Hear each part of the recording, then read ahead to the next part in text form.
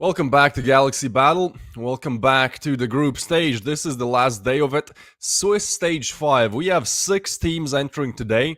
And at the end of it, we'll have 3 in the playoffs and 3 eliminated. Our first matchup brings us to Novaq against Flux, and I have Matt joining me. What's up, boys? The same faces, the same day, the same CS. And guess what?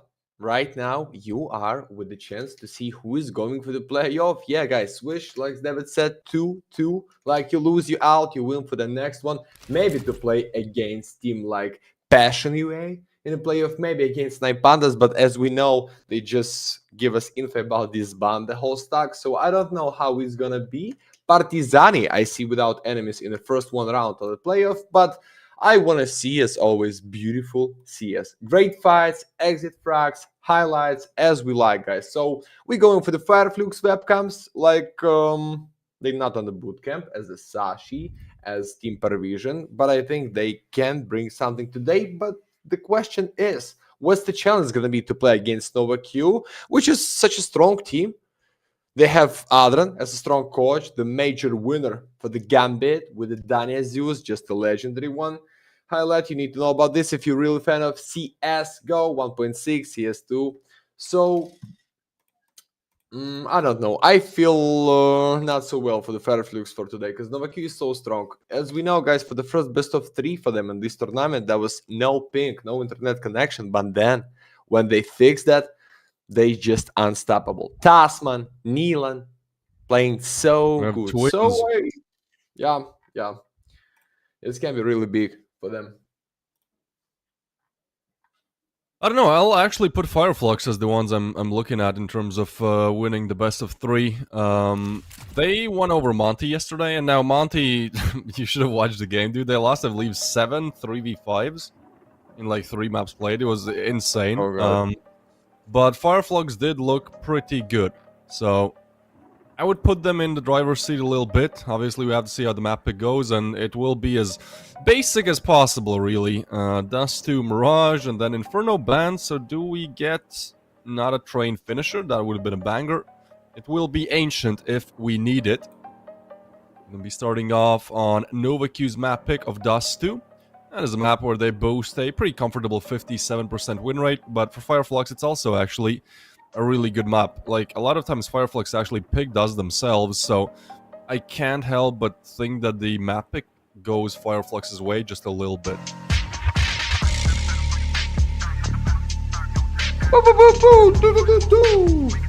Yeah, but I see just like for the last months, For the Flux, there is just one win against new roster of Team Wanted, which is playing so bad. So yeah, guys, we're going immediately to the server and see how Wanted is flying in on the T-spawn, but it's not the pistol round.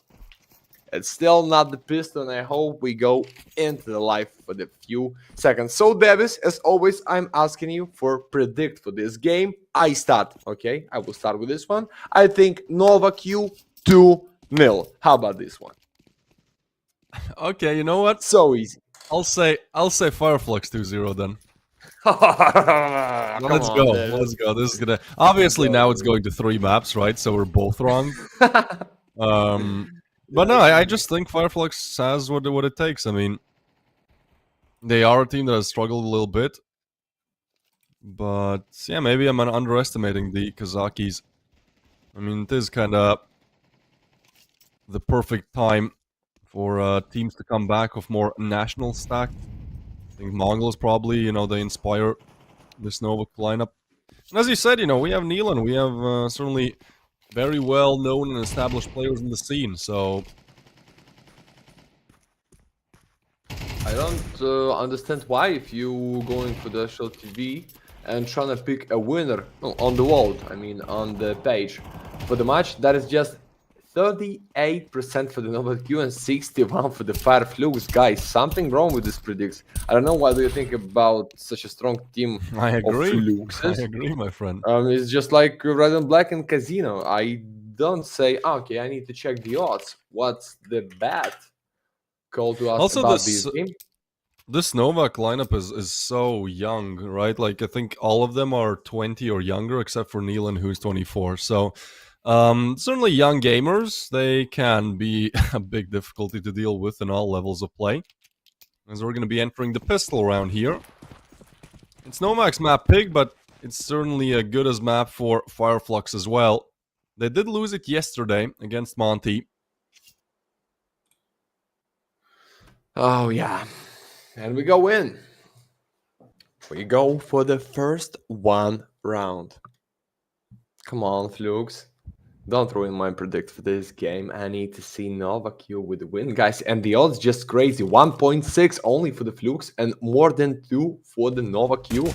It's a great chance for the gamble, but be ready because the fork is trying to pick. And the Doggy, find your face. Neelan with the refrag, 4 and 4. You see, that is already like the pressure for the teams. They understand we lose here, we out. So that's why they so lock in, even they play for the major. You see this? Like, oh, Doggy. Great double. Dougie was hitting really good shots yesterday. Oh, and Banjo somehow denies Neelan. I thought that was the round done, but I mean, that Banjo's frag changes absolutely everything. And seems like Novaq now will be left in a 1v4 situation.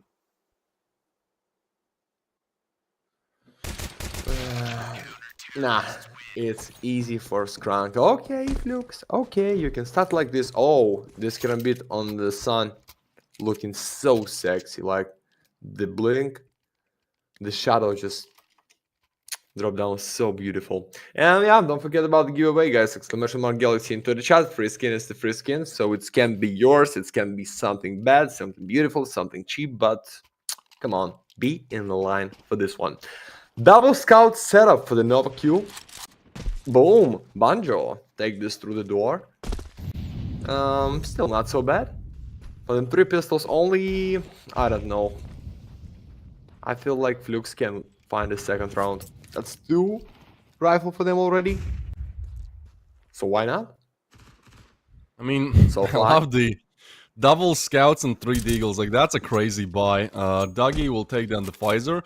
The idea here, obviously, is that you try to tag them up with scouts, and then, deagles get terrain as well, and it's like 1-shot kill at that point if the scouts hit. So it's not a bad idea. I just don't think the execution really works, because they probably should have tried to open up long or do something there. Instead, they're kind of stuck towards middle, where Fireflux are just not giving away the peaks. And that puts Novaq in a situation where now they have to aggress close angles with a scout and deagles.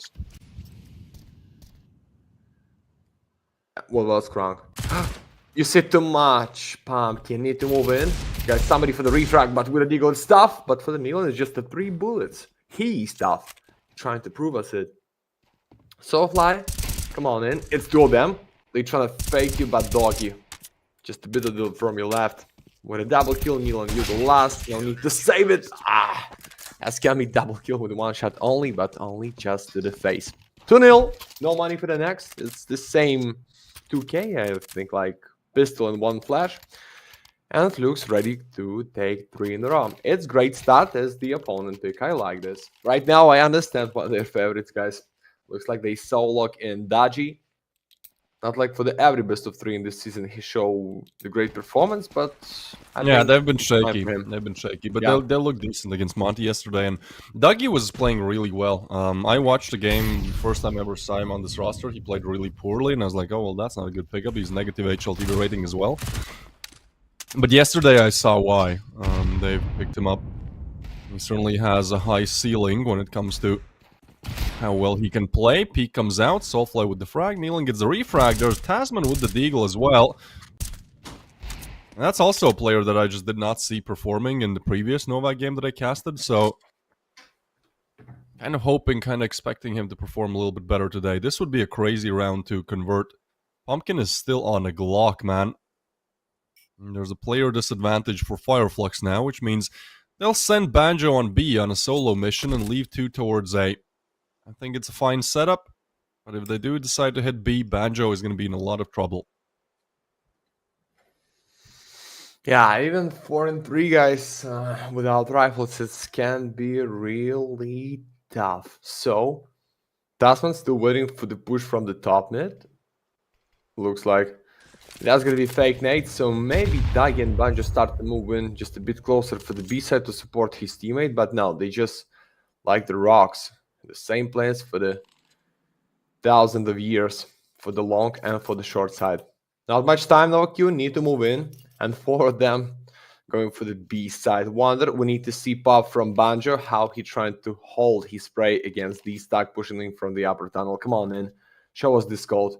Show us these Banjos. He's teasing us. There you go, Banjo. Perfect timing to see how he gets the first, but it's only the 1. So now it's a 2v3. They can pick up the M4 as well. And, I mean, Novaq should know where these players are coming from. Now, Fireflux will attempt it, obviously, because they know they're up against a pretty low buy. But still, it's like kind of close range, right? There's even a backstab coming in from Pumpkin. He's not making noise. Strunk is aware of it. Dude, he's holding for so long here, and that's a huge kill. Now they can proceed with the B bomb site retake. There's 1 kit and 20 seconds on the clock. Out in the open, a lot of damage, but not the finish, so you still need to find the second. The Deagle now peaks, going for frag. The Pfizer hits the double, and that is somehow, some way, Novaq's round. Damn. Thought that one was shut down, but the Pfizer just comes up clutch with a huge double.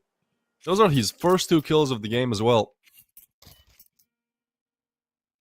And I see like coach in the back with the friends, maybe with the manager, just go. Come on in, guys. It's the first one. We lock in. We're ready for win. And yeah, it's fine. Guys, no excuses. Just win or lose in these best of 3 for the next stage in this tournament and this season on the Galaxy. So you see how round by round, even with the bad buy, they're trying to get the maximum from the space, from the check. They're just not pushing stupid, like, okay, we tilted, we can make it fast, let's go die, guys, like trying to gamble a killer being out. No. It's like every time for the maximum. I like this. I really appreciate it. That is really competitive CS, what I like to see. Even on the TS or tier 2 or tier 100, as you like, boys. Team ready for the bank. $25,000 for the first one place in the Galaxy. Big bank and big open by Pumpkin. Nice. 5 and 4. Dagi with the USP. What is going on? I missed something. Yeah, not sure what that one is about. I mean, their cash is very low, so maybe he just is looking to retrieve a weapon. But yeah, 1.4, I don't know. That's weird. I'll give you that. 4v5 for the time being, and it could be 3v5 as well. As you mentioned, Dougie is probably on the worst weapon in the game. Asman gets the frag, coming out. The Pfizer will take down Paz. 2v5 underway. Soulfly gets 1, but that's gonna be it. Retrieving the AK and looking to save. There's Novaq on the other side in the form of the Pfizer, who is locked in for 5 kills in 2 rounds. That's a difference maker.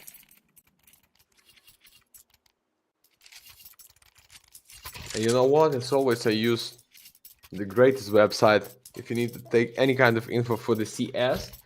And I don't know, that's the currently coach of Flux. He was like for the half a year of Internal Fire coach. I didn't know about this. It's a beautiful chance. So I think it's okay. They have Adrian, the major winner. So he trying to give some great call. His experience will support guys somehow. But from the other side, Flux is super strong. Team 2 with a lot of to give. Like the spray of Nilan. Beautiful. 3-2. Started not so well, but find the lead. And right now with a full buy Flux. Should be ready. Up for the doggy. He's main sniper? Yeah? Ah, yeah, he's the new in the roster. He's the main sniper, guys. Sorry, I just forgive about this. Forget it. Just forgive me. I forget. You are forgiven. Thank you. Thank you, Davis. Boom! Always welcome. Nealon is gonna get a nice headshot. Oh, what? They're both flashed, but what? Alright. That's unlucky. They were both flashed. Skrunk thought he finished off the first one. Switched to the second. Dealt a lot of damage there as well, but ultimately gets away. Rather goes away. Goes down empty-handed. And well, that opens a huge opportunity. Just go A. There's literally nobody guarding it.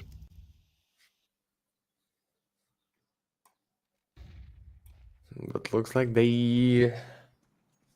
Oh, face-to-face should be big for the Banjo. No! Ooh!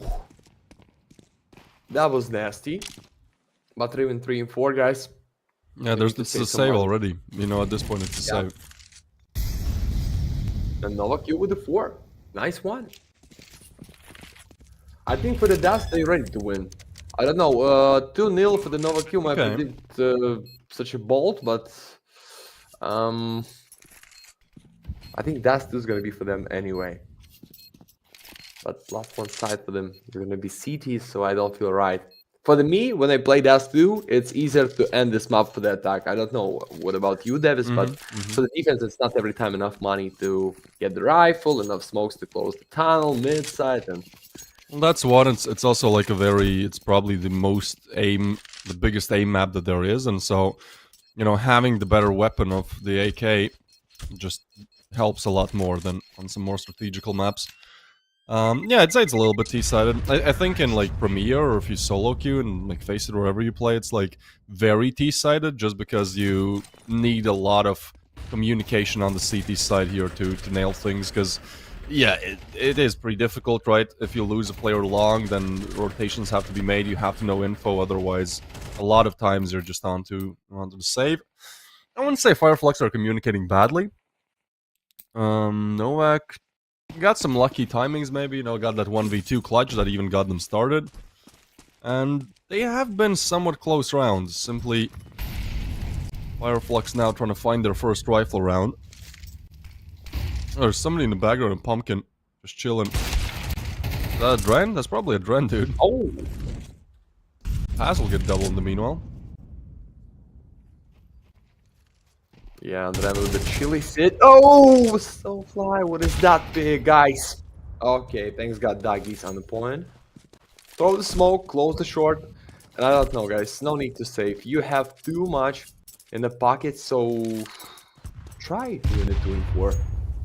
You have some space on the short side. Tasman just want to check the close points. Again, short side with a nade, but it's nobody. It's deep point for the doggy. And the Skrunk with the setup. The same on the B. So it's just the one right way to try it win. On the B side, I think smoke for the CT side and then try to go in. Maybe with a split, one from the upper tunnel, one from the mid, but it should be tough. So tough one. Guys, remember this smoke for the CT. You need to throw it every time when you play on the Duster, because without this, there is no split on the B. And then nade for the smoke. Okay, with a chance to kill somebody or check the CT side. And the fork is at this time, it can be big surprise for the Skrunk, but no. These gentlemen ready for the playoff, guys. He's not going Fireflux are playing it very well, where they just don't peek, right? They know that the time is low and just You need to hold angles. Once they swing into you, they'll be low on time. Tasman, though, finds one. Not ready for the ramp player, and so Skrunk delivers big. 4 keys left on for the clutch. Gets the first, and I mean, the possibility of a bomb plant is now open. Even checked some things, and seems to be planting now. Both will be arriving from short. 4 keys wants to engage them, but I think they're going to be peeking together. Flash comes through. Engagement comes through. 4 keys hits the shot. That's on for the 1v3 now. The angle is away from the corner. Holding. Oh, through the smoke. That's beautiful, dude. Oh. No reaction from him. So locked in. Mr. Ice in his veins. Just casual 1v3. He looked so relaxed. So just in awareness of what he's doing. What he needs to do. Oh no, guys, 2-4 for sure. You're calling for the tactical pause. That was your round. That is your defense deep stand. You sitting, you waiting, and you just cannot kill him.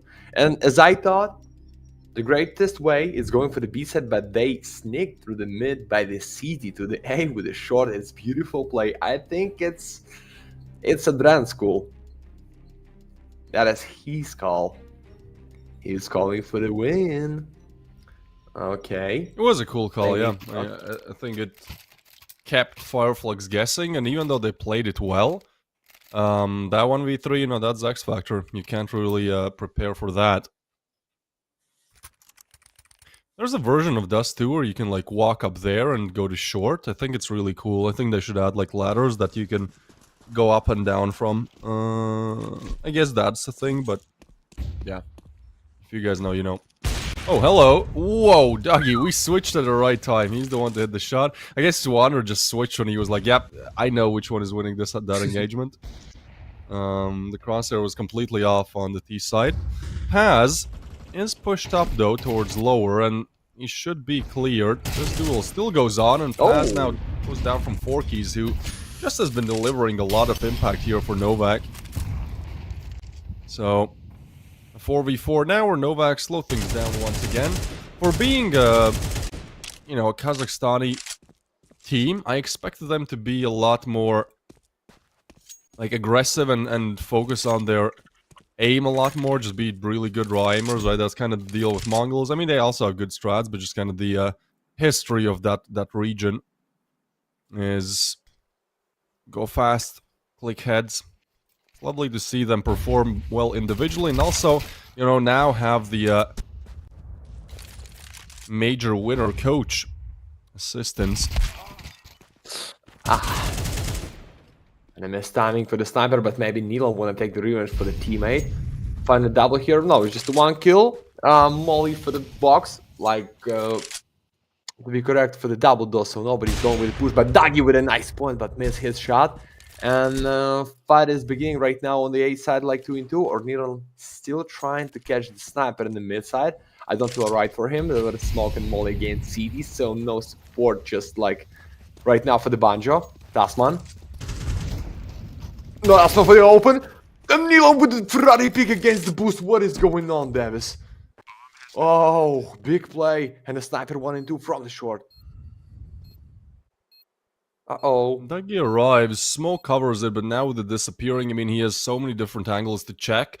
And now Novaq are the ones not peeking, because Tasman is low, you know, you don't want to give him any gun duels. Now they do get the spot, and Neeland is just going to tug back. Here the drop from Dougie, who's now worried about Long as well. I don't think he's expecting the other player to be Goose, and Neeland just takes matters into his own hands and finishes him off with ease, rather. Dougie was simply too slow in that clutch. I feel like he was trying to have a look around, but realistically, you just need to, you know, go for the frag as quickly as possible. It is difficult. I had no idea where these players had gone off to. And hey, Max, maybe you are gonna be correct after all. 2-0 is what you said for Novaq, and they've stringed together 6 rounds now on this T side. Fireflux yet to win a rifle round, and that will stay true for this round as well, because, well, guess what? They're on Deagles and 5-7s. They've really been punished economically for losing that previous round.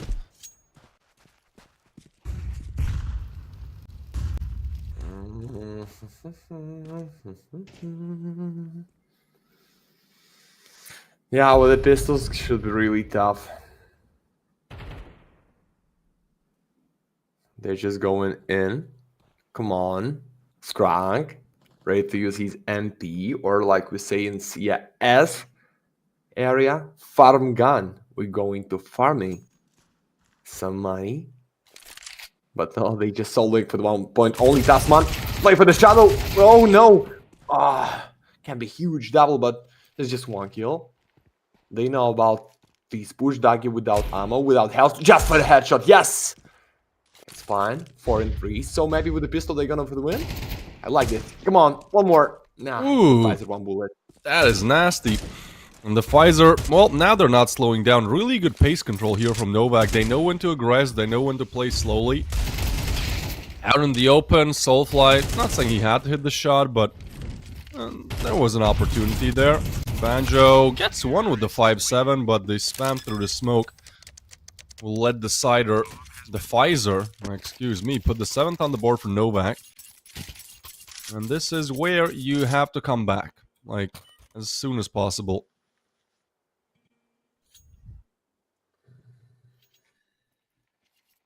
Okay. Few rounds only on this side.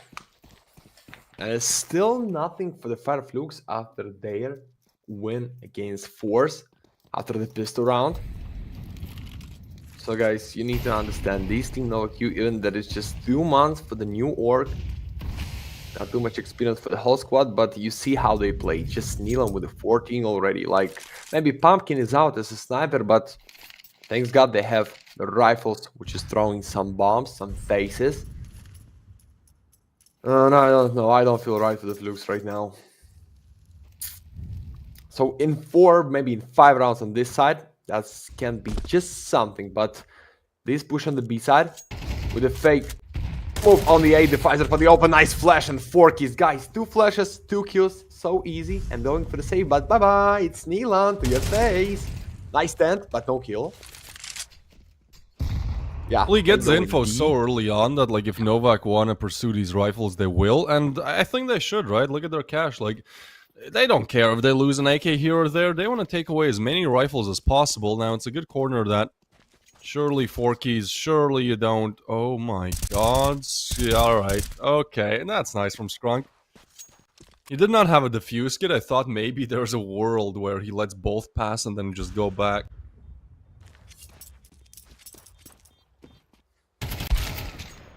Oh! It's taken down though. 2 more rifles to be found towards long, and the Pfizer.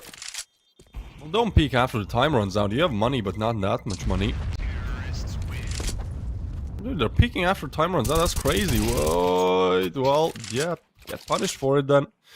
They still have cash though, right? It doesn't change much. 8 on the board. This is a little bit interesting. Nice second shot from Skrung though. No, that looked good. Oh yeah. So, 8-2 now. No camera and top stats, Neil and Cheater. Yes. They would have been figured out.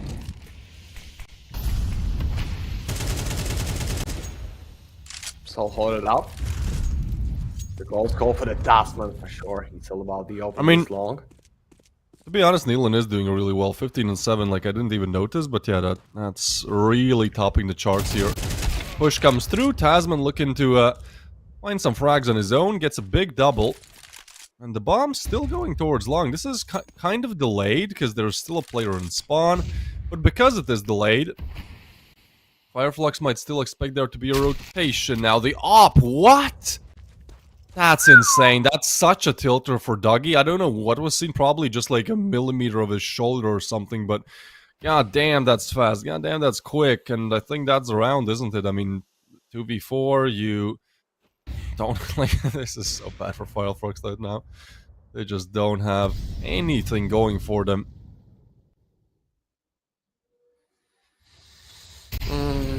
And the molly to your face. So no push in. Oh, 4 keys. Watch your step. But the pass right now is red. They have the fuse kits, but there's just 10 kills for these 2 gentlemen. I mean, Banjo and Taz, and oh, that is lucky kills with the smoke. Banjo, find him. Pumpkin behind the car. The crossfire with his team, but the Pumpkin, okay, with the double. And the Banjo, the last one, and you're the only one who can win this round. With the Fire Flux, there's just gonna be only 3. Banjo, come on in. But it's Bong just in the default. He has smoke. This can be big. So Sniper cannot find a kill through the smoke, guys. Maybe knife, maybe knife, maybe knife, maybe knife. Let's go, Nila. Oh, damn. No. That's huge. That's a good round for Banjo, for sure. I mean, for us, it already feels like this map is over, but maybe, you know, maybe there's a world. Fireflux actually came back on Dust 2 yesterday against Monty. It wasn't a big comeback, but they were able to string something together. And this is just criminal. Shouldn't matter too much, you still have an 8-3 scoreline, possibly looking to make it 9. Pumpkin going for some pot shots through the smoke.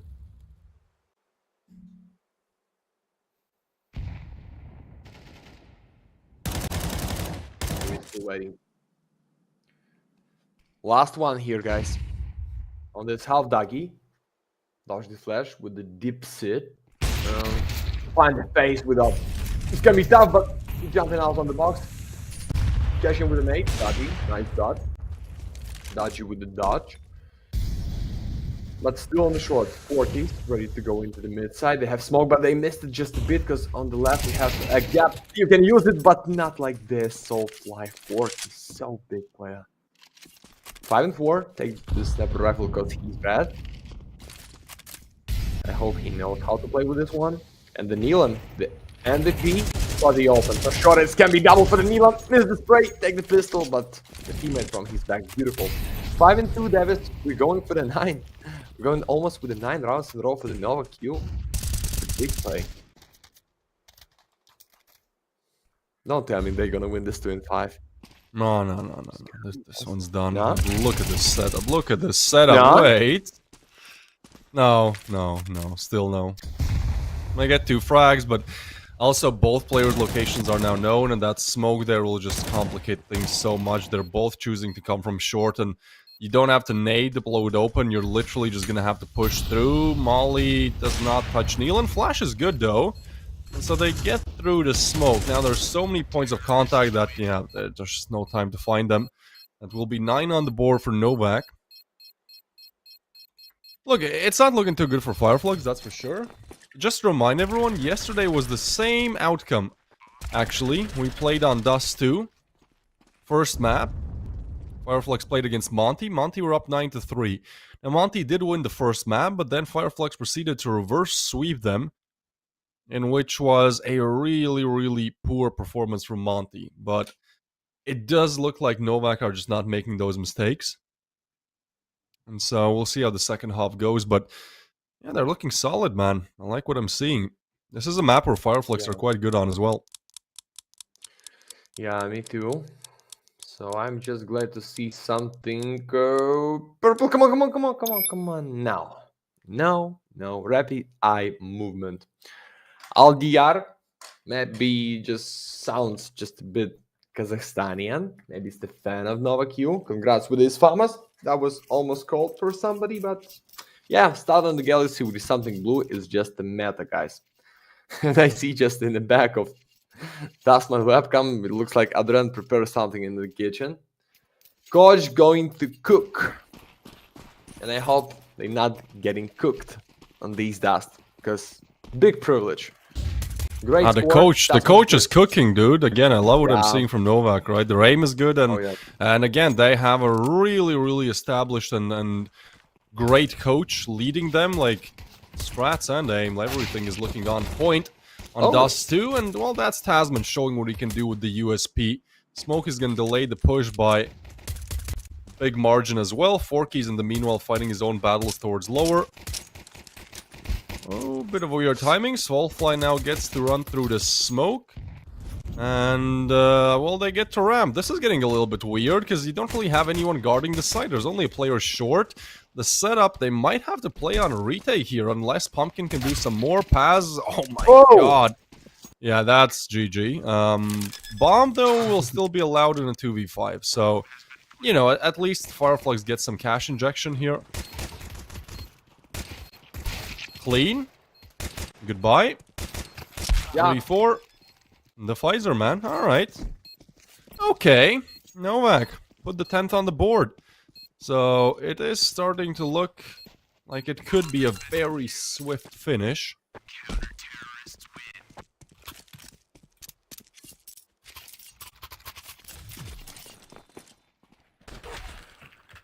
Boom. Yeah. This pick against Tortal was nasty, guys. But right now we're going for something more.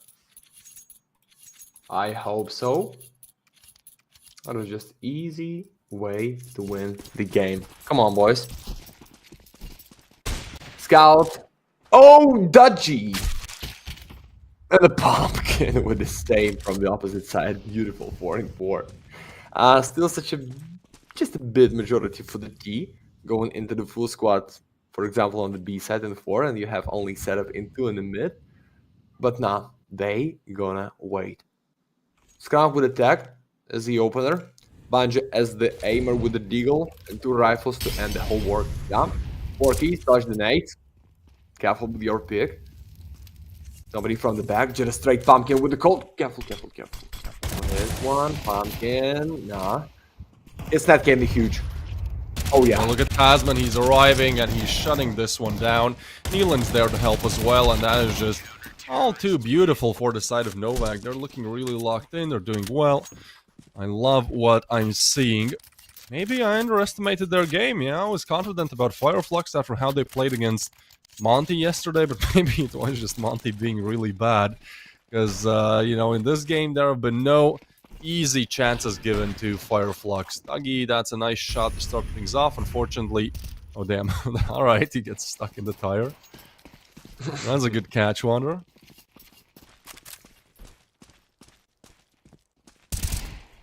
And what? Just pushing like this in the mid side. Pumpkin with a scout. Great. What about Deagle? Dougie. Oh! Great nade. Every time with no ammo. It's so painful, but it's okay. It's just for the kill. They're ready for the map point, guys, already. There is no chance to win this round. I hope so. But 2 Deagles with a crossfire. The question is the timing. And it's bad one. Easy to kneel on. Bazzini. Oh! Nice catch. Almost double. Skronk 1 and 3. They know about you. That is just Tasman. Hunting for your soul. But... okay. 1 and 2. Bomb is laid down. No ammo for Skronk. Just 2 straight face. Can save him somehow, but... I don't believe, sorry. Yeah, me neither, really. And with everything we've seen, he clutched a great 1v2 against Monty yesterday. He's on 21 HP. The bomb wasn't down. That was insane. But this one will be denied, putting Novaq on a very, very comfortable 12th, and putting us 1 round away from going on a break. Damn, this one is quick. Monty won yesterday 13-7 against Fireflux on Dust. Maybe Novaq watched that game and just went, you know what? We see what mistakes they're making. We think that we can exploit them the same way that Monty did. And Dougie is also just... I mean, he's getting frags. Yeah, I guess I can't say too much about him. I mean, dude is literally the top frag of the team. I'm just saying, yesterday he was playing, like, insane. I guess today he has done a lot, just hasn't really concluded in a round victory. It doesn't feel like a big win. Pumpkin is gonna hit the shot. Soulfly with the refrag. And Neelan now tucked in the corner. Surely you clear this. Soulfly, you're just not gonna look. Well, that's the easiest frag ever. Peek out in the open. A lot more damage. Neelan, no way he gets a double. And then the tag up on top. From that position. Dougie, we talked about him. He has been hitting nice shots. Knows about Neelan as well. Flash is there. Both miss. And now this engagement towards double doors will actually go past his way. A 2v4. Fireflux converted again, I believe, 7 3v5s. Like 2 or 3 2v4s, a 1v3, a 1v2 against Monty yesterday.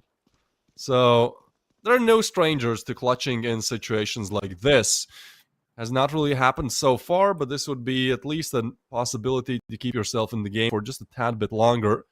There is a backstab arriving on short. Forkies is taking the long route, and actually just wants to go and backstab long, which I think is a smarter decision. Because you still have Neelan here, who can have the info, who can maybe engage some players on the site, you know, just draw attention towards him. They're worried about a short backstab, but they still have not figured out that, hey, maybe there's somebody arriving from long. Dude, he might just be spotting two here. Forkies with the frag. Oh! The damage is there, but the kill is not. And now 1v1 against Neelan, but Paz has to get on the move quick. Paz out in the open, shut down Novaq with such a strong dust to start. 13-3. Fireflux get a single rifle round in the whole map. And Novaq looking to really bounce back. Were they not 0-2 at first? Right? Like they got beat by Monty 2-0.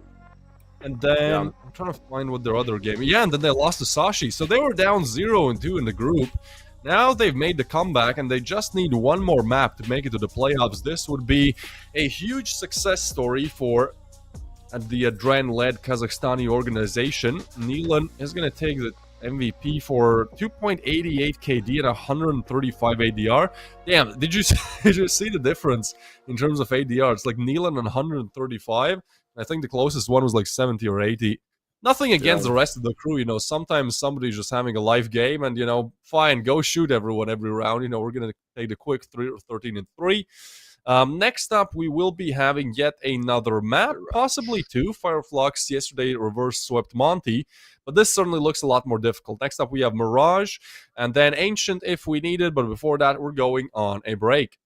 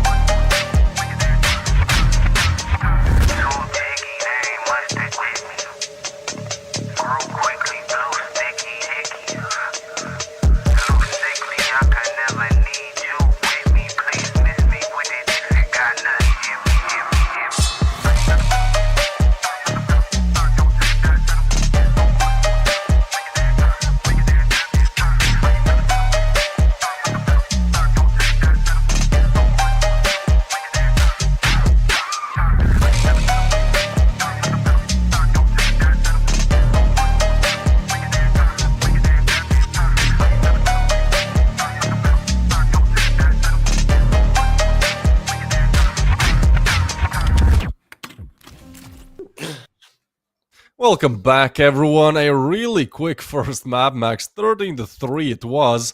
And now a chance for Fireflux to do what they did yesterday. They were in this exact same position where they actually lost the first map of Nuke and then made a 2-map comeback against Monty. Now the opponent has changed. It's Novaq, and it's a team that's looking really promising. You know, they're young, their aim is looking sharp, and they have Adren as the coach on top of it. Who's that top left there? Yeah, it's Adren. Just somebody walking Boys are around. just having a good laugh. Mate, it's beautiful. When you just take your own map, you understand that it's one more step only into the playoff, fighting for the really big bank. I think that's what the atmosphere should be in the team. So I see somebody's feet on the right, guys. Sorry, just cannot take the attention for this one. And the secret for the Flux player. Come on. Siggy. Come All right. on. Bravo. G's joined the chat right now. Beautiful. That is beautiful, guys. Right now, we're talking about the real fights. Even somebody too young, even not so much experience for the squad, guys. When somebody take the cigarette in the middle of the game, we just ready for something big right now. And that's going to be pick of Fire Flux, Mirage, Miracle, Mirage, as you like, guys. Maybe, just maybe, decided it's gonna be Anthem, and my predict still on the line for the two maps only for the Kazakhstanian players in these best of 3. Here we go. Defense for the Novaq, attack for the Flux. I'm ready and I'm locked in for the something big in the best of round. Oh yeah, baby. Let's go in. I think Dougie is like just holding the ciggy in his mouth and then playing, you know, with both arms because he's moving, right? Like there's no way he smoked a cigarette in like 15 seconds. So my dude is this literal gangster at the PC. All right. Let's hope nothing really gets burned. It is the B bomb site completely open, and Fireflux, they don't want to overcook it. They're going to go quick. Neelan is on the other side. They spot the players, drop in, but it's a good first shot from Banjo. And now Neelan on for the reroute. Fireflux have yet again found a way how to start her with a really good pistol. Strong will get the Pfizer. I mean, I almost feel like this round is over. There's no kit either. Like, just no options, really. Yeah. No health, no time, nothing, just a chance to catch somebody with a kill. And Flux going with a really great start here, guys. Oh, nah, Dasman. Not a sneaky play like this. Neelan is just trying to, like, fake somebody with a ninja defuse. No. Not like this, boys. Give him first one. Great start. Let's go for the second round. I mean, there is absolutely no chance to see risky force for the Novaq, because guys, no kills and a pistol round, so should be fast to nil, and only maybe then something for the squad. No, it's the taco and peace, mate. Like, big gamble right now. What is going on? Maybe just let them take second round. They play with the guns, guys. You lose here, you understand? It's gonna be like 3 on the line.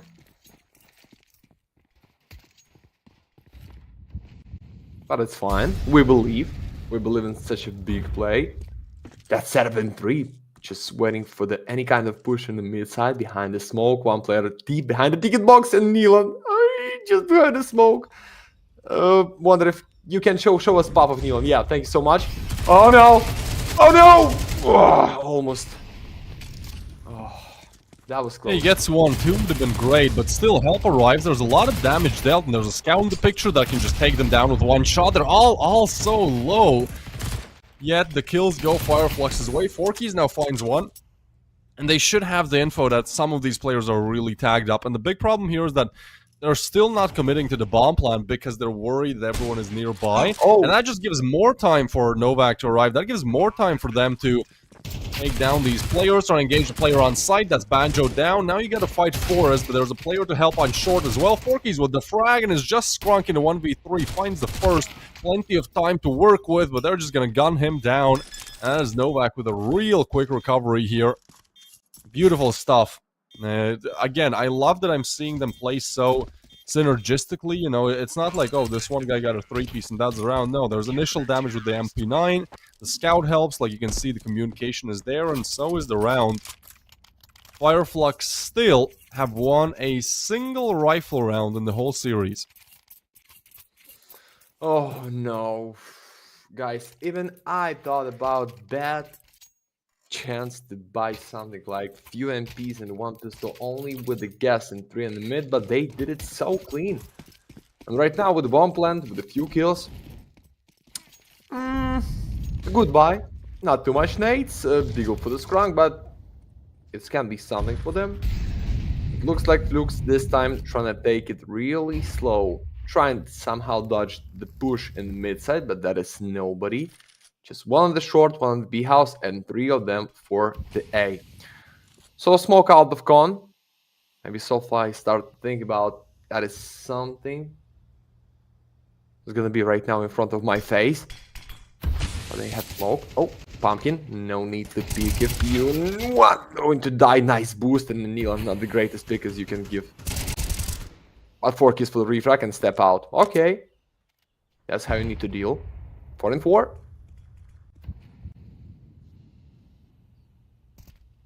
Yeah, I feel like this is decent.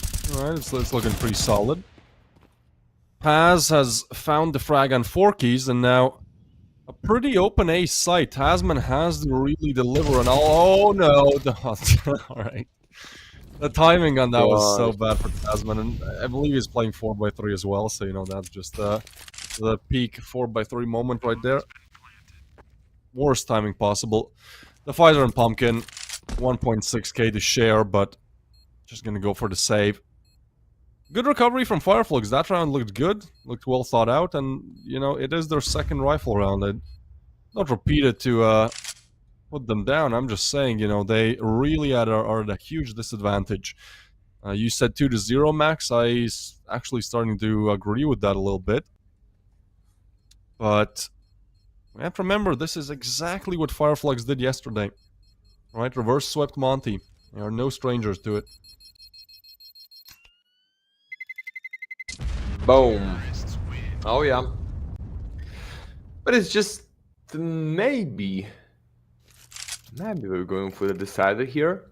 Maybe. I think the main problem is they going to end this map for the T side. I think it's easier to make it for the defense, but we don't know how they're gonna open. We saw how they did it on the Dastu. That was really fast with his T peak, like boom, crossfire, like setup strats. They feel so comfortable. I don't know what about Mirage, but I still believe my predict is going on. So with this risky buy and 2 pistols only, we start to feel like looks ready for the 3, then for the 4, then maybe for the 5. Because of money as always.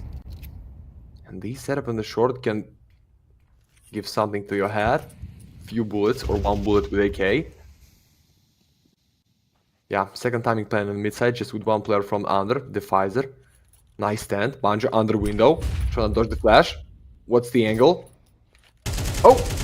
Nice one! In the open, the Pfizer with a huge frag. They were not pre-aiming it, but Banjo finds one through the smoke, and Fireflux, the playing field equal. Dude, the Pfizer is there again! Oh my god, this time he gets away without a frag, but the fact that he's allowed to do that twice almost, well, it does mean at one point he will fall. That's a perfectly timed peek from Paz, which now keeps the defense guessing, right? They just have to respect this and send one towards B, but Forky's, he's not aware that Paz has made the really quick rotation already dropped Van, so I almost feel like Forky's is pretty much dead to his rights here as well. Has to be really lucky timing on his side to not lose this guy. Yep, that's that. Alright, well, side is open. This should be 3 for Fireflux here. Asman is close by. Shots coming through, but the bomb is planted. Yeah. Oh, and the pumpkin out of his AK, guys. Why are you not trying to save it? Okay. I'm starting to feel not so good, guys. For the 2-0 for the squad. Tasman with a nice angle to catch at least 1 AK-47. Half of mag for the 1 more kill. Banjo just waiting for the crossfire from the scrum from back. Nah. going to make it by his own. 1-3, no money. 1-4, as I said, guys. I don't know. It's not a bad defense. It's just a great call every time for the Flux in the round. Like the ban just 6-1. You want to take the revenge for the first one map. They had only 3 rounds, guys, in the Dash 2. And maybe the same scenario is going to be on the pick of Flux. Come on. Full eco. It's time for off top. Or it's just time for the fast round for the T.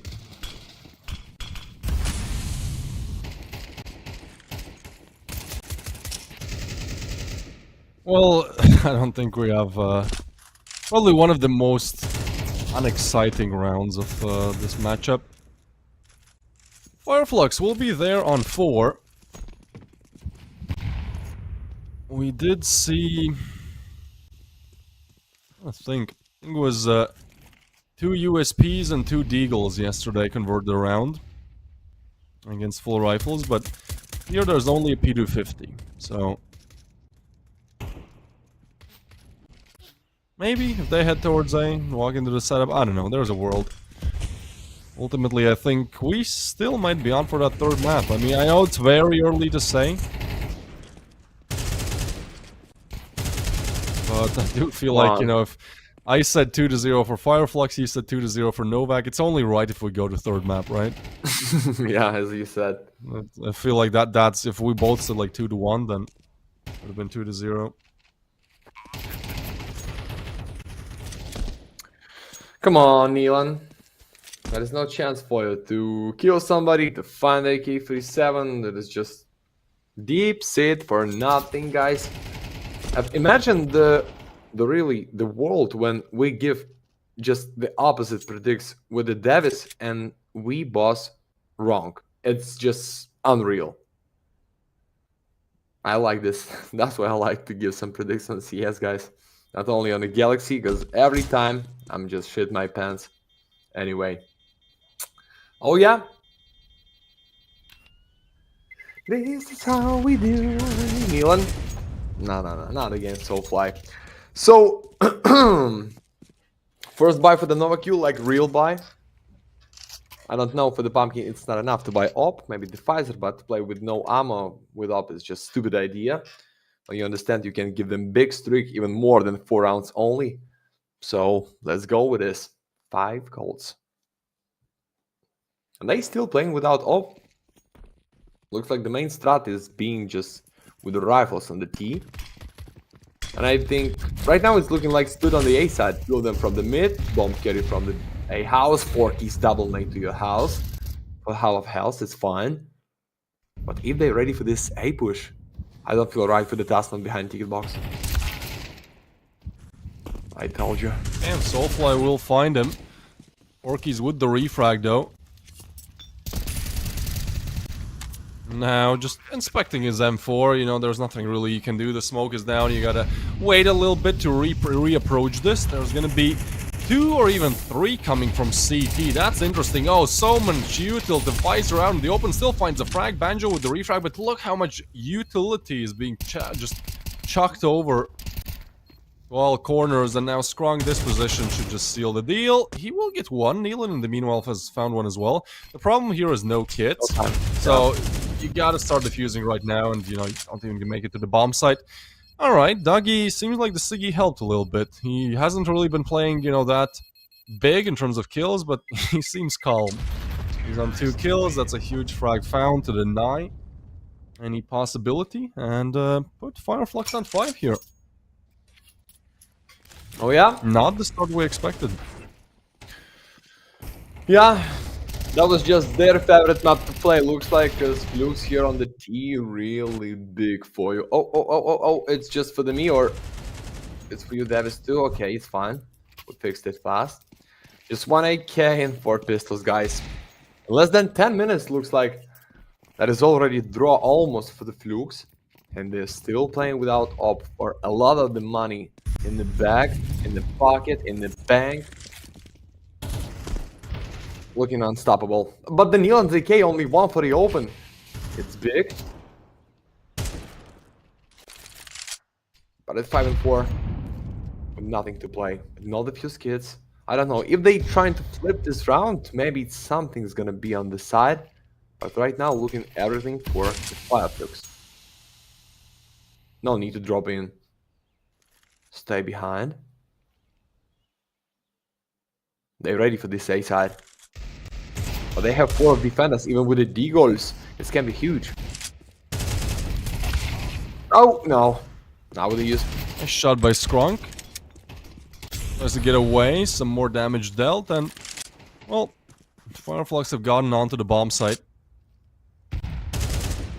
Looked maybe a little bit promising with the initial frag, but again, you know, they had no weaponry. Still should not be a challenge. The Eagle tries to fire on mid, but that actually gives away the position. They just want to run down the bomb plant. That's great from Neelan. Oh, they know about Palace as well. I mean, they have the idea of the positions. Neelan is on for the ace in this round, and they just need to find 2 more. Both AKs on the other side, so Neelan's AK, you almost have to ask for 1 more. They're just starting to defuse. Alright, well, Soulfly will punish that. Not get the second Deagle player. That's huge. 1v2 for Banjo now. But they don't have a kit. So if Banjo can just deny the defuse here, but he has to get past Neelan, who stays strong with the 4-piece. And that's how Novaq will get the second round, dude. That is huge. Oh, no. Yeah, good stuff. I mean, to be honest, like, Neelan was on Mirage, I believe, on 135 ADR, and the next one on the side of Novaq was like on 80 or something around that. So, you know, he certainly played above and beyond on Dust too, and his team did not have to show up that big in a way, and it seems like, well, now it's actually where his team needs to step up, but it's still Neelan doing so much work. Those are... Well, I guess he was on 2 kills, you know, so he comes alive. That's a round. Maybe Tasman can get a frag or 2 as well. Like, this, it's starting to look real promising. I hope so, because I need my predict, guys. For the 2 maps only, Soulfly, just... Okay. Maybe just want to take something from the market to his house, but Soulfly bringing the 4 keys. Dodge this flash in a beautiful way. Just with the right shoulder. Not being flashed, Neelan. The mid side. Okay. 2 nades for the window. Okay, 1 for the ladder, 1 for the window. Neelan with a check against top mid. I like the aggression. Yeah. But I do feel like that might be punished. There's 2 towards window now. The bomb making the rotation back towards A, where only Tasman stands, and he's on 1 kill. It's Pumpkin and Tasman who have to deliver in this round. They've been non-existent so far. With the smokes now coming in towards A, Neelan is still guarding towards window. Horrible timing. Tasman, they push out. 1 kill is there. The Pfizer and Neelan come in. God damn, that's a clean setup. I don't know how all those kills fall their way, but they do. And that's what matters. A 2v3 now to be pieced together for Fireflux. The bomb has arrived. It's Dougie on the up. So, at a point here, it will be a 1v3 where Banjo will just have to deny anyone stopping the bomb plant. I know this, and that should be the round. I mean, you're on site, but you have 15 seconds. You have to plant. There's no util. Best possible place to plant it. Unfortunately for them, still denied. Novaq move up to 3, and this is an amazing recovery, right? It all starts from that 1 to 5, where there's a lower buy, but damn, lovely to see. Lovely to see. I guess it's not going to be that easy for Fireflux. Mate, they start this round like 5 and 4 with a lot of space in the mid side, the chance going for the A, and then it's just 2 kills only. One of them was the round. Neelan inspired comeback as well, right? He was the one getting the quad kill in that round that now has pushed Novaq to a point where they can completely wipe Fireflux's economy and have a really good economy on their own. Pumpkin is on 6k. The rest of the crew, you know, should be having another rifle round, or actually 2, in fact. So, yeah, you gotta be careful here. This can really easily get out of hand still. Yeah, Neelan just... He's not the captain, I think, but he's just like the leader in the team, like the real one, in front of the squad, not behind and trying to give some call, guys, we need to play like this, why you didn't play like that. He just... the greatest example how to inspire the squad with a bad buy, with a really tough round, but then for the win. So Fork is right now in the window side. Neelan somehow trying to support him. Tasman, that is risky point to play. When you have smoke, it's okay. But after he is trying to step into the fight in the pit, it can be tough. Pumpkin with the crossfire, beautiful flash. That is Oh just my god. play. So fast. That's such a tilting way to lose your first player, and now there's 35 seconds left. Novaq have this figured out. Dougie's making so much noise there. Oh, no way. Dougie almost gets the frag. Now they know, though. But the push is still on. 25 seconds. You got to get on this site. Tasman will hit a headshot, and all again feels like there's just not enough time for Flux to make this comeback. Time. 15 on the clock. You get the plant down. Banjo with the refrag. 2v3, but Nealon finds another. Is just Banjo in the 1v3, and absolutely no time to get the plant down. Novaq will get the fourth. And that's just a beautiful round, Max, right? The way how they set up towards ramp. They know that the time is starting to run a little bit low, so they actually want to make the aggressive move. Who's expecting like a pit pop, like minute and 20 seconds into the round, right? Like that's a huge play. Yeah. The setup was good. I think, who was it in the window, right? There was maybe a chance to get the frag, but for Dougie, if he gets the CD player, maybe. But yeah, good comeback from Novaq overall, and now they get that treat. They had to fight hard against the Rifles 3 times in a row to now secure an almost free ticket to an equal scoreline. Oh, okay. Mate, like 2 rounds ago, we talked about big band of Flux, like the score was 25, and they almost get in less than 7 rounds for the draw, and right now we see 1k, and it's just Nealon with a pick. For sure, it's gonna be Mr. himself. Looking so intelligent with these main profile photo, but guys, he just played like the real madness. Boom, boom. Now, 4 keys. Just with the 1.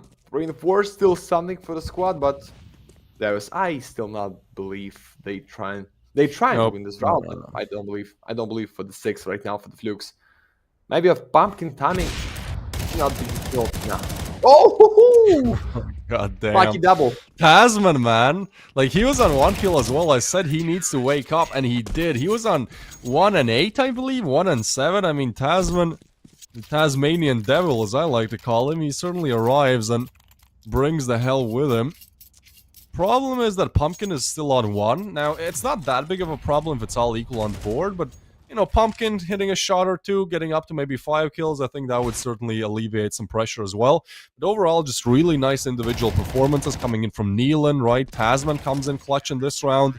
Again, I love the individual gunplay of these Novaq players. The Kasahis certainly know how to aim. Big fact with a twist to all guys today on the Galaxy, but then Only the facts, always the facts, my friend. Facts. Only facts and mispredict, as in me. Yeah, that's a good. I like that. The greatest duo. Yeah. Come on in for the B house, and that is half a minute. That is just 1 open for the Banjo. We see right there for the Defizer in the fire. Ghost Rider saved himself with the 1 health point only, and then from the left for his enemy, Banjo with a double, but it's 6-5. Mate, we make it so fast, like come back with 5 rounds in a row in how many? In 8 minutes only. Novaq, what a big play. Thank you so much for saving my predict, but somehow maybe for the playoff matchup, you need to go for the decider at least. I don't know, just for the drama, for the more maps, for the more minutes of game. Why not? But I don't feel right now for the Flux. I just don't understand why they cannot get into the fight at least with the draw. But right now it's the last 1 chance on this side. 6-6 or 7-5, not the big deal in the tier 2 CS. But for sure it should be draw. Oh! Oh! Miss the kill, Pumpkin. And almost going down.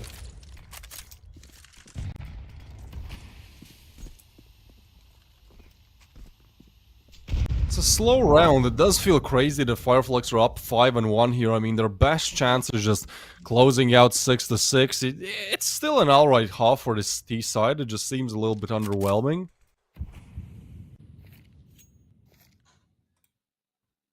I believe yesterday they actually struggled against Monty's T-side a little bit, although they still won. But T-side looked to be their... CD side looked to be their weaker side on does too. So getting the 6th here would be really comfortable. Neela and Tux in the corner. They don't know about him. Flash does not blind him either. I mean, the setup is just beautiful. Neelan still fighting, gets some damage, but passes double, keeps the round alive. There's a very quick backstab coming in from Tasman as well. Might not be expected by Dougie, who is in a bit of a position you might not clear. It's a weird engagement where Tasman gets the upper hand. They want a double swing, actually get the frag, but now info is there. So is Soulfly with 2 kills. Tasman's backstab now arrives. Both players low. He's going to drop a smoke on the bomb and have 20 seconds to operate with here, hoping, praying that somebody maybe walks in the open, gives him a free frag, fakes the drop. Rather masks it, taps the bomb. He knows one is in the smoke with the knife, so he's gonna tap it again. They can't find him. They can. It's so close. He gets off the bomb now. There's no time, and yeah, it's a bit of a messy round. With Fireflogs, they'll take it. It looked like a pretty difficult conversion, especially that crossfire from Neelan and his teammate on short. But it is ultimately shut down. So, yeah, I mean, for Fireflogs, at least they get the 6, right? You never want to be up 5-1 and then lose the half 5-7. That's criminal. Yeah, nice chance, guys, but these Spazzini, Doublini, Bihausini, double was almost for the round, and then knife against bomb diffuser. Almost knife. He just not let him defuse this bomb as he like. And guys, guess what? Even with a draw, even with the 1 kill for the main sniper of Novaq, you is still going with the same giveaway on the Galaxy. Come on, Galaxy, turn it up for the 100%. We just need to see at least purple. Beautiful game, beautiful Mirage, close fight, really great comeback for the first one side already for the Kazakhstanian player. And I see red USP, and I'm just asking for purple swag, purple. I'm tilted as these Deagle. Wildcast, congrats. Ay. Okay.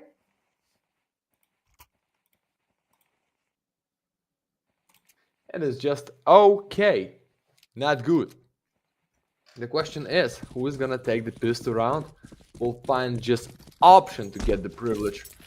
If we talk about the money, oh, that's 3 of them. Nobody from A house. This can be tough because of no crossfire. Okay, they have Scrunk right now, and they have headshot player, but no nades to save themselves and no defuse kits. It's gonna be big problem, guys. Pumpkin for the open. Pumpkin. It's gonna be open for the round. Scrunk! Misposition. But Soulfly lucky shot with the smoke. Oh yeah, baby.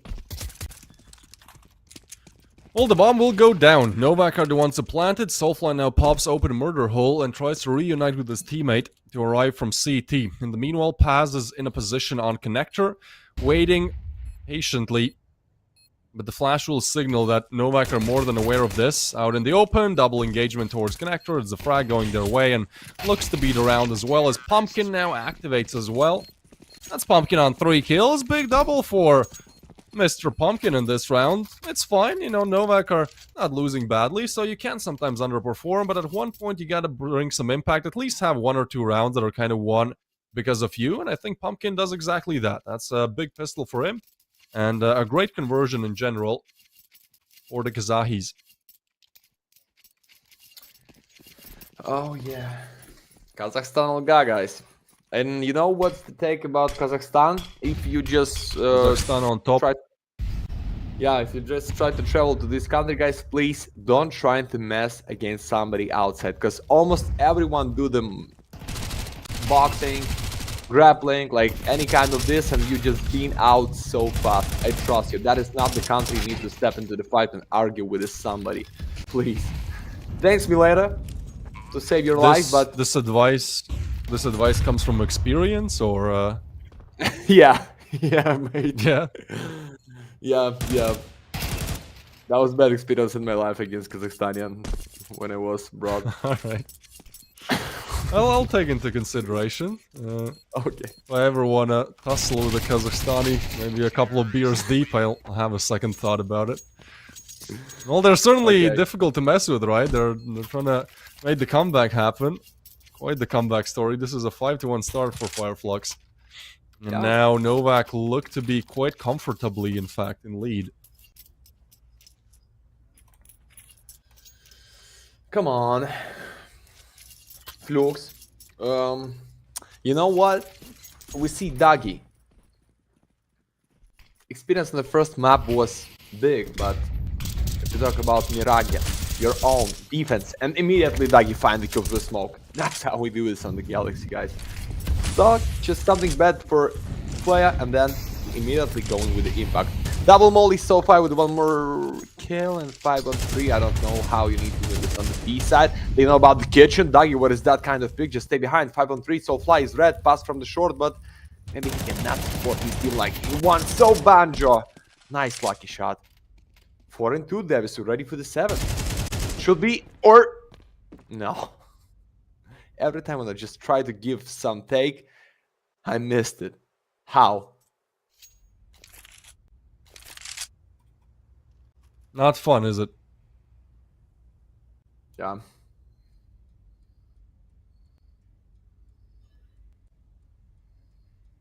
Well, Big silence. it's a very slow round, really. Novaq, after losing those 2 initial players, have figured out, hey, let's just take this one real slowly. Pace change is something that they used and abused on Dust to just convert quickly against Fireflux. And now it seems like Tasman will be sent to have a look around towards short, where Soulfly is on 2 different angle watch.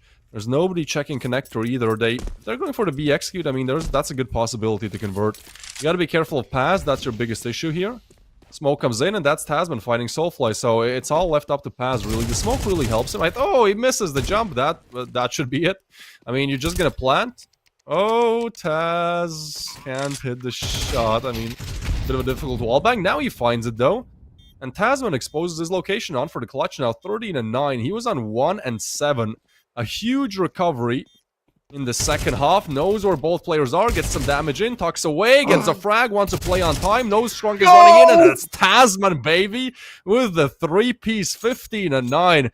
My guy was on 1 and 7. Never stop believing. Never stop believing. So inspirational, man. He has literally gotten 14 kills and 2 deaths since that 1 and 7 scoreline. And you can see what it means to Novaq as well. Guys, not like this, please. I just... Flux right now with no money, you understand. 10 to 6 right now could be huge. Dasman, left hand on the K-board going for the A house. Right, Civil Water to... just feel comfortable for one more open on the A side, and Flux 2 and 4. When you're not getting around with a buy like this, with the info, with the plant, with everything what you need to win the round, that is just a chance to be eliminated. Don't forget, it's not the only chance to go into the next stage to the playoff. It's the chance to be eliminated from tournament, because we are 2-2. Oh, Soulfly! Just for his back with 1 bullet, only Devil. Devil may cry right now after this pick, and then dodge you with 1 more headshot. Okay. 3 on 3. We saw this before. Yeah, I mean, this is still possible. We certainly did see this before. And especially given that it's only Deagles in the picture, it should be 10 for Novaq. We have seen some good shots with the Deagles. It's Turkish aim. You know, you give a Turk a Deagle, he's going to give you 1 round.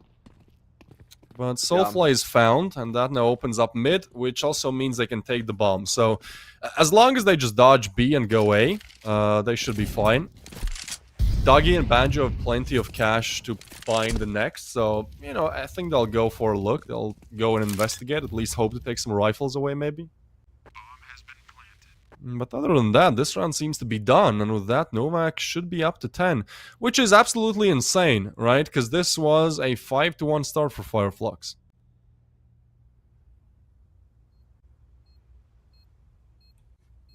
Jiggle, jiggle with my deagle. I love it. Every time you say it, it never gets old.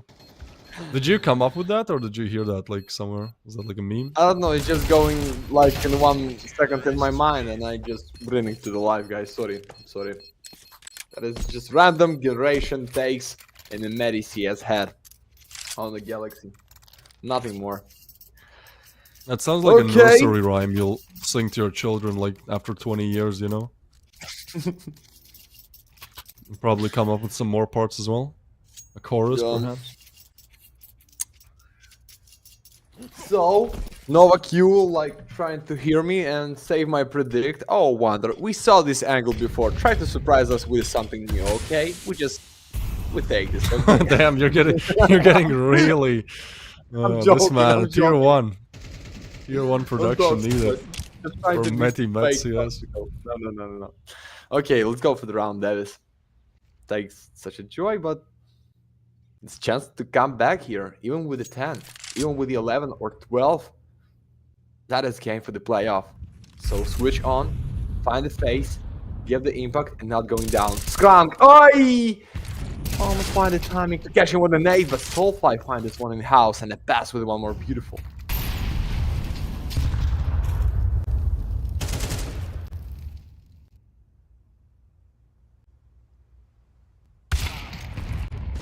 Oh yeah. Damn. Well, Dougie delivers.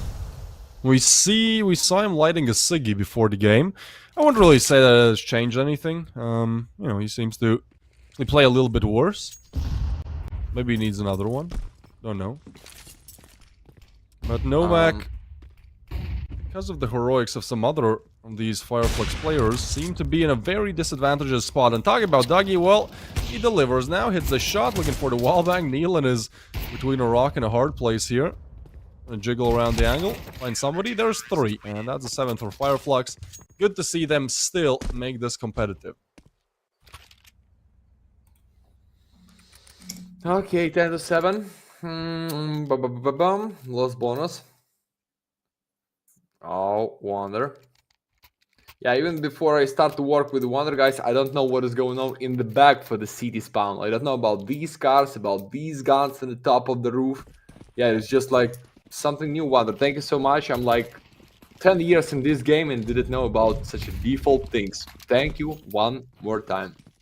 And we know you from the world when we see you can fly out and fly in. And what about this risky force, Dennis? You think alright? It can be like 2 rounds in a row if they're going to lose it. Oh, Pass and Soulfly for sure, no chance to win it, boys. Like with the tax for what? I don't understand. They not going to make the eagle because of lost bonus. Sorry, I missed it. Should be 8. It should be easy 8, but what about the bomb carry on the city spawn? What? Come on. Yeah, I'm not sure about that one. I mean, ultimately it shouldn't matter too much. Tasman, though... Okay, let's see. If he goes B, he might be finding Banjo for free. The problem is you still gotta deal with Short. That's where the Pfizer comes in. But you gotta take down Banjo first. Because if you start shooting the short player, then there's no advantage. Oh, the timing. Banjo, 4x3. 4x3, dude. Oh, now he sees him, but oh my god. Oh. Tasman looked so confused. I don't know if you catch a glimpse of the face cams, but he was just like the most confused person I've seen in a long while. We've had plenty of these 4x3 moments actually today, Max. I don't know what it is, but everyone's just hiding on the corners of your screens. Yes, it is really a horror game. Oh yeah. And right now, guys, full eco, as I said, should be easy to come back here for the CD side. And then we're going with a 9. It's gonna be buy. So I start to feel like we can see here the entrance. Nice run boost, but it's not even the chance of the soul fly. Yeah, ready for the double. Nice flash, nice cover, Nilo with the open. Maybe just one more is gonna be good, but no, it's Nilo's D-goal. Nice one. Ready for the more? I don't believe. Just kill him. Dodgy. With the up. Dodgy! Ah, thanks God that was nade to save his ass. It's just one nade. One bullet to your face and you out. Nilon with one more. 1 and 2, guys. What is going on? It's just full eco. Yeah, they lost too much if you talk about the money, guys. If you want to come back, you need to save as much as you can. And then Nilon with a 2 KD, with the 20 kills.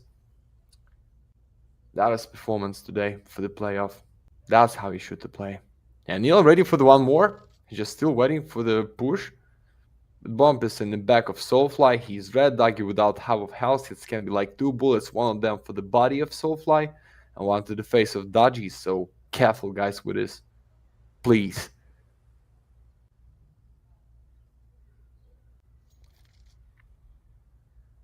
And it can be big timing, Nealon really. is...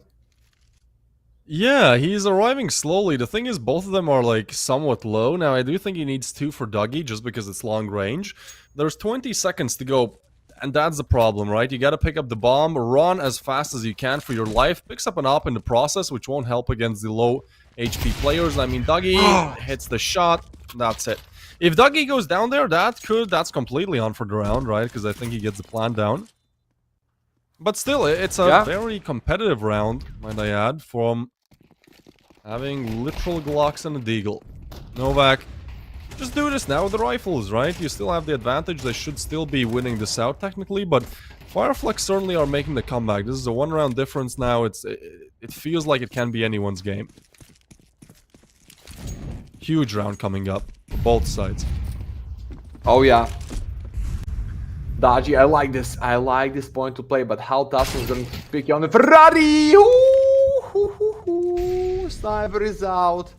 And no chance to build up this up and trying to use it, but maybe no need because no second sniper on team of Flux. Oh, Davis, I don't feel right after these open. Oh, why? Just tell me why. That's wild, yeah. Double nade. Strong in the con. The Pfizer. Try to move in.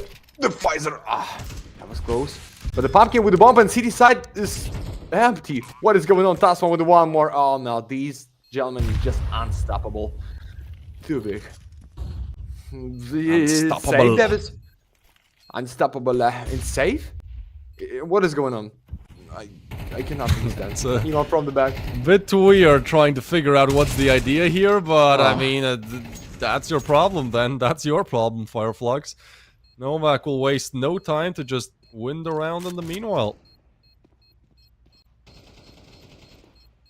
Banjo. Tasman almost get this kill. Guys, you see that it's 21 for the Nealon, 17 for the Pfizer, 19 for the Tasman. Like, yeah, maybe Forkis is out just a bit as a sniper, but these three gentlemen like trying to carry the whole map right now. And you know what? That is 11-9 with one more step for the match point. And maybe tactical pulse should be for the Flux, because Bungie look like he's doesn't like what is going on right now. You need to buy fully anyway. Half of the lost bonus for the next 4, you guys. Lose here, it's almost the end.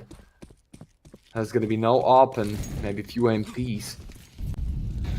Oh no. Davis, I think it's time for the round for the game for the Novaq and maybe for the map by Flux.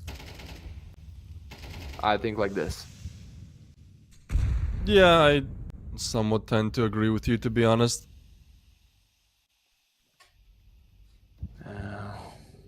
Banjo, risky play, really risky stand here behind the smoke, trying to go win. What about the nade? Dodgy, nice kill. Banjo ready for the double, but no, it's just a Tasman. And one player only on the B side is the straight way to find your match point. Dodgy with the sniper rifle, one missing you out. 4 keys. Oh, huge play to the smoke. Smoke criminal. This is 2K, and he's passed, but oh, not the final kill.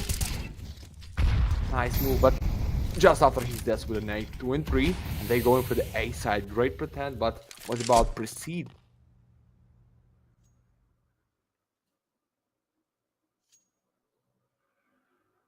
Oh boy. Oh. They have Molly, like for the pit if they gamble. Yeah. Good. But Paz is pushing in. No, he's just still for the B side. Okay.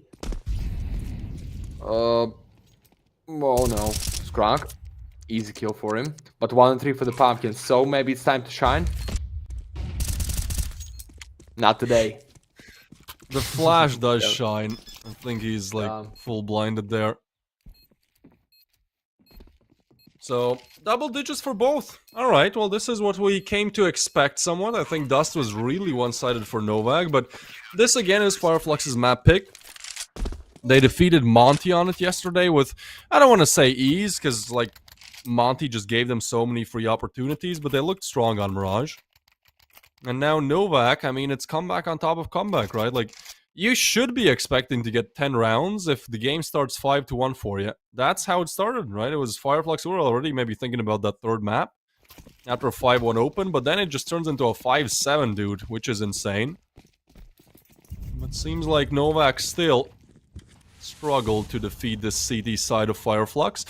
We should be equaled out if you can just convert against the Deagles and the Galil. I was maybe expecting a bit of a faster approach here from Novaq, but they're just looking to slowly take mid with the weaponry that they do have. Neelan already connects a 30 HP hit with the Deagle, which I think is criminal. Oh! And they jump in window, which I think goes unspotted. I mean, they're just not holding it now. They are long range. Forky still connects the headshot. He has been looking so sharp mechanically. And now that's just a problem. Guys! He finds Paz as well, dude. And it's actually the attack towards B. This is so smartly played by Novaq. Because Forky's is there, like, they have to respect him. They have to try to clear him. They have to worry about this being an A hit. But guess what? It's B, guys. There's nobody on B side. Banjo is the closest one. He won't deny the bomb crossing over. What? Ducky actually arrives from short. I don't know how, but this setup starts to work out. I thought this was Novaq's round, like, clean. Forky's trying to go for the silent jump. Misses it. So, well, that's, this guy's gone. So he needs to do it all. So hopefully we'll find him with these. That was really It's a weird round. I thought this one was over, right? Because they literally, Forky's gets the double here, and then like the B player is checking him, and the short player is like watching towards window. So B was completely open, just I guess really bad timing for Novaq. Which should still be fine, like, they didn't exactly get the plan, but at least I think they felt like they could convert it, which is good given that now they have the rifles.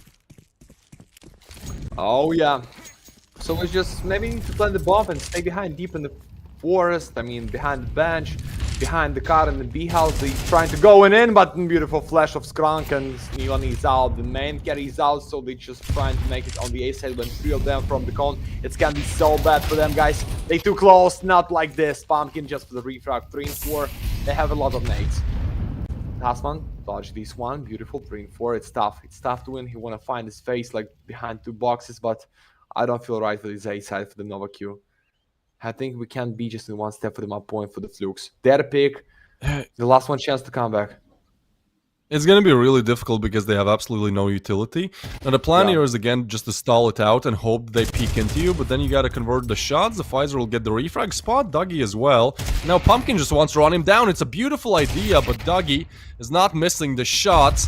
The Pfizer isn't either though, but he's on 15 HP. And well, they know exactly where he is. 2 of CT's holding him. This nade will finish him off. And it will be Fireflux, as you said, to reach map point first. That is exciting.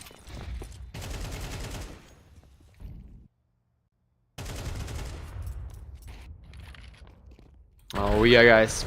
I think about the Ancient right now. I start to feel about the Ancient, but if we check the stats on national TV, that's a lot of the matches for the Fireflux in like last 1 month, last 3, half a year. So maybe that's the key to win. Maybe bet win percent, just 33 for the last 1 month and only for the Monty and JTZ, which is not the greatest team in the Galaxy this season. But guys, that is the chance. Decided it's decided.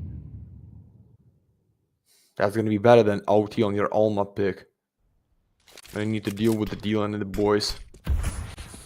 Elon, like the smoke.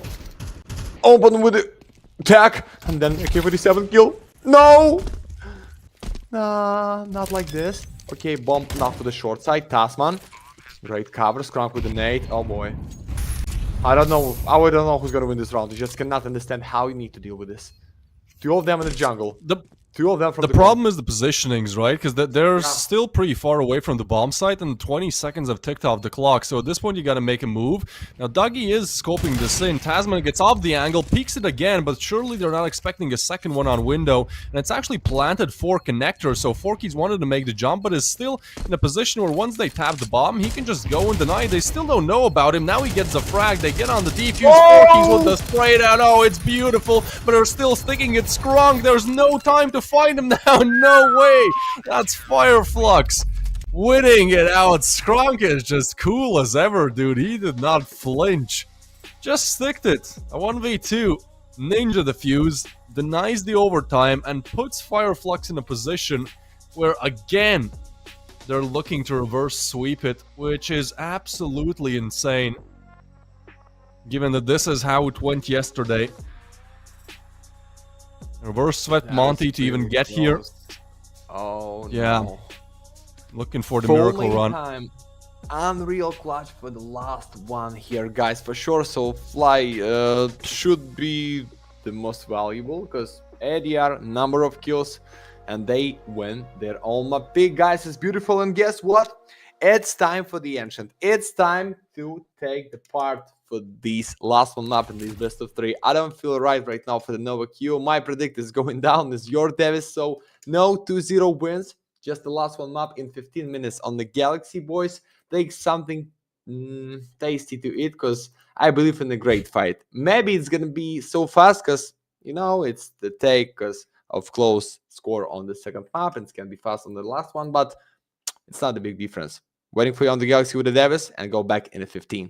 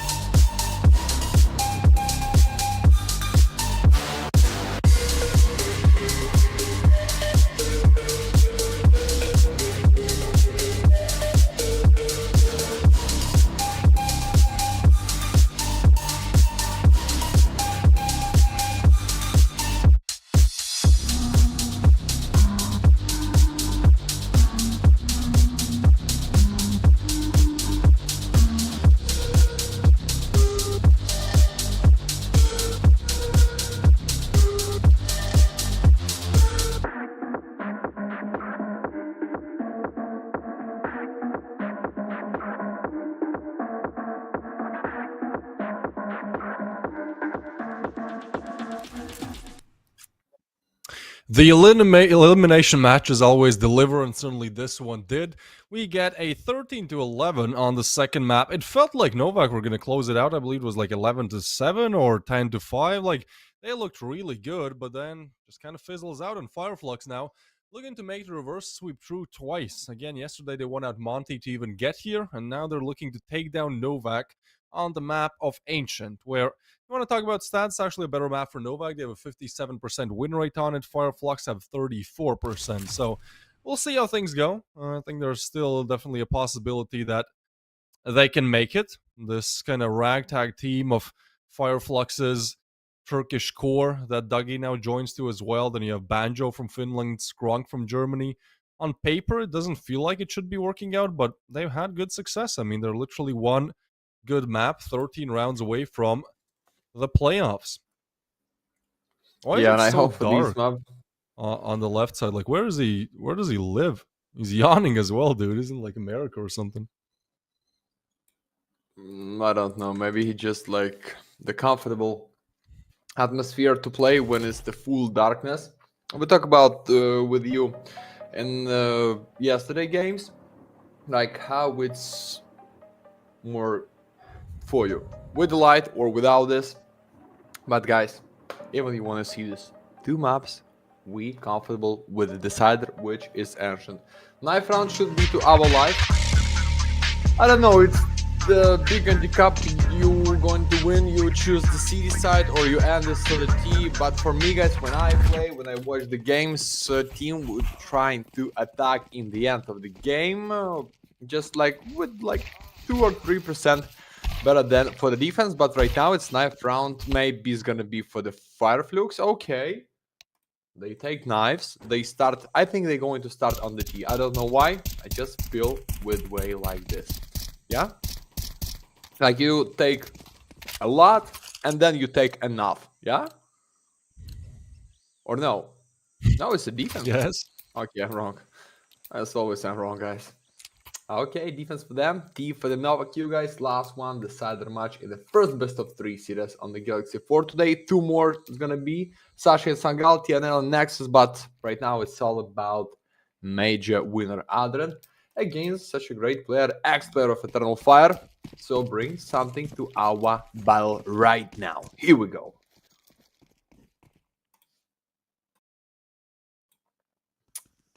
The A side. All right, well, should be looking towards mid.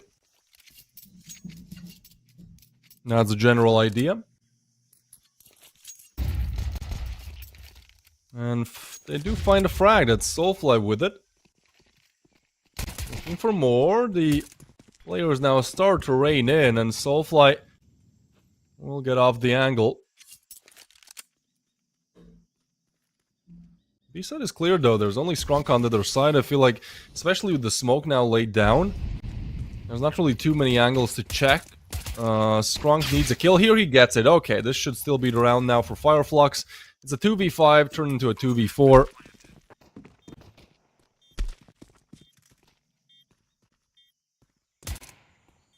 Want to get aggressive though. They want to double swing here, and they got to do it quick because the backstab is arriving very soon. No. Dougie clears it, deals with it, and 4keys meets the same fate. So Flux, I think right now through 5 for 6 in terms of pistol rounds. Like, they have the pistol rounds nailed. Lovely to see. Oh yeah, but with the bomb, yeah. we saw how they forced even without the kills in the pistol round, and that was only one and a bomb plant. So for sure they want to take some guns and respond immediately. And when you play for the D side, guys, on the Ancient, it can be really fast play on the B side with a split by the cave, by the ramp. So waiting for something fast, I think so, or maybe full stack by the mid. Yeah, that is 3 for them. Molly and smoke, and only Dan flash. Oh, big nade against Pumpkin 4keys, and Neelan right now just going into the open. Beautiful. One more Skrunk in the cave. No chance to refrag. But Skrunk is red right now. Going for the A side. There's just 2 of them, but because of smoke, guys need to step out. No chance to go like this. You have to rebuild something new on the B. Or just second timing to play it on the A side against Banjo, only with MPs.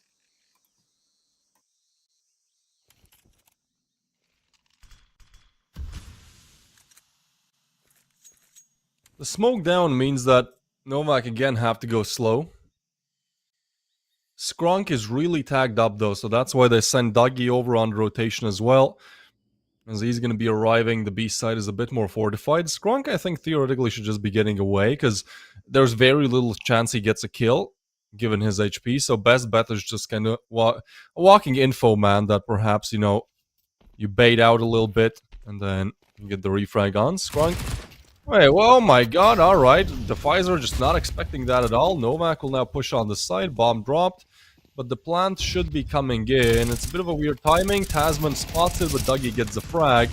They still have not planted, so Fireflux would absolutely love to deny that plant, not give Novaq any more cash. Spam comes through, but the plant does as well. Orkies will find one. Soulfly with the quick replag. And Pumpkin left in a 1v3, somebody who really underperformed on Mirage. If he was fully locked in, maybe they win. Well, this would be a huge impact round, but I think they're just all going to clear cave together. Yeah, Easy. that's tough. No way to deal with that one, really. Yeah, make it so easy. For the second, I don't know. It's time for the one more force.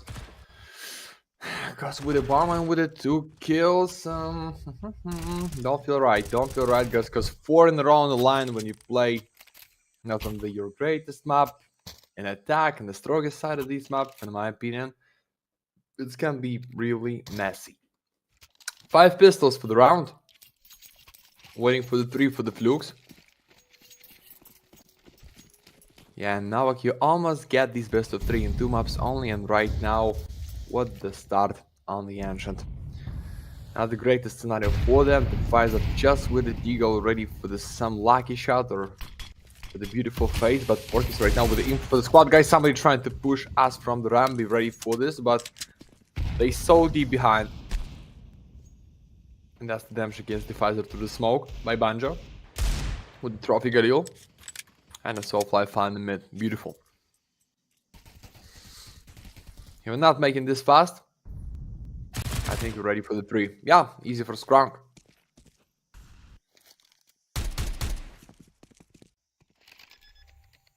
With the bomb on the B side, wait a second. No. Really good yesterday. Now, Dougie is the one to get the frag. And you have a Glock. I mean, the fact that they planted a bomb is great. Nah. But nothing else, really. Pumpkin, if you get a frag here, that's incredible. 4 is impossible. And so the defuse comes in. Fireflux have moved up to 3 now. Yeah, Skrung, dude. On this map as well. Again, Monty just were not able to do much in terms of converting rounds they should have converted. Like, there were a lot more opportunities for Monty to win this than there are for Novaq right now. But Skrunk clutched out like a 1v2. He was on 11 HP with like 30 seconds left, and there was a player on each bomb site, and he just somehow, some way did not take a single piece of damage. That kind of inspired the comeback for Fireflux. They had multiple moments. Dougie was really hitting some shots as well, and I mean, he's on 4 now in this game. Az is still on 0, but he has not been needed that much yet. Oh. Soulfly with the peak though. For the refrag. Oh yeah, Elon, ready for the second kill. After the nade, okay, to find more damage, but he dodged this beautiful pass in the cave. Guys, any nades, any flash to catch him out? Pass, almost with a double, what is that? Running back, Elon, come on. Pumpkin almost out after the nade. 2 and 4, Novaq. What is going on with your attack, guys? Fireflux for the win. Don't tell me it's gonna be so easy for them. Just bring something. And not tell you to win it, but for the player from the Galaxy, it could be great. The Pfizer right now, touch the flash, but not find the open. Pumpkin is the last. That is 4 in a row, Davis. Looks something bad for the Novaq. Pumpkin with no time to save his sniper rifle. They know about him, they understand he may be red, but double scope for open, and it's just one only. They hunting for your head, and they going to find you. Need to find this up, guys. Not let him take with a sniper rifle for the next. Just kill him. There's 20 seconds left. It's kind of like Pumpkin wants to save, but he really doesn't want to go down after the time runs out. And if an engagement is coming, well, at least he's saved from that possibility. But this is now a 4-round start for Fire Flux. We saw a great comeback from Novaq on Mirage. Like, it was actually a pretty crazy upset at one point where it was a 5-1 start for Fire Flux, I believe, and then we ended up at like 11-6. Like, it was a rather insane comeback for Novaq. They still couldn't close out. And now they need to do that again and then actually win the game. It's getting rather difficult here for Novaq on the third map of Ancient. We're only 4 rounds in, but now is the time to start. You won't be given many more opportunities. You can see they're trying to figure things out. Tech pause is called, I believe. Adren probably wants to talk some things over because it's just not going according to plan since we left Dust 2. Which was a 13-2, might I remind you. Yeah, that was only 3 guys. And right now, just nothing with the 4 in a row for the Flux and with the bad buy. So maybe it's easy way to win against them right now. Just in 2 rounds, you can find the draw, guys. 3 Galils, 2 pistols, no nades, absolutely, and oh no. Now with the boost for the empty B side. Oh, double smoke.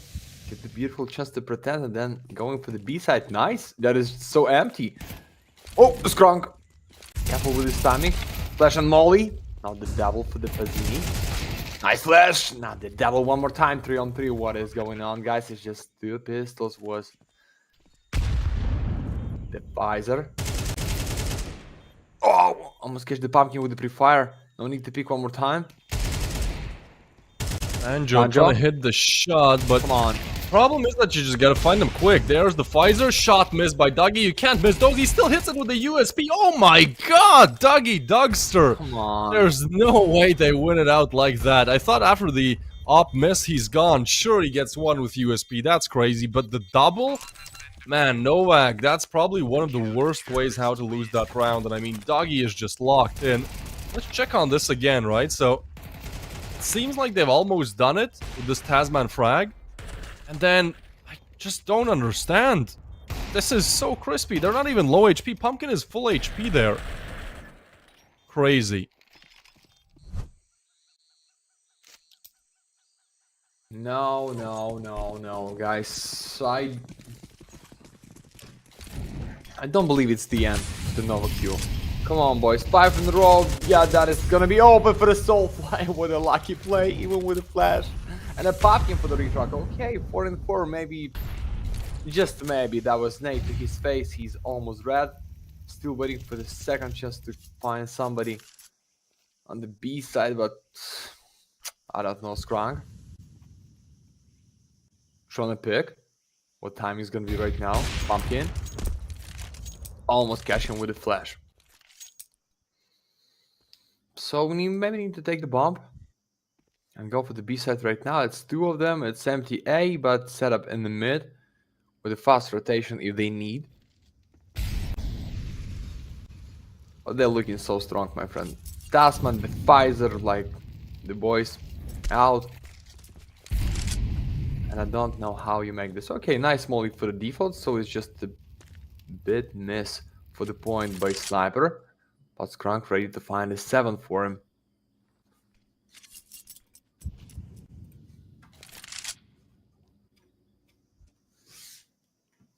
Just find the bomb is first one, towards guys. cave. They're trying to fire some shots. It was a little bit weird. Like, if somebody peeks you on cave, the bomb could go down and they have to play now recovery mission. Instead, they head towards A, which is a really good call. Might be their first big opening in this matchup where they've just struggled to even take bomb sites, but now they've found one for free. Soulfly has arrived. Aiming right on the head of Pumpkin, but that's not exactly what he's expecting here. He's expecting a swing.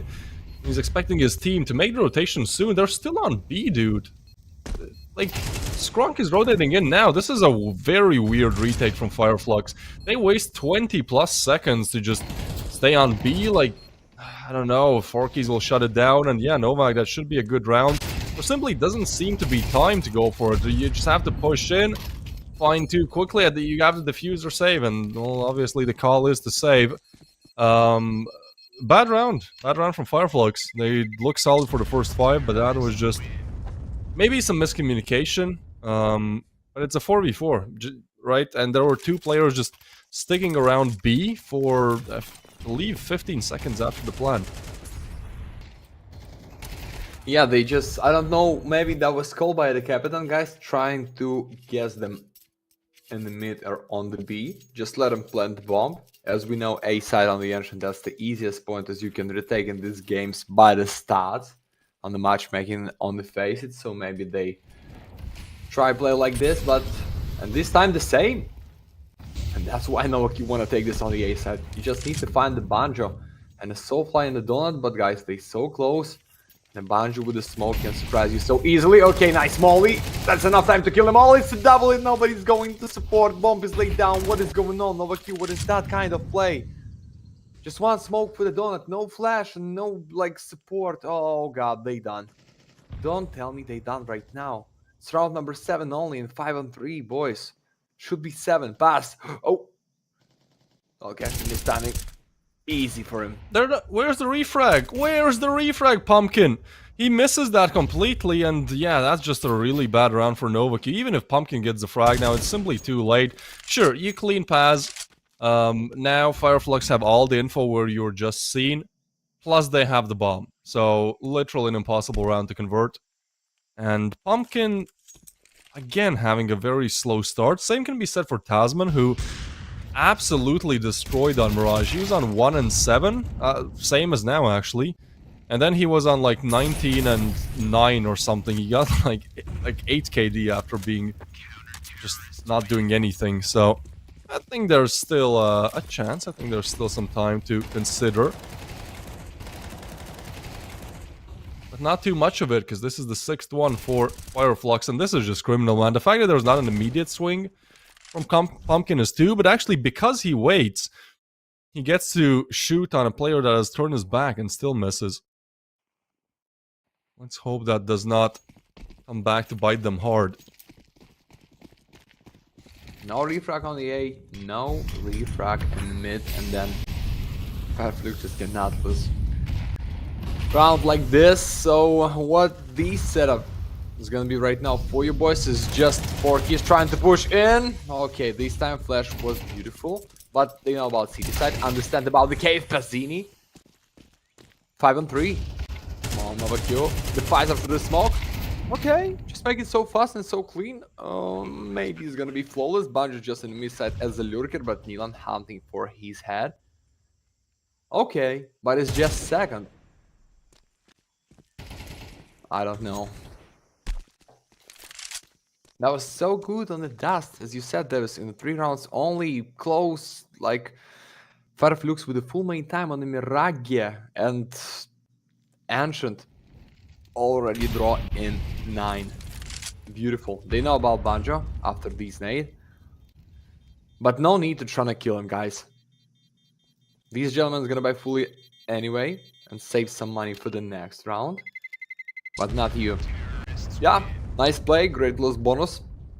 Try to reset the bank.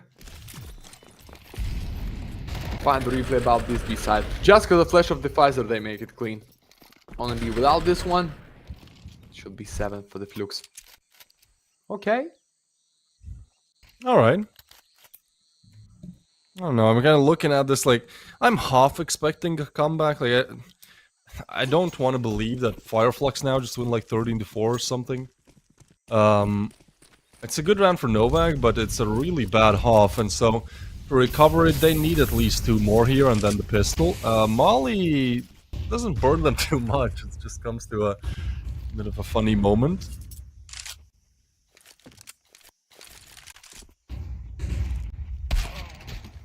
Got flash, but not open.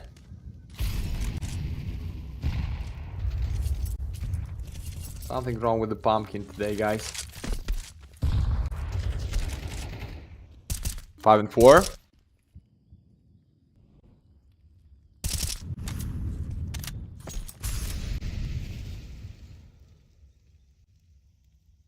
should be 7.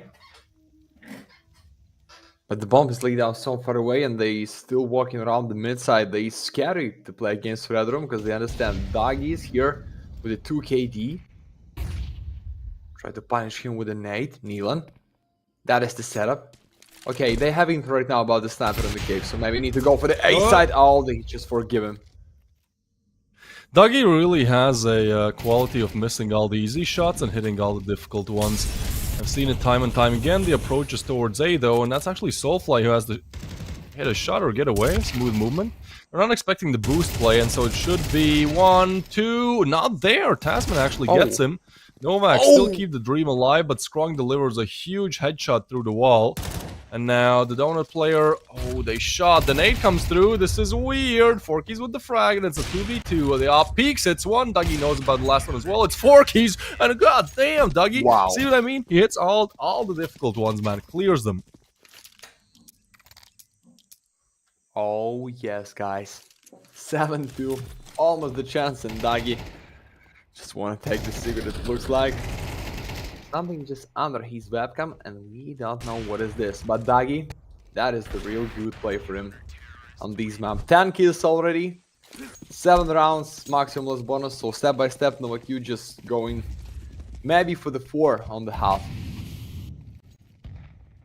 I want to take this B side fast one more time like it was, but this nade was nasty. Skronk is red, Tasman for the open is just the pass from the cave. Dougie with the open, but Tasman with the open, beautiful. Sniper for the miss, Dougie between 2 fires. Okay, it's just a 1 molly. Waiting for the teammates. Take this plant even with a minority, but then Soulfly with a double against Dark Side. Guys, why are you trying to push in? Stay behind. No, they done. No, tell me they done. Badger from the cage. Nice angle. Hold the spray and Dougie. So clean, my friend. So easy. Dougie Dougster. 12 and 4, dude. He's really inconsistent, like I'll give you that much. But when he's in form, man, he's hitting some shots. Man, he's hitting some nice bangers, you know.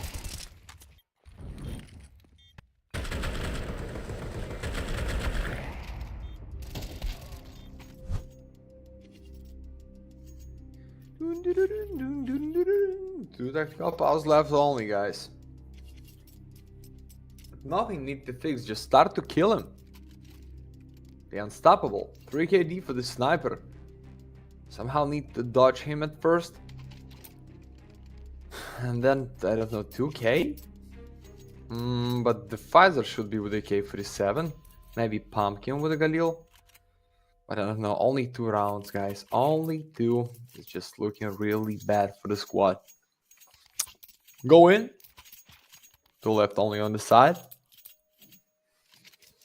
I don't know, maybe you just need to try to make it so fast, like round by round, because when you want to make it slow, Flux find too much space and then use it against you, so...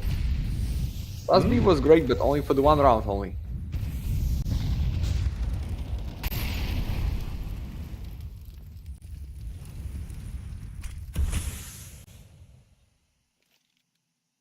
Well, you're just trying to deny the double digits here. Like, at this point, this T side has looked so bad that you're just kind of trying to damage control and put it behind you, get to the CT, maybe you can change something here.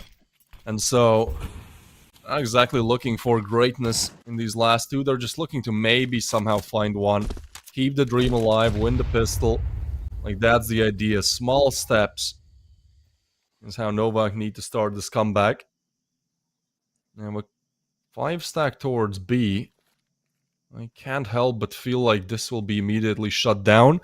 It's not a bad idea, but just look at the defense, right? There's 1 boosted on the box, 1 holding right below him. Like, you peek in that's just a meat grinder, man. There's absolutely no way Forky's comes prepared for this. He's just done the rights, and you can't even refrag that because the setup is just so strong. Especially with the lower buy, Molly will force them in the corner. Pumpkin actually hits a shot. They burn. Oh, wait, Tasman with the frag. Dude, what? What? How? Oh my goodness. Fire Flux, well, they throw around. I don't even know if I can say it's a throw. It's just a really nice play from Novaq. Did not expect that at all. Pumpkin. Yeah, Bunch is going with a save. Should we play with the K-47 on the last one round on the side?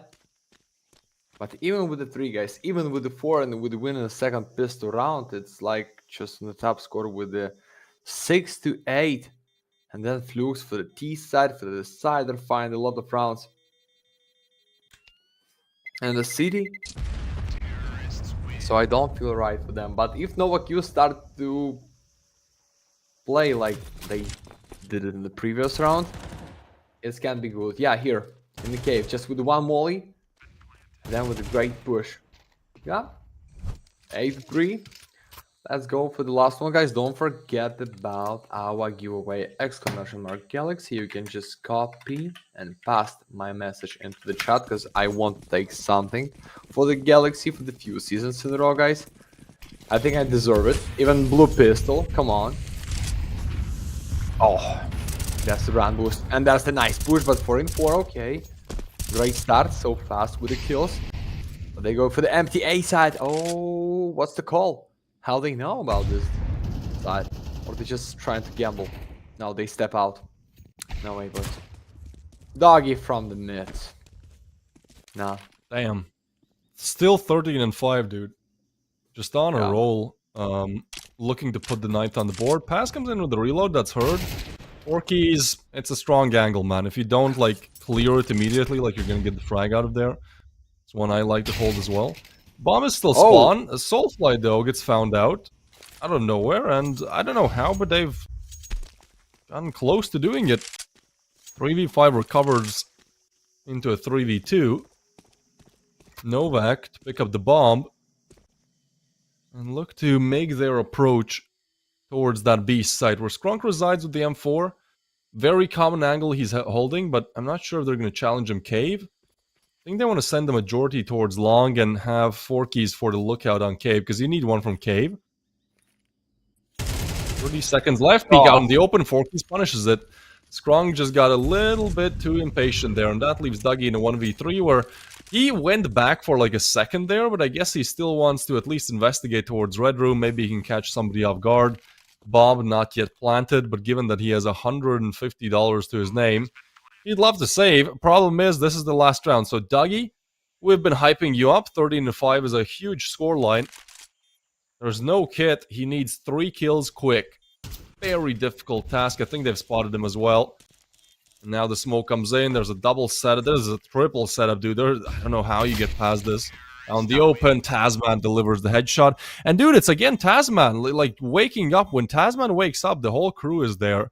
He was on 1-7. Novaq were on 1-6, I believe. You know, again, he has gotten 10 kills and 3 deaths. Same story as Mirage. And Novaq at least put 4 on the board, with which I feel like is almost the minimum here on Ancient. You still need the pistol round. And we still need to figure out who wins what from Galaxy spin. It's going to be the AVP duality for Rizalop. Congratulations. Yeah, take your up. Right to the chat for the Galaxy Battlecast TV, pin them, and take yours. But 8-4 Davis. I don't feel right for the Novaq. The Pfizer and Pumpkin need to switch on somehow. And then Neon, which is the star player in the squad. Maybe for the 2 maps only in this best of 3, but guys, it's not the default games for the points, just practice. It's the playoff on the Galaxy, so here we go. Lose here, it's almost the end. So bring the last one chance for the team, for the boys, for the mid with a full squad. Yeah, it's info for the Tasman, and we see setup in the main, so maybe it's gonna be surprised. Deep position, stand Pumpkin just with 1 bullet kill, beautiful. 5-4 Neon from the back, but the main stack from the cave. Oh, it's gonna be big fake. It's gonna be really good. Skrunk. Okay. Oh, just the damage. 4 keys with 1 more. 5-3, but bomb for the B side. No defuse kiss. You need to kill them all and defuse the bomb with the 10 seconds, guys. Tough challenge, but you need to deal with this. Pass. Ready for the triple, maybe no Doing it bullets. fast with the shots. Okay. Yeah, that comes close. Really nice attempt there. Comes a little bit short for Fireflux and Novaq now. Man, they're doing it. I don't know how, but they're just always there, lingering around. Fireflux would really love the reverse sweep, but right now it's just difficult to deal with what Novaq have stringed together here.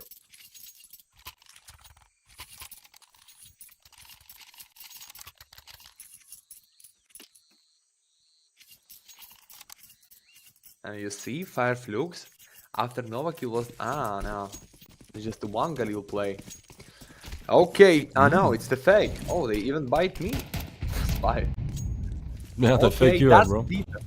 That is the defense. Novaq Q after the last pistol round, they go in immediately for the force and then give them a chance to find a good streak, but not the Flux. They understand, guys. 8, it can be enough for us.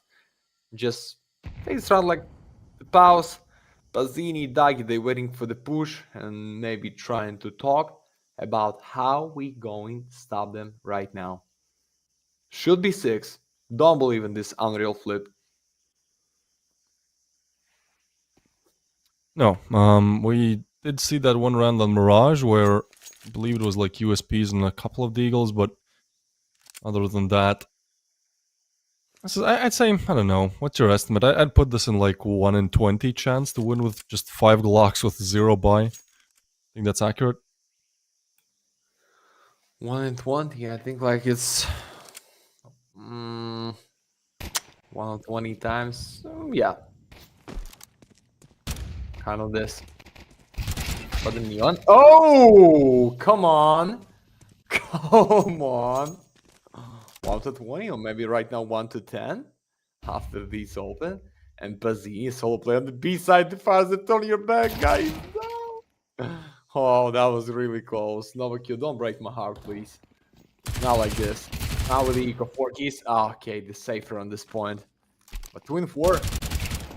All fly from your back with the Famas. Bomb is laid down on the beat. Yeah, that is just no time to play it. No time to play it, boys. Soulfly with the flash. With a chance to kill somebody. And even the Pfizer was 1. For a kill. Right now we're going for the real fight. For the guns, for the glory. For the playoff, or maybe just for the 9 by Flux. But I like Novaq Q switch on and start to feel the pressure. And bring some impact immediately. They understand, no second chance. Right here and right now. Right here. Right now. Right here. Right now. Rifles are in play. Our first big rifle round. Novaq now. 2-round difference they made, and that's a clean shot from Banjo. He's fully flashed, but tucks in the corner. Soulfly now catches one, and that's just a really good entry from Fireflux here. What's the reason to pushing through the smoke from the red room and Donut just with one flash? I don't understand. And that's it. I think it's already safe. Like 5 on 3, guys, for the empty A side. It's the call for the Soulfly. Go for the A side and win it so easy. But guys, just stay behind. Why through the smoke? What's the call? You understand? You just lose a few rounds in a row and that's the end. But it's just like risky play. Fine, you're open in majority, but not this time. Novaq Q. We're going with the 9. And I think it's already safe to just try to gamble in 3 on the B side when the A is open. Oh yeah? Oh yeah? Trying to find something? It seems like Fireflux have finally bounced back. It took them a while. They had to figure things out. They had to make sure that things are going smoothly, but they find probably the biggest round of the half yet, right? The pistols matter, sure, but they can just get these, at least one more rifle out of the hands of Novaq. I mean, that should be 10. Difficult position to be in.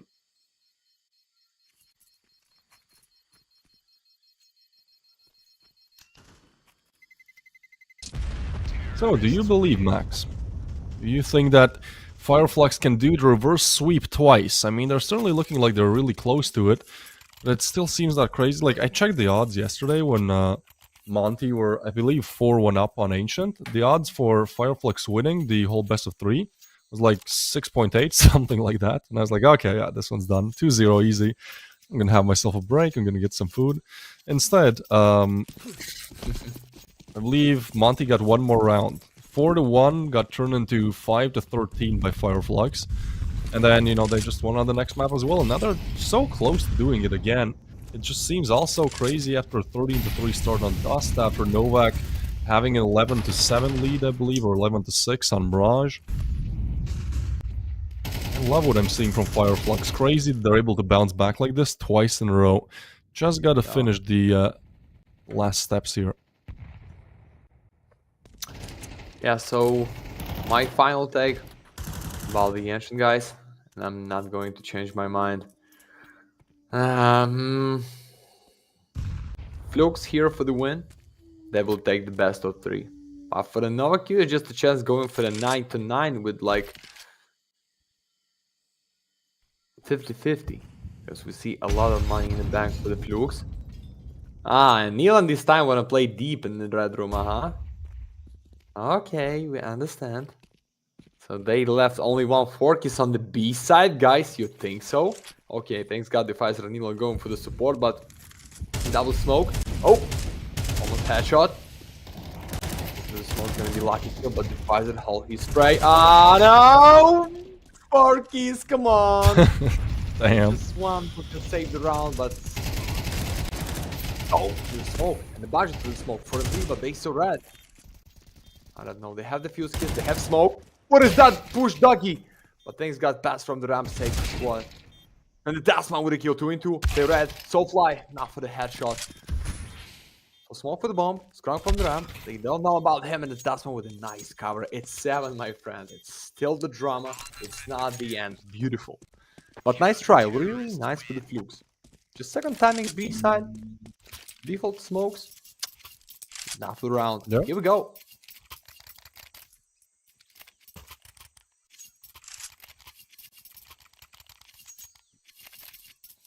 Alright then. I think as you said, you know, there's still some drama left. With the way how Novaq have been playing, like, they were also on a comeback story of their own in a sense, right? Like, they were down 0-2 in the Swiss stage, so the fact they're even here is, I think, not what a lot of people expected.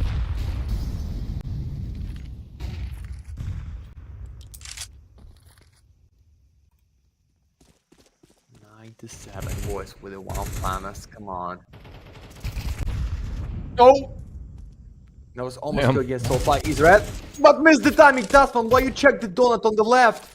There is your teammate watching the main. There is no reason to watching the left side. There is nobody's gonna be from the mid, from the red room. Novaq, what is this?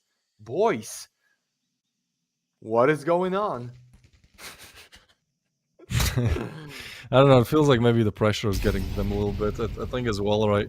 Coming into this 13-3 and now you're feeling like you're about to get reverse swept. Like, there's gonna be mistakes from time to time, that's for sure. Can they recover them? Big miss from Dougie, that could have finished the round right there.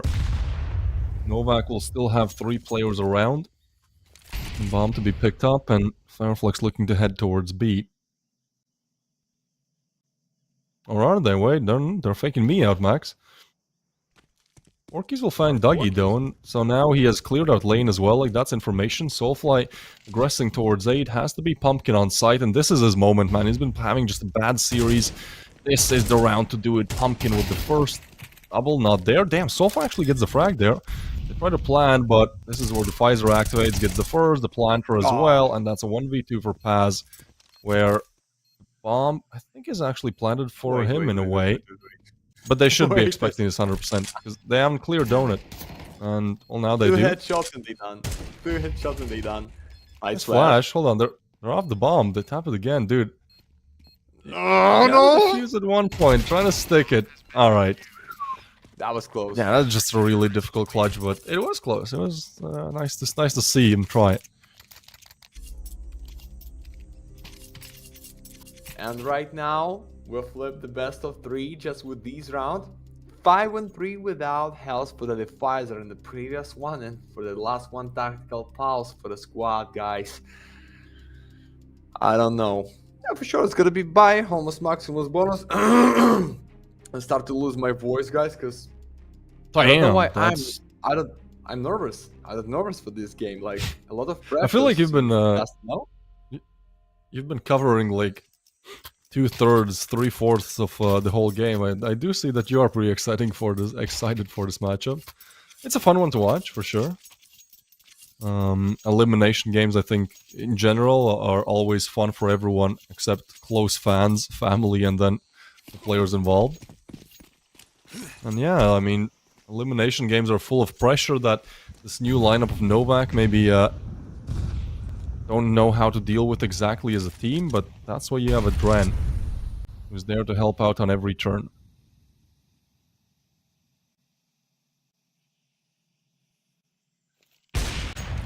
Boom! And Dagini. Damn. 5-4. We see this before, so Pumpkin for the 6 kills only, for the K47 in front of the whole squad, but they missed the molly! Oh god! It's gonna be huge! No way!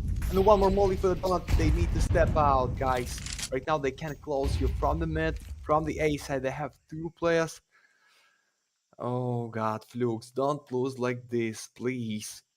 You almost made it. The score was what, 7-1, yeah? 8-4, 8. That was 8-2 at the one time. And that was back. Oh, Bazzini. Forkis, what the react? 3-on-3, Davis. What is going on? Novaq just holding on to the game, dude. This was a 6-1 start for Flux. But Novaq are there at every turn, and it's Neelan now to find another shot. And dude, Neelan just has been so good. They're trying to clear him. He tries to run down time, wait for the teammates to arrive. As they do, now they're getting a crossfire on. Dougie still hits the shot. Neelan is fully flashed. Yeah, he gets taken down. Forky's now on for the 1v1. And it's Skrunk again to clutch things out. Skrunk is really good in these clutches. The idea is there, but damn, that's a rager. Man. He just broke his desk. Let's see if Tech Pause comes in. That was that. My man just swinged at that desk. I don't know if we can get a replay on his face cam, but yeah, it's a frustrating loss. Mate. 5-4, then like 3v2, and then 1-1 on the short side for the tactical pulse. Flux with no money. Come on, boys. Yeah, maybe if we talk about the stats for the last 1 month for the Novaq and Flux, it's a lot.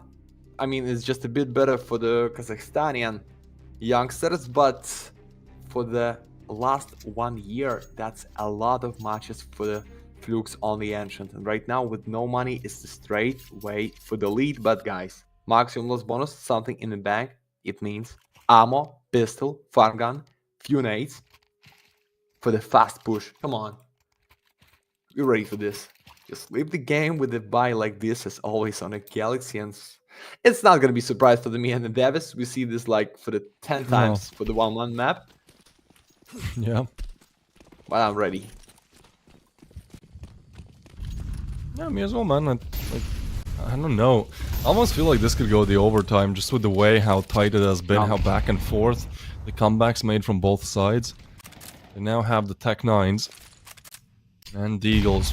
Flux, the 7 or 6-1 start, have now been put in a position where it's entirely possible that Novaq reach double digits first, which just seems so crazy to say.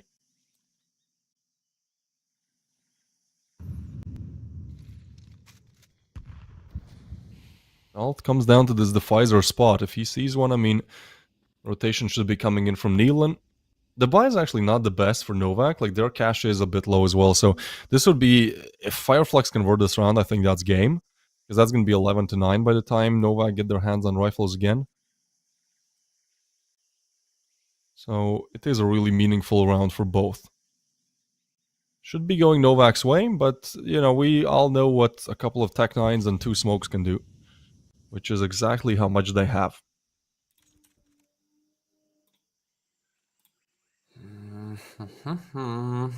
Second timing, double nade. Oh! Milan, careful with this, you saw that. Oh, what's the reason to pick the Skrunk? Come on, boys, just with attacks for the B side. No other way. It's not for the mid, it's not for the A. Just go and plant the bomb. The Pfizer. 3-5 to the smoke. They can catch it to the smoke. Oh no! Needle is pushing in for the one more. Nah. Almost. That is almost. 4 and 3. 4 kills. Number 3 so far away. 4 kills. They done. They done. They done with the Texas. Not like this, guys, dude. Here we go. Oh my god, oh wait, that's bad. Oh boy. What a reset. With up, with the guns. With the maximum loss bonus, too much money for them and almost nothing for the Novaq. Oh boy. I mean, it's crazy the Novaq are doing it and doing it in the way that we're seeing right now. I don't think anyone really expected this. This has been an amazing comeback from that initial 6-1 start, but they get shut down in the worst possible moment. As Fireflux convert with the Tech 9s. They're the first ones to reach double digits, they're still the ones in lead, they're still the ones looking for that reverse sweep, and now, because of that economy, Novaq are gonna have one hero M4. Good luck.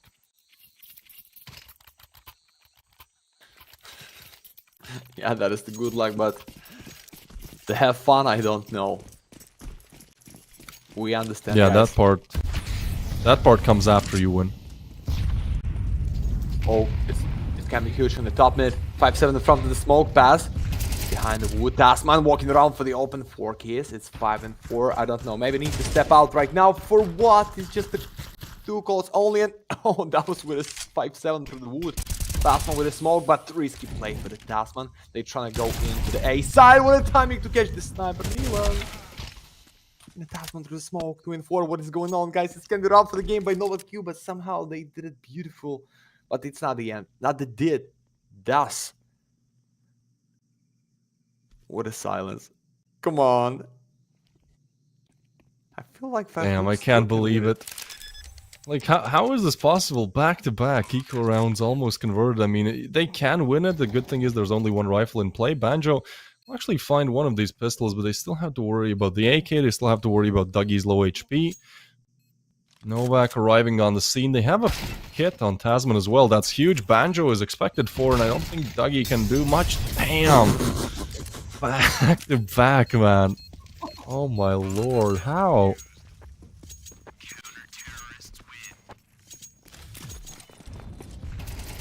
Mate. A little bit lost for words, aren't we? I just feel like when the fork is pushing for the second kill on the ramp and lose 1 of 2 guns for the whole squad of the Novaq, that's the end. But then you see beautiful reset and the tactical pause for the Flux. I think at the same time it's good for the Novaq because they almost on the pause too. Because right now, Turkish boys for the last one buy, but plus loss bonus. And Novaq just with a bit in the pocket, but for the minimum loss bonus, it's almost the same. If we talk about potential buy in the next.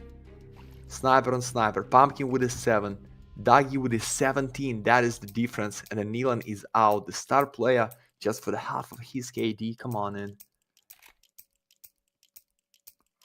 So, The fact that they're putting it together without Nilan is quite impressive to me. But yeah, they would. I mean, they would love for him to just show up a little bit, you know, push them a bit forward.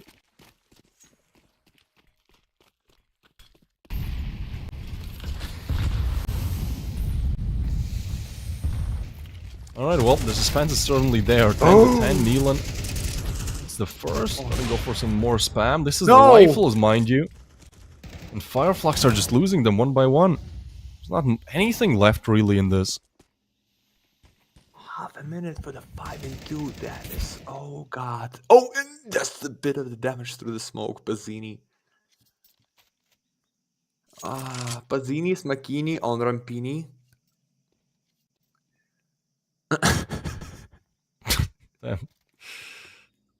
Yeah, maybe some time for comedic relief, because this is just looking so sad right now for Fireflux. Again, like, the fact that it's a 5-1 start, man, that's insane.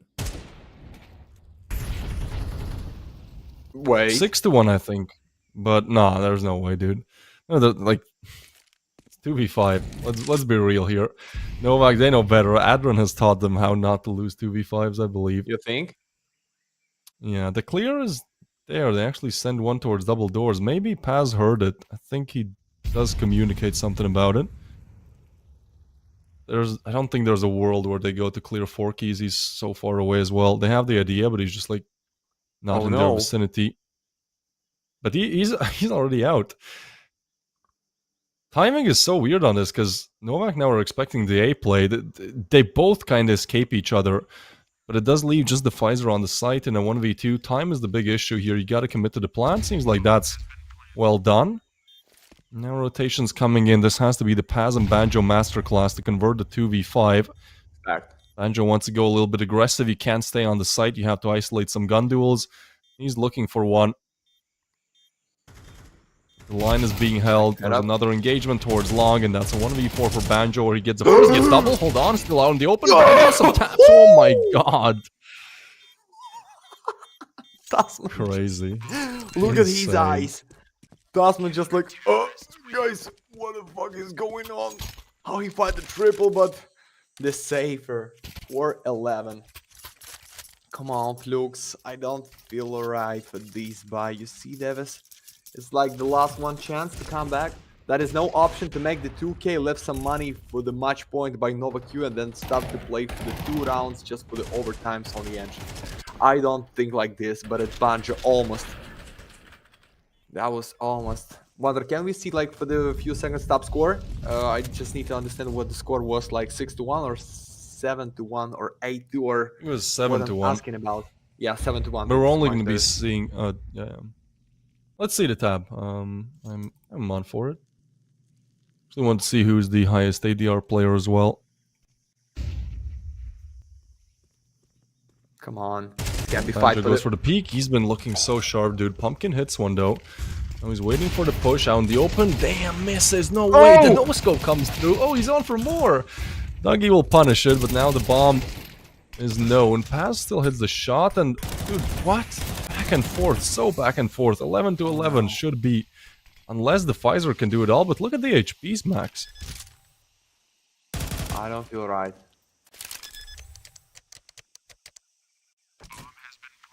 Need to try win this clutch or need to step out?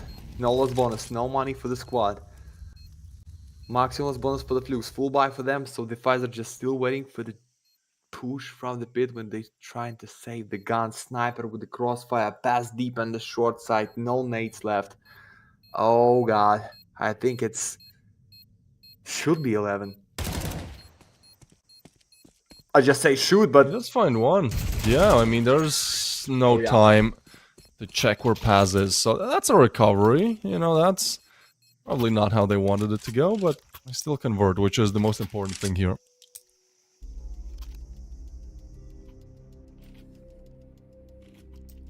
That's the game for the playoff, guys. Almost the same scenario for the Mirage, and the last one tactical pause was in a few rounds. A go for the Flux, and right now it's for the Novaq. So, what's the deal? 2k for the full buy in the last one of main time? Or just risky force here and almost end the playoff for the Galaxy for you in this season? And that is all in. Oh my god. That's gonna be all in. And no defuse kits.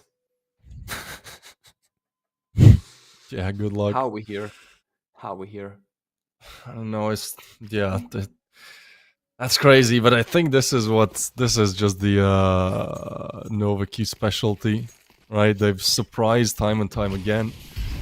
I don't know if that catches them off guard though. We'll see how they play if they want to go aggressive. I kind of expect that to be the idea given the lower buy. But right now, not too much aggression. They do want to wait it out in a timely manner. Oh!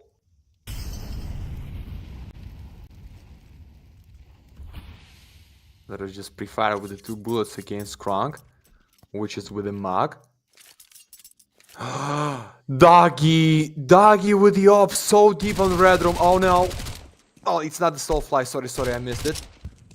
That was info about red room, Tasman. Turn your back, please. For this kill, guys. Oh no. Oh no, they're just trying to punish him on the CD side. Important one, but now the only what you need to take for the win. Setup in 3 on the A, almost in 4. They just trying to guess in the one lurker as his pumpkin is his red. Just oh boys, oh boy. Oh, Damn, doggy. Dougie. It's the shot. Banjo now gets one as well. It's a 2v3, Novaq and Fire Flux. Still battling it out, but the bomb comes through and it's Tasman long range with the MP9. Can't No make it chance. happen. I think that's the round, yeah. You can see the tilt is a bit there because this was all of their money, man, and they're not going to be having or earning that much for the next. Here comes the money. Oh, Adrian. Not looking good for the next round, and no tactical pause, guys. They immediately going with the 2K. So Pumpkin just okay. Would it drop like NP or pistol for somebody?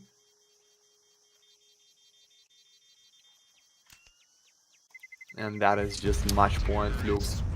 You deserve the I place don't know, in the dude. playoffs, but This one seems done, but at the same time, it's like Novaq has surprised so many times. Like nobody even expected them to be here after that 0 and 2 start in the Swiss stage. So, all right, let's see it. 2 MP9s and 5 7s. At this point, Fireflux, like you've done everything you need to do, right? Your last step is simply not fumbling the bag completely. How do you approach this? You have one chance to close it out in the easiest way possible at the time being. You should just be going slow. You should be playing together. You should not be giving away any kind of 1v1 gun duels to these 5 7s and MP9s. oh no. In the smoke, trying to go for the spam. They find him. 5-7 now long range as well. Okay, No. Seems like they have it under control. 2 down, 3 more to go. And the Pfizer is very low as well. Tasman will get one though. That's the AK picked up. But Banjo, great shot. That's not even the player that was low. So it's a 2v4 where it seems like Fireflux barely but might have scraped by. The crazy thing is that the same scoreline, the same thing happened on Mirage. 13-11, and Dougie, yeah, delivers the final nail in the coffin. 15 HP clutch is impossible. That's a 1 tap, and that's 13 for Fireflux. They're actually the ones advancing in this. Boys, that was really close. Congratulations. I mean, we deserve for the kind matches of these. That was really close for the Novaq to go back for the OTs, for the full money time, maybe for the 2 maps only, but Flux has flipped the whole game in a second side. A lot of rounds for the defense for the Novaq, but no, guys. Even we see the most valuable Banjo, because of ADR, even Tasman for the 21 kills, it's a lot for just the one player. Congrats for the playoff. Unfortunately for the Novaq, they eliminated from this season on the Galaxy, but that was great way with the bad timing, with the bad ping against Monty on the first one, best of 3, almost for the playoff. I like this, and thank you so much for the game, boys. That was really sexy. Yeah, looked fine. It was lovely to cast it as well, but we still have, this is the day of the eliminations and the promotions, right? We still have one more game coming up, 30 minutes. That's Sashi against Sangal, both looking to make it to the playoffs. And then later on in the evening, TNL versus Nexus will be going down as well, where Nexus are also actually from 0-2 down to 2-2 now. Yeah, congratulations to Fireflux, and I'll see you guys in around 30 minutes with my friend Max.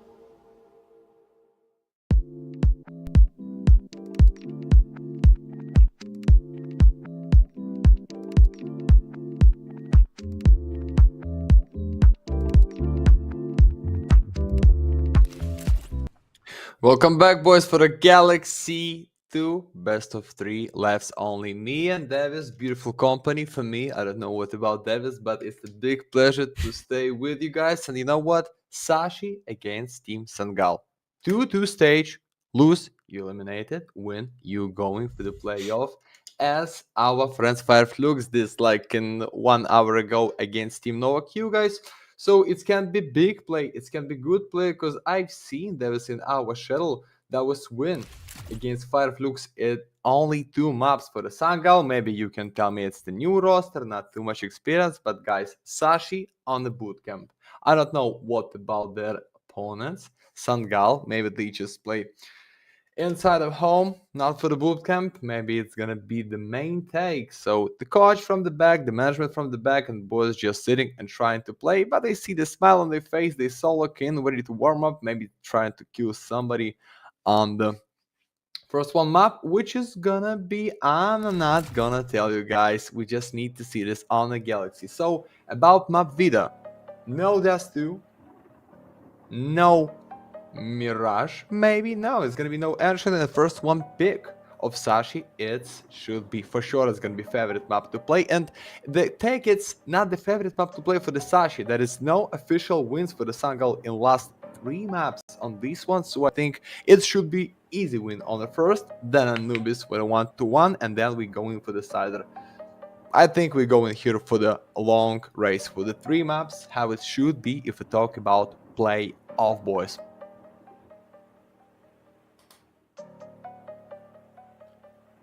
Yeah, I am honestly going for a 2-0 pick again. I think Sashi can win this 2-0. I mean, look, at least now I'm saying there's going to be 2 maps, you're saying it's going to be 3, so at this point we can't both be wrong. As always. I just really like what they did yesterday against Paravision. I think they played a very fine game. And yeah, I mean, Sangal is good. I actually have not seen them play yet in Galaxy Battle, but just kind of, I glanced over their HLTV page. They're looking promising, the Polish talents for sure. I simply do think that Sashi are just in a better position to close out 2-0 than 2-1. We'll see how it goes. The map pick certainly is, gonna deliver its toll as well. Because actually, if you look at the win rates on maps respectively, Sangal don't really ever play Nuke. They have 2 of them played, out of which they lost both. They lost to Ecstatic and Metasport. Sashi, this is a good map, so this should be quick and easy 1-0 for Sashi.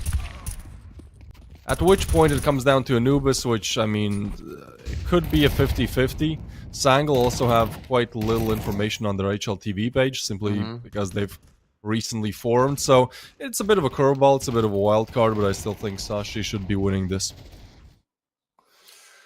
Yeah, I agree with you. I just want to see 3 maps like it was in the previous best of 3 for the big drama. Yeah, Mirage and the Ancient guys just almost take all of my energy. I don't know why I'm nervous too much. Maybe I just feel opportunity. I understand that it's just great match before the weekend. In the 4 days, guys, before playoff, for sure, for the staff and management on the Galaxy need to take the rest before the next games in the playoff. But right now we're not talking about the stages, the maps, the matchups. It's all about first pistol round and attack for the Sashi.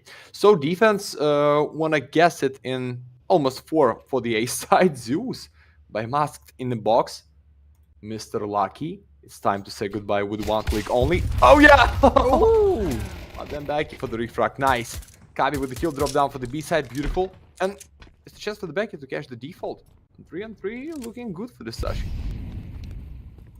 That's how we start the elimination game, with a Zeus kill out of everything. That's really rare that you see that, but Plant will still be coming in for Sashi. So a 2v3 would be necessary. Danis now arrives with the backstab. Cabby seems to be clearing it, but he has multiple angles to worry about, so it really does come down to timing, where Danis actually catches the worst side of it, and Cabby catches the frag, gone for the double headshot, and now on for the 1v3 clutch. It's Mary on the other side, but he is very low, and there is no kit available. So he's going to fake it out and has to go for the peak, but damn, Cabby's playing this one smart, just needs to tuck in, run down time. Doesn't even need the kill, but still gets it, and that's a beautiful 1v3 going Sashi's way. Cabby, 4 kills in the round, huge impact. Cabini for the win. Nice start, boys. Don't stop with this one.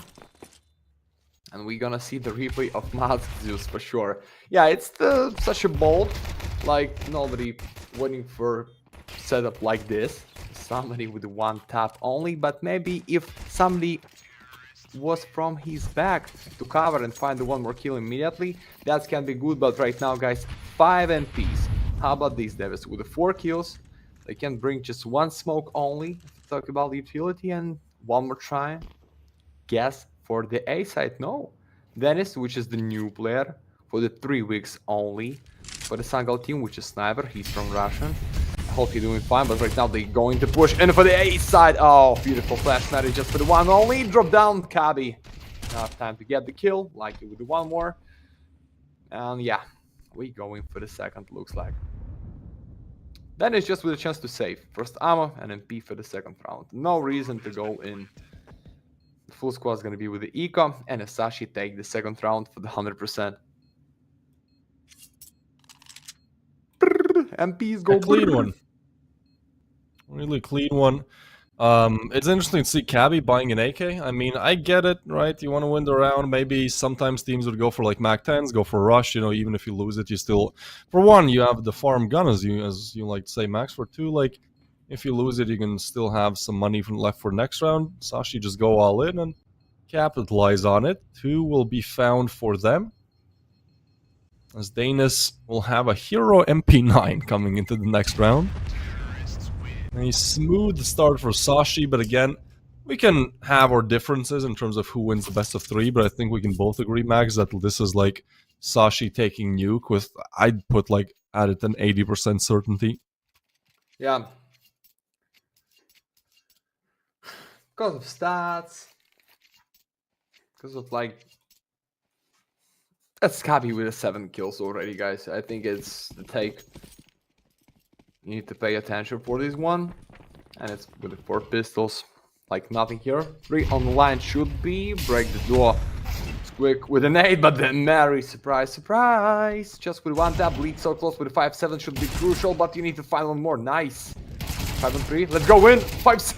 Almost for the triple, guys. What is going on? 2 and 4. No health point for the Iceberg. Just needs to find his Mary right now. Trying to sneak close for the deep down low on the ramp. But it smells like round for the Sangal.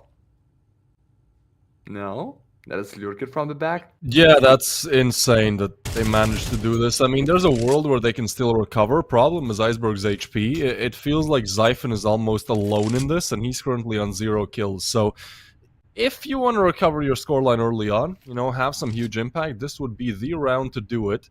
Problem for Sangal is that they still have not picked up any of these rifles they took down.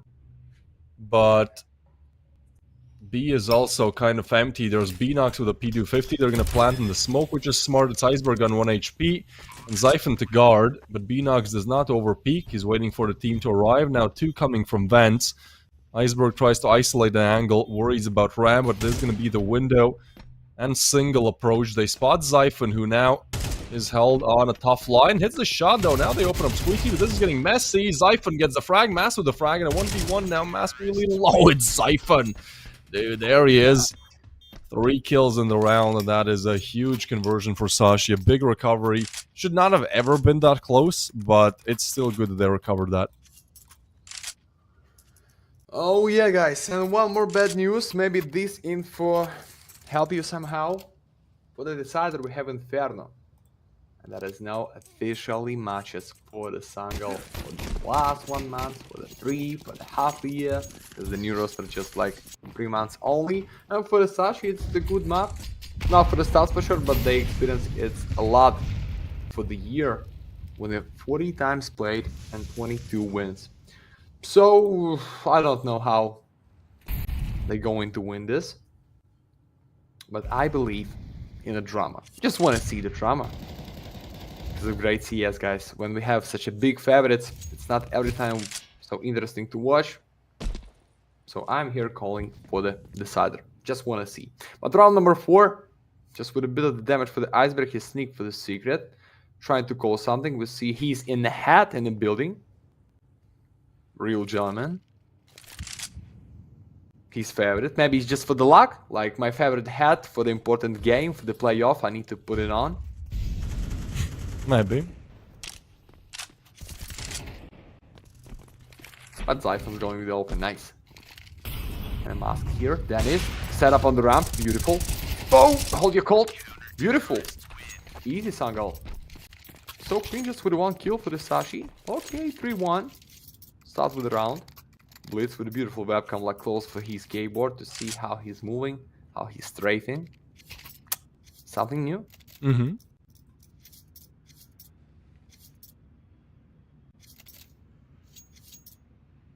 And we can see Blitz trying to talk over as well. This is the addition recently to Sangal. I believe he's from Romania. Then we have 3 Poles and Danis, a young Russian talent. It's certainly a young team here. I think Blitz might actually be the oldest one.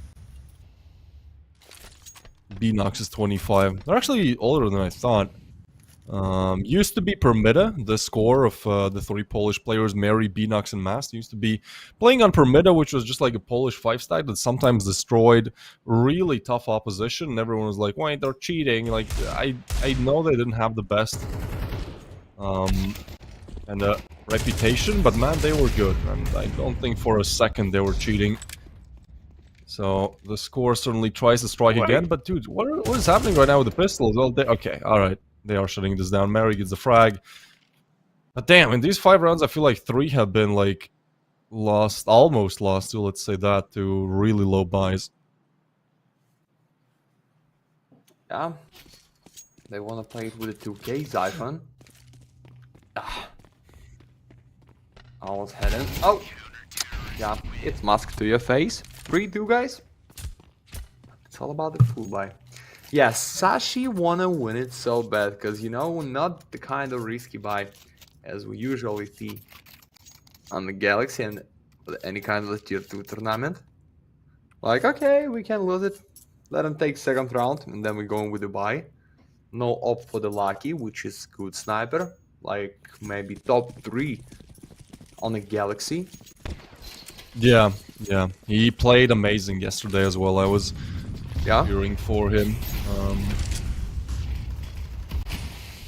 No AVP though. It's the AK, maybe if you can take down Danis, then that's the way to get it. For now, it's going to be a quick pop towards A with the rifles. Cabby overwhelms. Becky gets one, and that's just a beautiful A-pop. Not really much thought put into this, just the default util you should be throwing there, and some wishful thinking. Good aim. Danis hits the shot. I was talking about the all, but now it's just looking to save. I mean, this is just too far gone already. Feels like it, at least. I think they think the same. Yeah. Use some power for the next, boys. Blitz just walking, but we see in 6 rounds that's the good average KD for each player from the Sangal. Like, nobody's so deep.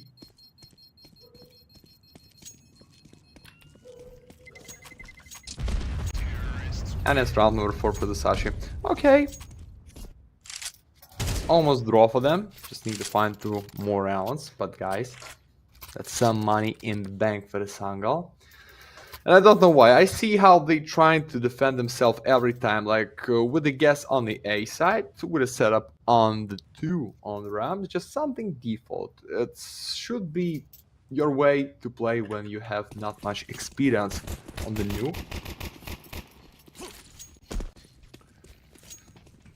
So yeah, right now Dennis gonna play it on the A side. And the Kari finally open as always. 11 kills for these gentlemen, it's too much in 7 rounds, come on.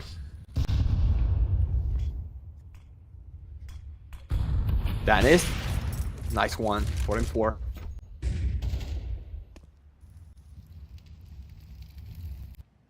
It is indeed. They've scooted past towards Secret. Becky now is in a position where he could find something instead of Zyphon to actually take down Blitz. And what a weird ending to this one. It's a 3v4 where I'm not sure where these players are. Danis is about to peek into his death, it seems like, because Iceberg is holding on the other side. This is a weird engagement, dude. They're peeking in, and there's no way in hell Danis is going to be clearing that. So, bit of luck goes the way of Sashi as well, and they're looking pretty good to take the 5th one here. It's going to be Mary and Mast. Cash is somewhat there, but if they can save the 2 rifles, then it's a full buy next, right? Because Mary, Danis, and Blitz will be able to buy. And Mary should be dropping them 4 over to Bnox, but instead he's eliminated, leaving Mast with the bomb plant more than a minute to save, and damn, Iceberg is just going to take him out dry like that. Going with the 5, beautiful. Okay, so chilly atmosphere. In the practice room for the Sashi, we see like Iceberg. He just solo in, like he's has no interest in this game. Just like, okay, we're gonna wait. Scratch my nose. Guys, look at my beautiful hat. That is my favorite one. It's just like Nike maybe, or just cannot see the logo. Maybe Wonder can zoom in his webcam. How about this new part on the Galaxy Entertainment? I'm joking, guys. I'm just joking. Never mind.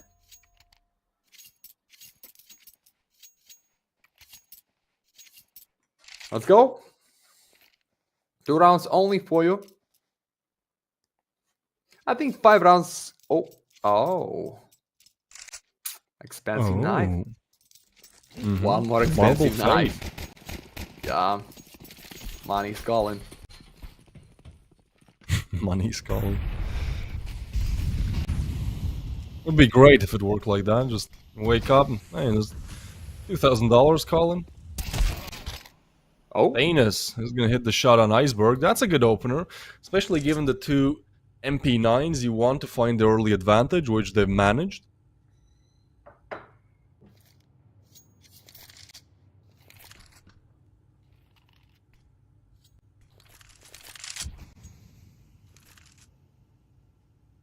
The big silence in 4.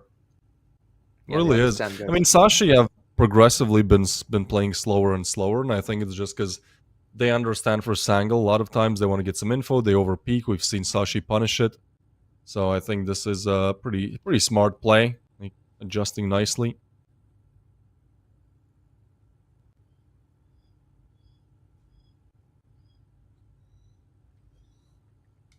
But even in 4, they have Mr. Kabini or Zyphon. That's like a 5. He opened box is on the box. Oh, Kabi. That was a good one. Yeah. Nox is on the box. But off the box he falls. It's the 6th round for Sashi. That calls. But even you falls, that is not yours. It's the lucky through the doors. Mary's out. Damn. All right. Nice one. Pretty good, pretty good. I was wondering where you're gonna go with it, but Okay. 6-2. It's like chilly. You see Zyphon is smiling, guys. Okay, maybe take tactical pause for the coffee, for the cigarette. Maybe I just wanna take some lemonade. I don't know. But I feel so chilly for the Sashi Sports on the nuke. Yeah, you can tell me, mate. You tell us like 10 minutes ago it's no nuke. Officially win for the Sangal. Why they need to take twitchy against them, but no. They just feel so confident, and for sure they going for the win. At least in 9 rounds. I don't know how it's gonna be in the end of this side, in general for the map, but everything looking really good. And right now, 5 pistol stack only. Must wanna be the first one, and deep push from the ramp into only Kabi. Nah. But the Nox for a double. Mary with 1 more. Okay, 3 kills. Minimum advantage as you can reach on this side for the Sashi. Now let's go with the buy. Looking easy. What can I tell to you, Davis? Still no drama. Only 2 rounds. it's looking nice. Sure. 7-2 for Sashi. Again, I put them at 2-0. Just saying. But at the same time, we have to remember how actually our previous elimination best of 3 went. I feel like that could be the tale for today, where it was a 13-3 start to then turn into a 13-11 and then another 13-11. All right, so let's pipe down a little bit. I think there's still time for Sangal to at least make a closer game on Anubis, which is their pick, but this one does seem like it's just continuously going to go the way of Sashi. There's very little that Sangal have been able to do.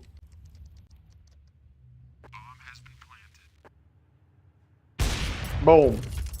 Is by Dennis. Luck is red on the Ukraine position because of yellow and blue colors. If you check these box, And oh no, and what? And like headshot for the Zyphon. Sniper is out. Maybe it's chance for the mask or for his teammate will save the op, but now it's still for the deep position. Zyphon, no chance, guys. They're looking so good, my friend. I don't know. I don't right now. Don't feel right for my predicting 2 maps. Because that is really fast for the Sashi. And how many? In 15 minutes? I have 8 only. And watch the replay for the Nox kill. Guys, the missed timing is nice, Nate, but then nothing. Just straight replay from open. Okay. That is even sound in the practice room. I think it's just like silence and the sound of the keyboard and of the mouse. Like nobody trying to call in. They just like play for the headshot and for the cabbies open with the 14 kills. I think something like this. Not even College and manage. Trying to give something to the team. Oh, the same glass, the same monster, maybe. Yeah. Think so, yeah. We're getting somewhere. We're getting somewhere with these investigations. Yeah. Hopefully, Sangal can get at least closer to 4 if possible in this first half. Sashi have just looked so darn good. Binox, a good angle. He's being cleared. Dude, look at this. That's insane. No. That's such a... You're full flash. You're even tucked in, and that's the first thing he clears. Danis will find one back, though, which is big. Mask gets one. And now a 2v4. Now, Sashi have recovered the 1-2v4 already, but that was with the lower buys. This seems really difficult. There's an engagement towards ramp, soon to come down as well. Lucky is finding for it, but Mary finds him. So it's a good catch indeed. And Sangal, congratulations, you found the 3rd round. For the pistol, we're talking. But for now, it's still Sashi with a very dominant first half. Looking to shut it down. There's going to be 8 AKs in play, dude. This is going to be just one tap central. Oh yeah, so we see Dennis. He's not the captain, I hope so, because he's sniper. He's not the fallen. He's not the Jane to be the IGL and the sniper at the same time. But he trying to give some call. And you guys, I go play solo on the B side. Just take care of the outside and A, and be careful for this one. Almost kill. Now it's just a straight kill. And Kabi with a double. Please stop him, somebody. It's illegal play. 17 kills for the last one round on the side, and that is 5-on-3. Kabi, what you eat for the breakfast? Tell me. What you drink right now? I need to take this. Yeah, I don't know. I think he might just be, as tough as that is to stomach, I think he might just be better. He might just be smarter. He might just be faster. You know, everyone really wants to be a pro. If I randomly was just really good, I'd play on a pro team as well. Unfortunately, I'm not. It takes years of practice and some skill, some luck, some genetics to get to where these players are. Certainly it's not tier 1, but it's on the way there, and one way to do it would be to advance to the playoffs, fight, get a deep run in the tourney, and that's exactly what Sashi are looking to do. They're not going out here, they're winning. They've looked solid. The seeding was a little bit unfortunate for them as well. They had to play Paravision, right? They were 2-1 up, and then they have to play Paravision. Like that's a tough opponent to beat. So it seems like they still want to show that, you know, when they're given a fair chance, they will deliver. I'm trying to find who did Sashi lose to. So they beat Novaq 2-1. Then Sashi, my boys. Oh, they lost their first game against Ecstatic. All right, well that's excusable, right? Ecstatic are, I think, already. No, they're 2-1 as well. But anyways, let's go for the spin. Yeah, talking about Ecstatic, they really deserve the place in the playoff. Like, For sure. Toxic Alligator deserve his violent daimyo 5-7. That's how you pronounce it? Yep, right on the money. Daimyo? Yeah, daimyo? I don't know, but maybe I agree with you. Maybe Kabe just still hungry from the morning. Because, you know, I don't know how about you, Davis, but when I take something important in my life, like some lessons in the university, or great in the work, on the broadcast, when I'm hungry, I'm just really so locked in. I'm just like start to take the energy from my body from the sun, and like I'm just mad for this one. I want to win so bad, and maybe that's the key. Nothing to eat and just straight win. And fast push by Mask now with Zyphon back. Please just with one more Zyphon. So good in the default 2. It's 2-4. He's out of bullets, but the Becky for the cover and Zyphon from the main. So easy for the Sashi. Then 3 gentlemen. Looks like we're going for the really speed run on the first one map by Becky and Co.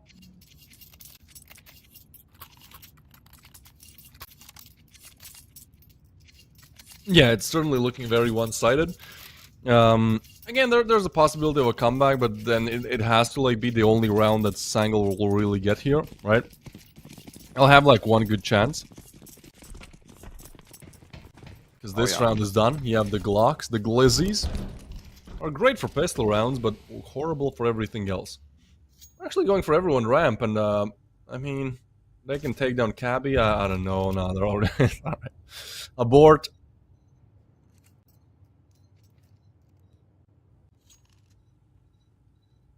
Come on. What are you waiting for, guys? It's ego for the 11, almost for Sashi. You think about somebody trying to push you after the pistol round? I don't think so. Mage is ready to show how Kabi is going to play double kill. For the triple, it's not enough bullets in the rifle, but don't forget about the pistol. Kabi, come on, maybe show us 8. Come on, Kabi, for sure it's gonna be 4 only, because Lucky still won. Okay, but Quadra, it's enough. 22 kills in 15 rounds, guys. Unstoppable, illegal play. Just, it's not about the highlight. It's the really strong team of Sashi against Sangal with not much experience on the new. That is no surprise here. So clean. And last one chance for Sangal to come back here.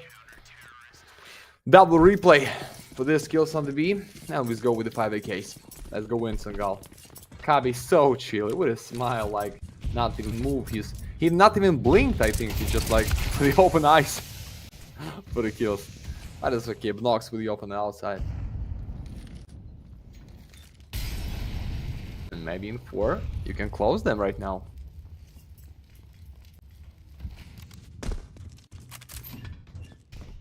We'll see. Door is opened up, but it's Mary with the frag. They're still holding on to it. Ramp is just under big attack, and you've already lost Cabby and Zyphon. They actually want to fight, open up the double doors. Lucky is tucked in, Iceberg gets the frag, will be run down. Iceberg comes in with the double. Hold down, they're going for the plan. He just got way too aggressive there, wanted the triple thought.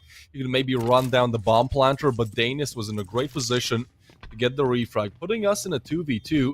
Where a quick rotation is already there, but Danis could be the hero again, needs a headshot, gets it, not ready for a second, so Lucky gets a frag. Mass is on 100 HP, needs 2 bullets or a headshot, holding the angle, not being cleared, and that is going to be the 4th for Sangal. Okay. But that was really close, guys. 1 and 2 for the clutch, 1 and 1.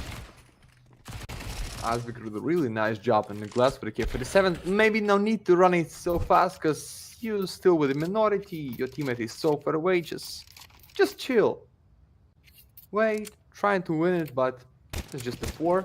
Full buy for the Sashi. I don't like they going to play without the fuse kit, so maybe need to sell 1 smoke for the Iceberg and be just with 1 fair at least.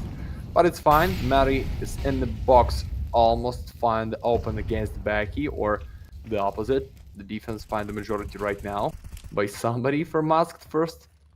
Open in the pistol round. At night, just a silence and the gap, just a bit of a gap for the info for somebody with the molly for Becky. And give a smoke for his teammate to put it to the squig, if I'm right. Oh yeah. And slow round Very, for the very Sangal. slow.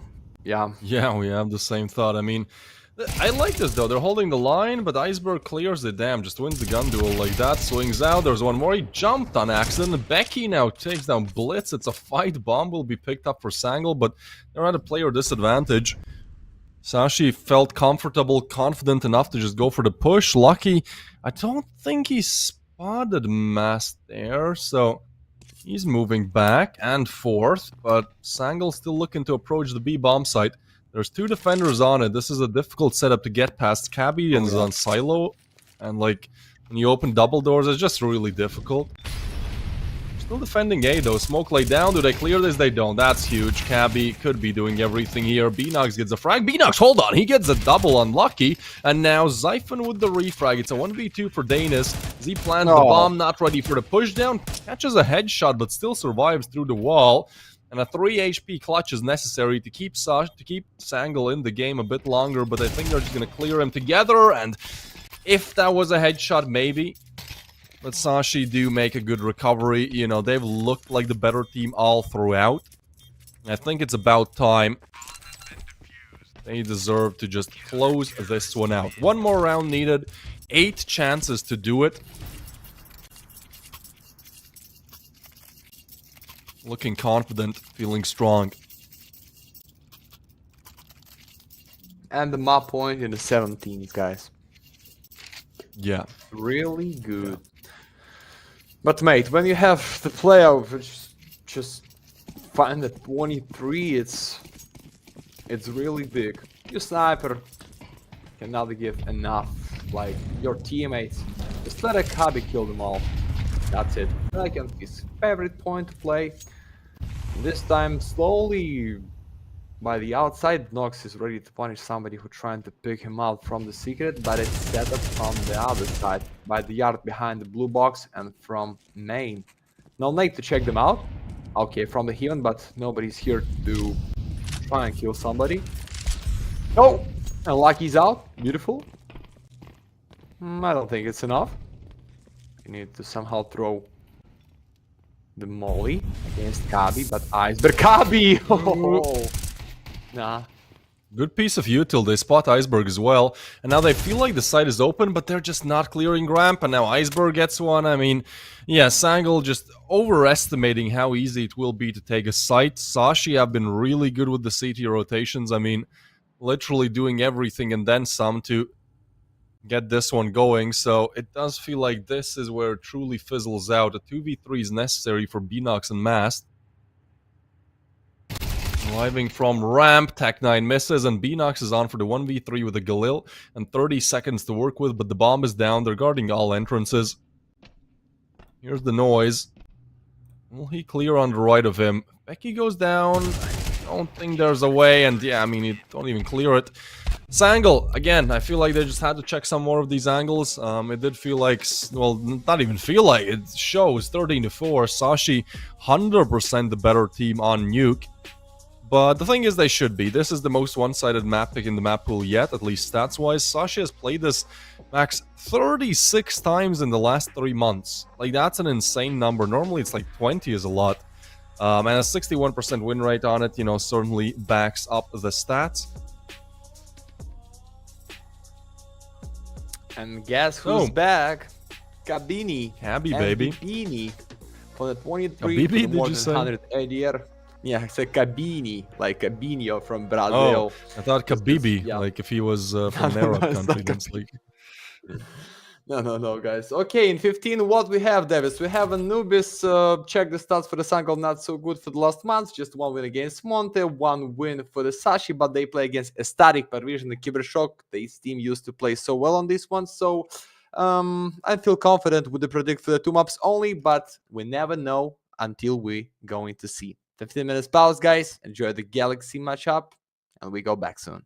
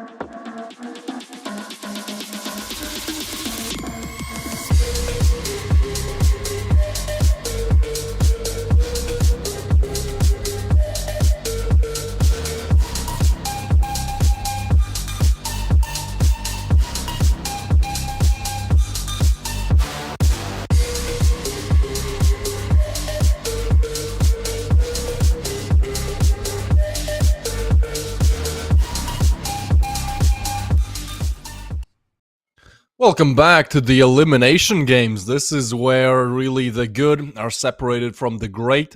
And now, Max, you're looking rather mischievous. What do you think about this second map of Anubis coming up? This being a pick for Sangal.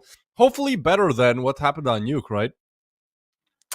Yeah, guys, should be such a really and fast for the Sashi because they solo in Kabi for the 24 or 23 kills if I'm right. It's not the big deal. He's just for the most valuable for the anyway. I know who's want to be in the playoff so much, and I hope that's the boys for the Sangal too. Yeah, they picked the Anubis.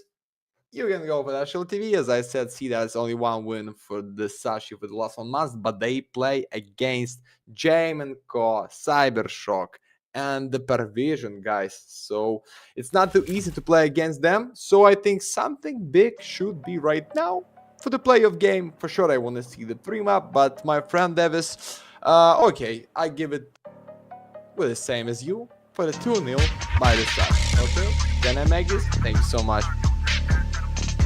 Alright. Switching it up, huh? Well, I get it. I get why you're doing it. But I do remember what happened in our first elimination game today, right? Because Flux, they were pretty much in the same predicament. Novaq just beat them 13-3, and then what followed was 13-11 and 13-11. So we'll see how this one goes. Again, 100% should be a closer matchup, given that Sangal just did not look like they knew what they were doing on Nuke, which is fine. It's a new roster. It's just about playing good on your map pick. You don't have to convert both. And Sashi are looking to just walk out towards connector. Good shot with the dualies. Cabby is there for the refrag, though.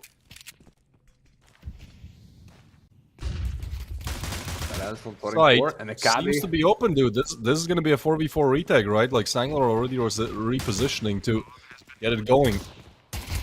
Yeah, young Kabi for open, but then Blitz. Okay, for the nasty headshot, but then Becky. I think he's ready for the second kill. I don't know why. Just my heart tell me it's the Danis for the refrag. Okay, but you walking too long, Zyphon. Like, you just stay behind. If you want to win, no need to pick, because you have teammate with a beautiful position with the first one, but no defuse kids, guys. And is lucky with one more. Oh no, he's just trying to sit. Just play for the time. You see that there's no defuse kids for your enemy, Zyphon. Yeah, that's already no time. Beautiful play for the Sashi and the squad. Squad. Blitz is out with a double. First for Sashi. Great start for the enemy's team, for the strongest side, which is T here. You need to know these guys. 1-0. I don't know. Yeah, I loved how they played it, right? Zyphon just was patient, knew he did not have to overpeak, knew he does not have to take these gun duels. Kind of assumed that there was no kit in play. There was a world where if there was a kit, 5-second stick would have come through. But that's a very bold move to go for. So a great way to put the first on the board. Zyphon had no emotions after that clutch as well. I think Sashi are really just locked in. They want to get to the playoffs. They know they're a team deserving of playoffs, and in their minds at least, even more. And I'd agree with it a little bit. I do like the addition of Becky. I think it has improved the team quite a lot. And they're now looking to go towards B. Guarded by the force buy of Sangal, which if it fails, should spell 3 for Sashi. Damage has been delivered on Cabby, but Zyphon is the one to get the frag. But with every rotation coming in, I have to ask myself, Max, do you still want to pursue? I don't know. Even Cabby is red. Which is star player for today, and they find him with a nade, but why not? You think there is no chance even they play almost 2-4? But lucky, I missed the point to kill the water push by Dennis. Oh no, guys, it should be bad for them, but lucky. Just for the refrag, for the empty A side of the smoke for the mid.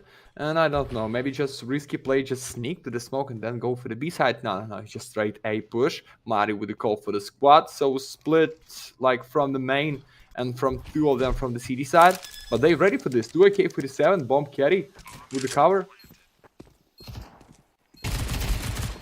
Nah, if that is, it should be double. It's not from the Heaven. Oh yeah. Nice play by Sangal. Again, I feel like they will be looking a lot more comfortable on Anubis. It's a lot of times when new rosters come together, like, you just don't have time to practice 5-6 maps. You have time to maybe get one down right, which is your pick, maybe Yeah. a second and, you know, third one for the labs, but yeah, it's one permaban map that you can pick. I mean, that leaves you with 6. I think Sashi struck gold with picking Nuke, because again, it looked like that's probably one of worst Sangal maps so far. But returning to my point, Anubis is picked by Sangal. They're looking confident on it somewhat. They win against Monty and Permita, which is interesting because Permita is where 3 of these Sangal players come from, so they literally beat their homies. But they have what? Dude, they have 65% win rate on the CT side. Oh, am I seeing this right? New meta. That's a spray down for Sangal, easy, but that's crazy. Anubis is the most T-sided map in the pool. The by far 65%. I mean, it's a 4-map pool, so it's fine, but I still want to try to figure out how this statistic is possible. I don't know. Maybe you can check the previous matchup that was against what the team, how they played Anubis, how many rounds that was on the T side, who take the pistol round, guys. But it's too much, like, for the stats only. We here for the some energy, for the Galaxy, for the playoff, for the highlights, and for sure, we going to take this. Masked. That's enough damage for you. He dropped down. There is no sound by Iceberg. What? You cannot hear him out. Oh no, it's easy kill from the back. Guys, come on. Oh, something crazy is going on right now. Okay, so for the water and for the con, it's gonna be no way to play. They're trying to punish Dennis with the molly, but Beck is still waiting for the push. And Zyphon finally open. Now, Dennis, just stay alive. Your teammate's so deep in the beautiful position. You need to use it. Not your own push, but it's fine. Zyphon is red, so maybe chance to catch him out. Mary. Oh, why step? Maybe it's bite. Maybe it's bite step for the kill by Masked. Okay. Yeah, this is really smart because they're just going to be over-focused on this player, and as long as they don't clear Masked, like, he should be getting multiple frags here. Oh, the clear goes there, but Masked is just on the edge, holding the line. It's a huge double for the Sangals. And now 3v4 is underway. Lucky. Wow. Masked what? Mary gets one. Sashi just looked blown out of the water here in the first rifle round. It's Cabby on for the 1v4 now as he picks up the bomb. But he's locked in from both sides. Closest one is Blitz. He's there with the M4, and Cabby's just not expecting Blitz to be so close up. I don't know why. Wait, okay. He's looking at us, guys. Don't ask. Just don't ask. Yeah, no, to be honest, they take the risk to drop down with a, like, huge sound. But Iceberg missed it, maybe because of smoke open up in front of his face. Maybe he was so looking for the main push. And right now, yeah, we're just going for round number 4, gentlemen. Stack of pistols. Set up bringing one more for the defense. But we don't know for this one. Okay, right now Iceberg's still waiting for somebody trying to push in, but not right now, my friend. Need to make in the previous one. Masked through the smoke. Good one. Look how close up Beanox was there. He was literally spraying bullets. Like, if he didn't have crouch there, he would have gone down Iceberg there. Push comes through. Danis with the frag. Alright, that's around. So 4-4 Sangal. Now, it could be that their CD set really is just that strong. I mean, what we saw so far, that previous round was insane, the setup. Still, it's Anubis. Like, Sashi, if they want to close out in 2, they have to start making some rounds appear on the board, especially this rifle run coming up now.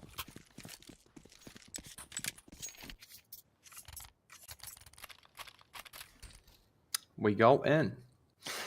I don't feel right for the Sangal, as I said, guys. It's just no practice if we talk about official games on Inferno. So even it's gonna be the same what we see on the nuke with the 4 rounds only. It's like the map pool when you need to take care of 2 maps. Okay, as you said, Davis, you take your favorite, you can play here, but what about Decider? What about Inferno, which is T-sided too as Anubis? But we talk about The D side right now of Sashi. Still with the one. Becky cannot dodge the nade, but Zyphon can find the open. Beautiful. Only the mid, nade the mid, Zyphon, it's just straight way to drop down for the mid side. No, it's the fine second kill. Zyphon, why so serious? So looking for the double. Find the majority, clean the whole space in the mid side, maybe with a chance punish Bnox, which is like with no sound, step by step, want to help his teammate on the A side. Matter because he's with the info, guys. Somebody's in my default, help me please. I'm here solo, they can split me out. And a Zyphon, no way. 6 bullets. Damn. Not ready for the second away, but both not ready. That's 2 kills now going the way of Sangal. They are lit up towards heaven. That nade is going to be huge. Boom, but still Phoenix survives. I guess Sangal are keeping this competitive is insane. This is a 2v5. Low HP, like Sashi are so worried they're just going to go B. But the rotation's already in place there from Blitz. I'm not sure if they're going to be expecting him so close up. This can still get messy. Blitz has been really good. The Romanian talent addition, firepower-wise, the Sangal is huge. Weird timing. Almost. It would have been nice, but yeah, now Bnox is on non-existent HP. So that's a save. Sashi have found a way to the second round. Mr. Bnox for the save. Like, he's looking tired. Like, he's after the training, maybe just after the practice session on Inferno, because you need to prepare for the playoff. I don't know why, but maybe he's out of shower. Because of his wet haircut. But it's just my thoughts, guys. Kinda looks like it, yeah. Yeah. Boom! Second for Sashi. 10 grants for the Bnox. It's too much.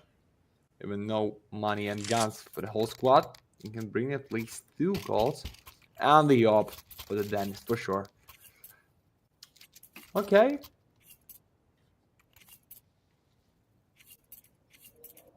Just 4-2, guys. We need to see second side.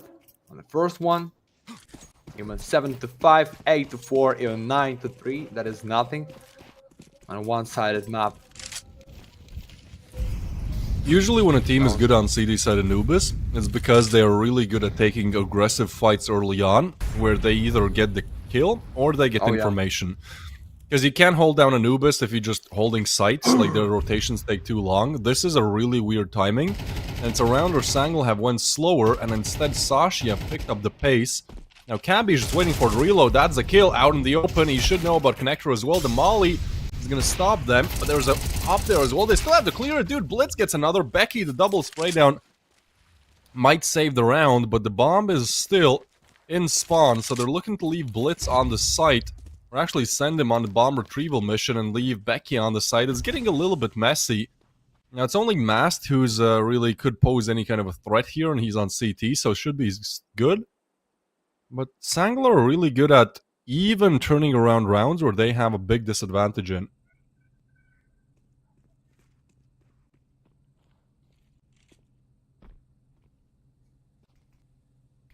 They're trying to gamble about A side.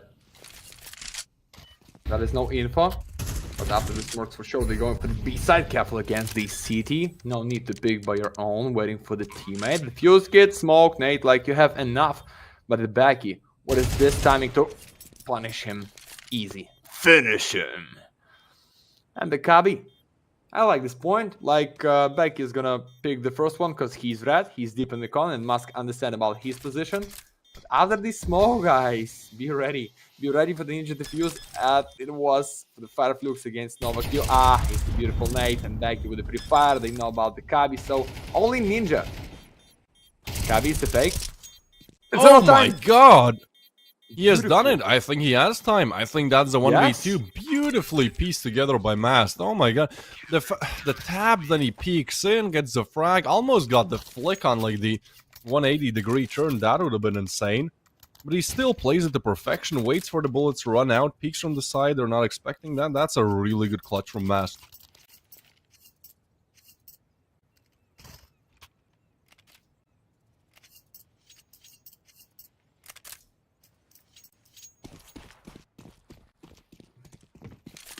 Now up for Lucky. Maybe that's why he's just with 1 kill. Still, give him something with the scope, guys. Maybe SG, maybe Scout. Yeah, we both put him as like we said the top 3, so maybe let's say top 5 best operas in Galaxy Battle, but hasn't exactly been a map where he delivers. But it's difficult. Like if you're an opera on T side of Anubis, like unless you have the op, you're gonna be at a disadvantage. Trying to rotate back. Sashi are playing this very slow. They know what this round means. Losing it is being sent back to pistols again.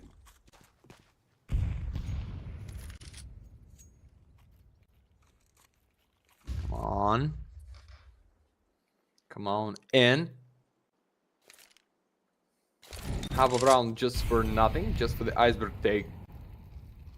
His chance to be the first one who start the build split on the B side against Bnox and Blitz. So these 2 gentlemen is just the 1 flash and 1 molly. After the smoke, you can push it through the main side. And 1 more smoke on the main. Maybe Mary. Oh, this can be a huge one. So bad you want to kiss him just in a helmet, like, mwah, if he trying to go in. No. Want to say behind the box, but the main stack is pushing with the bomb. Oh no, you missed it out. Nice fake for the B side, but that is Mary and Blitz. No chance, guys, to win it. There's just no time to plant the bomb. I think you need to save your K-47 and Galil for the next. Like you with a kill. Come on, boys. It's round number 6 for the Sangal. Great start for them. Just not trying to going down after time is out. Beautiful. I feel like that 1v2, that 2v1 broke them. They should have converted that one, man. That could have been 3-4 at that point, right? That could have been a close game. Yeah, you might have a slower start on the T side, but again, Sangal are really good on the CT of this map. Instead, this now turns into...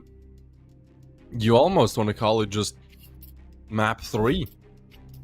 6 on the CT side is insane with 4 more rounds to go. Tac pause for Sashi. Sangal's Anubis really is looking strong as of recent. It might be a new team, so they're not good on all 6 maps. You know, Nuke certainly not their best, but at least they're good on the map that they pick. You know, that's as far as you need to push it to map 3, which would be Inferno, which Sangal have played 0 maps on. 0. Thing just has not happened, really. Sashi with 6 wins out of 18 played, which is not great either. Might be a bit of a weird ending if we go to Inferno. As it is looking rather likely now. Sashi, man, they need like 5 here. 5 is 100% needed. Nice shot by Cabby, though. Blitz with a nade, Matter with a kill, but why you decide to push in? You understand, it's a sniper trying to use his pistol. It's the use. Come on, Lucky. Just punish him. But really close. Blitz from the back, and the bomb carries on the A side. Oh no. Zyphon, why so fast? Just trying to chase water and only then go in. But it's fine. Half a round for the Lucky to find the decision. Mask, don't tell me you just drop down like this. Surprise, surprise, into your face. And okay. We like this as the audience, but give it a bullying on round number 10 on the second map. Only in best of 3 for the playoff. I don't think it's right timing for this one. But it's fine. I like this. 7-2. Yeah. Still no op for Lucky. And still no kills for Iceberg. Mate, I didn't see this before. 0 to 9 kills. You're so cold, Iceberg. You're really so cold for the impact on this map. Mr. Ice. Oh yeah. Yeah, remember when you joined me in the 2-1 prediction, the 2-0 prediction? I believe the score was 2-0. Or 1-0, in fact, because, yeah, Sangal converted the second, and then Sashi just had 1 good round. I don't have much to say, to be honest. Like, I don't think Sashi do either. You can see Iceberg is talking, but whatever they've been saying for now has not been working out. A player advantage. Normally, this would be, I don't want to say the round done, but like, you know, there's one player on B side, you have a player advantage. Like, that's a round as easy as they come. But Sangal have just found ways upon ways to shut this down. Good timing on the peak, and see, these are the cheeky ways how Blitz will find one. Lucky with the shot, though. Two arriving from CT, one from Temple. Oh! Bam. Lucky All right. one. And they're just trying Yeah, to but fake, that's like, how it's been going for Sangal. They just look so good. Blitz is going to continue on with the retake. This time the time is really low and there's no smoke. So at this point it's like just defuse the bomb and hope that, you know, the team can bodyguard. Lucky will have the spray down. But if he goes down there, that could still be messy. Sashi after a while, but they do find the third.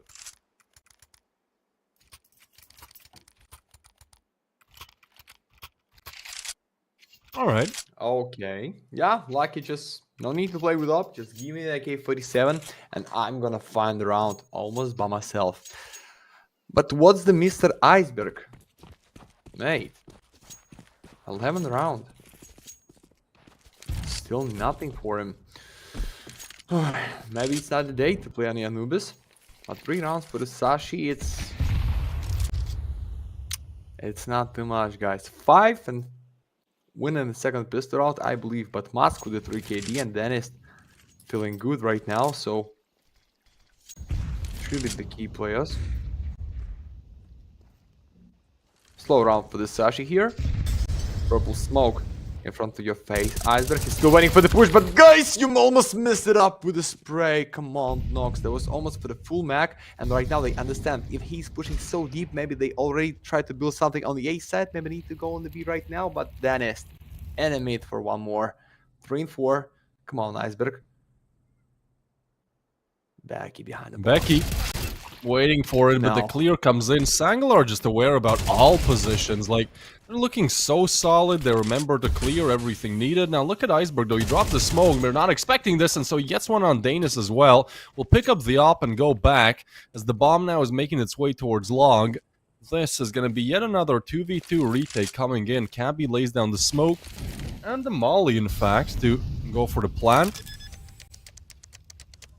They've sticked the landing. Now they just gotta remain on the runway. There's a backstab coming through from Mast as the timing works out for Cabby, and that's a nice clean flick. 1v2 for Mari necessary. And Iceberg, it was the same position, but this time he does it. Good stuff. Alright. 4th on the board for Sashi. Smile comes through. They might even start to believe it, and I know the scoreline looks pretty bad if you consider kind of the Anubis meta of T's normally having 7-8 rounds at the end of the first half. But Sangal actually have a 65% win rate on the CT side of Anubis. And like 4 maps played, so maybe the data pool could be bigger, but that's still a notable statistic. It still feels like, you know, Sashi can at least make it a competitive game. And a big opening for them is certainly the fact there are just MP9s and pistols on the side of Sangal. They've already lost 2. The push didn't work out. There's still one towards mid, but Mask kind of knows that if he pushes through, he should be expected.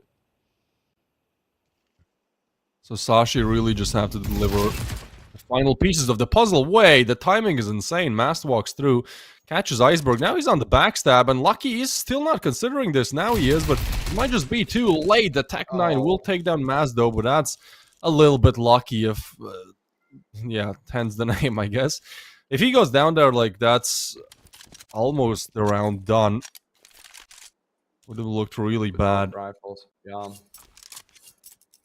Well, there's now 3 and 2. It's still the chance. They have Mary. As we know, guys, 5-7. With something close, almost like with a gun to your helmet, it can be big. We saw a few setups on the ramp and the nuke when they played just with the pistols, and that was really great. But right now, enough time to go into the A side, into the B by the city with no sound. So I don't think in the post plant option to win it is the chance for the pistol. If you met him in front of the face, as I said, is the chance. But right now, I think it's 5 for the Sashi. And oh, I forget the right exclamation mark Galaxy into the chat because I won a free skin, guys. Don't forget about this, huh? This can be the last one because we can end this best of 3 in 2 maps only. And no decider for the no more skins. 2 in 3, no reason to save. But one smoke only, no defuse kit, set up from the main. They see how Mary is pushing, and Dennis, which is sniper. Mini up in his hands.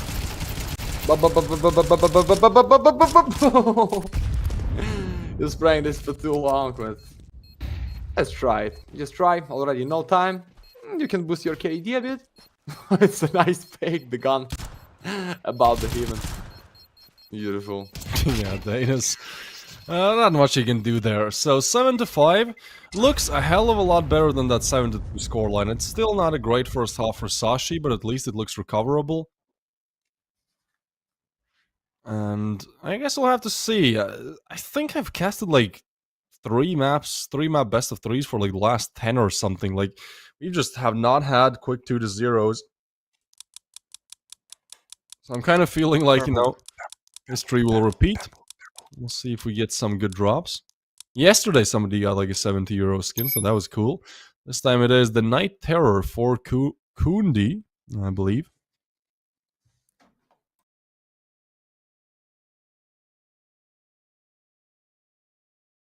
Somebody trying to ask me, okay. Yeah, I'm a mid of the world, yeah.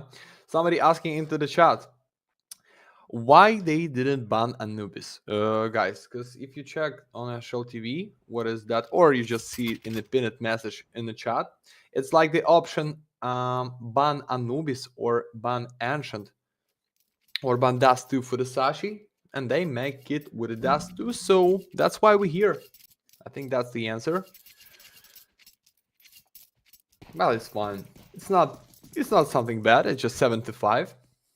Find the win in the pistol round, and that's it. Iceberg start to play in just with 3 kills, but it's enough. And you see this gas in 4 on the A side. Oh no, it can't be beautiful fight. Iceberg deep in the corner. It's a nice flash. Or do young cowboy ready to put some faces? No, it's blitz. It's no refrags. Damn. It's 1 and 2. Wow. How did that happen, dude? Oh my god. Sashi completely lose the opportunity to close out easy in that round, and that will leave Cabby in a 1v2. Bomb planted, so he should know about one of these players. Smoke is there as well. They're not clearing him for now, banking that he will make a sound cue. But as long as cleared, they're now inquiring about his whereabouts, and this, I think, is about to be a crossfire. Has a good idea about the side player, though. Looking for Danis, but can't hit the headshot. It's Danis with a lot of impact there, and yeah, I don't know how they throw it away. I'd love to see a replay, but it just looked like that was going to be Sashi making it closer. Instead, Sangal with a huge recovery.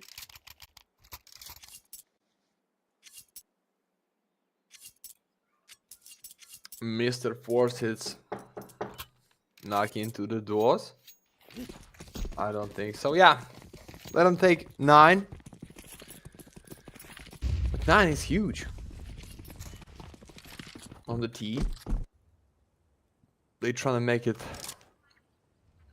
almost with the same way to go in, but with not the same timing. Because bomb is laid down and they still waiting for the push from the B side. They understand. Risky force or full eco, and Nox ready to reach some money. Nice first, nice second. Yeah, it's so easy. Just for the damage against Blitz. Nice profile photo, my friend. Looks like, okay, take a selfie, guys. Just with one-handed. And let's go for the round number 15 with the guns. Still no op for the Lucky. Maybe it's the meta to play on the Anubis. Oh, 1 sip of the monster. Should give something for the meta right now.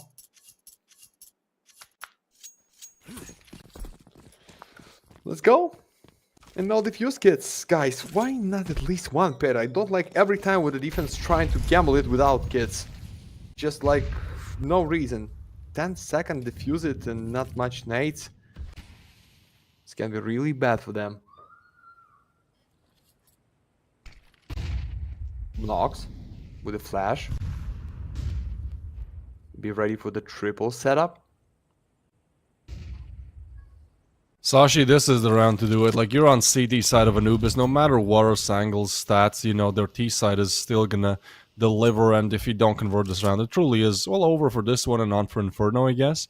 The setup is pretty interesting. We have the jump up spotted, shooting right above and to the left of it, and now the push comes in because they're reloading. Oh, they're overwhelmed. Cabby with the frag, needs to get the double, low on bullets, and low on chances of recovering the B bomb site as the smoke now comes in. 3 rifles are simply too valuable to lose here. It's a retake that you don't really want to save on, but it's also like, well, we don't have chances in it, and you really need these rifles, so Sangal will get the 10th. And we're on for the reverse sweep, baby.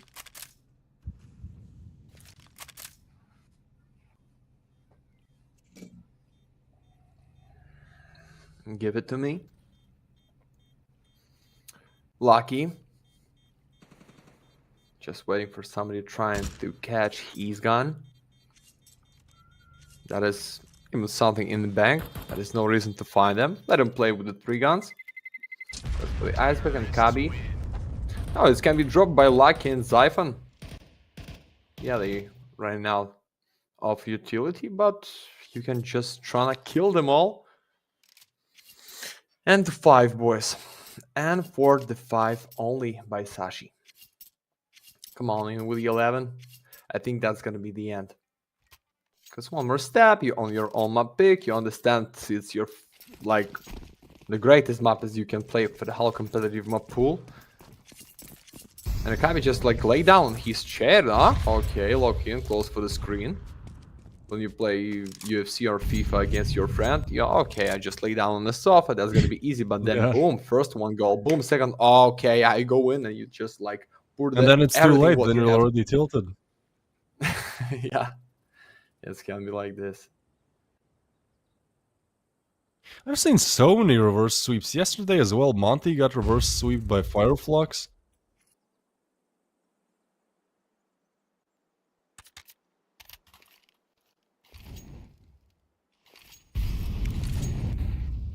And today, Flux reverse sweep once again. It's crazy the way how they made it to the playoffs.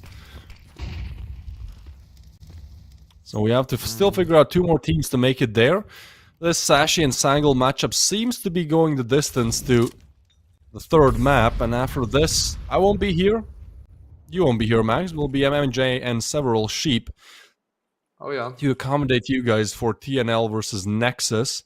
Nexus currently, have a look out for them. They were down 0-2, so they're looking to reverse sweep into the playoffs. This Galaxy battle is gearing up to be very exciting in terms of the playoff potential. In this round, though, Becky still gets aggressive. Mario with the frag. Zyphon gets 1. But again, this has to be your round. The A side is now overwhelmed, and I think they're just going to peek them together. This, and look at this, dude. Nice. The fact that Zyphon gets 1 there is huge. Yeah, it might set them up for something more. Phoenox will hit the headshot, though, to arrive to heaven. And they kind of have to clear Phoenox. They want to get aggressive. They knock the plant, and that is heroic from Iceberg.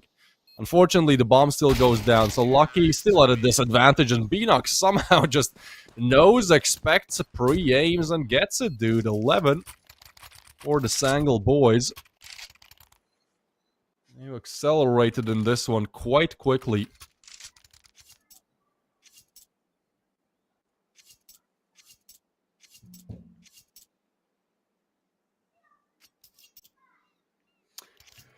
Okay, just 1 more for the map point, guys. And 7 in a row for the match point by Sashi. Yeah, not the greatest map for them to play. It's a big fact. For the stats, for the fact, for the open, for the Kabi, but Lucky and Kabi, 5-3, okay. Put some impact immediately in the start, but okay, they punish Kabi for his aggressive move in the mid. They trying to guess about the B and left only Becky with the famous just with 1 nade and flash. And 1 more time play just with 1 pair of defuse kits. Okay, 1 is enough. Should be enough. But guys, they just trying to gamble even with the majority. Looks like they scary to play against them. Nakinia, Obnoxy first. What about second kill? Beautiful, but it's not enough. Maybe need to go for the A side right now. If they try to build something on the B, it can be called for the Sangal. Molly to camera. Step by step, Zyphon would think about the A side, but they going for the B out of water with no sound. I like this. Zyphon trying to gamble. No, he's going back. There's no smoke in the corner. That's already info about the B side. Oh, nice check. No need to go in. Just make the reload and wait for your teammate. Alright, Sashi. A comeback, but Mast is looking to deny it. Gets the first positions known. Pleasantries in terms of the util exchange. He still has one more flash out in the open. Another flash comes in. He has a nade as well, chucking everything at the issue. Zyphon dodges it. 20 seconds to go. This duel throws the Glock as well. Mast on the angle, 20 HP, but Zyphon will win it out. And that will be Sashi taking the 6th. This is their first CT side round. So many more needed here. Quick.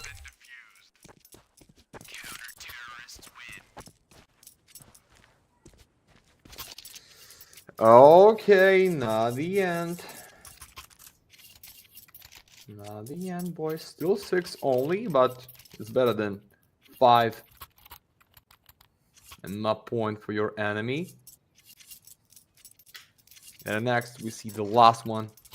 Bye for the Sangal. So, lucky with the op. So, maybe Wonder can show us how lucky he's going to use his favorite gun to play on the mid side from his path. Because we didn't see him like for the whole first one side. Maybe it's the chance for the second. No, between to fire lucky. Okay, save himself with a smoke by the teammate and still in the mid. And that's all about the B side in the split.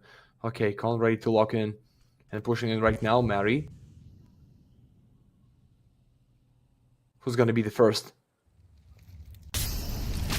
Good molly, missed timing, good shot, Isaac, and yeah, that's a beautiful B take. They even know where Cabby is hiding. Still trying to find him though. He's trying to dodge the bullets. Zyphon actually catches one. Nade. Yeah, that's it. That's how you do it. Danis gets another shot missed from Lucky, and one round might be cool for Sashi on this CT side, but Sangal simply look way too better. Wellbang doesn't connect either.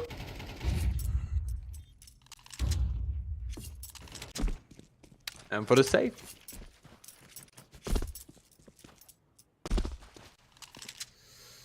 So, I don't know. It's just like Inferno for the decider by the Sangal. Yeah, if Nox, Canteen, and Dennis play like this, like the whole squad, maybe this can be such a big surprise for us for the Sangal to the playoff, but I don't know. Sashi on the boot camp with a great pick for the home up pool, for the great map for them on the last one. Unfortunately, we're not with the gun for the Becky. Yeah, he's going to buy. There's no reason to make 2k, save some money for the next. It can be no next round in 6 in a row.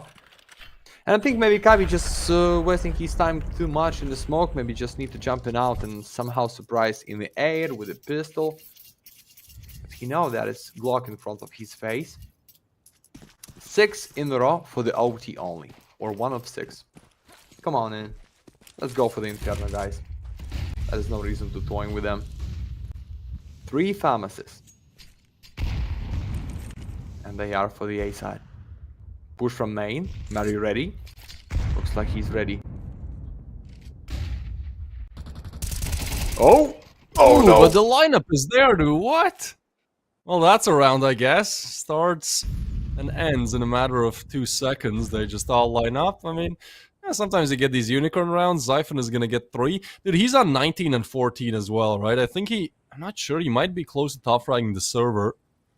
Danis now has been good as well, 17 and 11, but surely not the 1v5. It's good to see Sashi get some more rounds, but it simply feels like it's all too late, all for nothing. As Inferno's still very much in the cards here.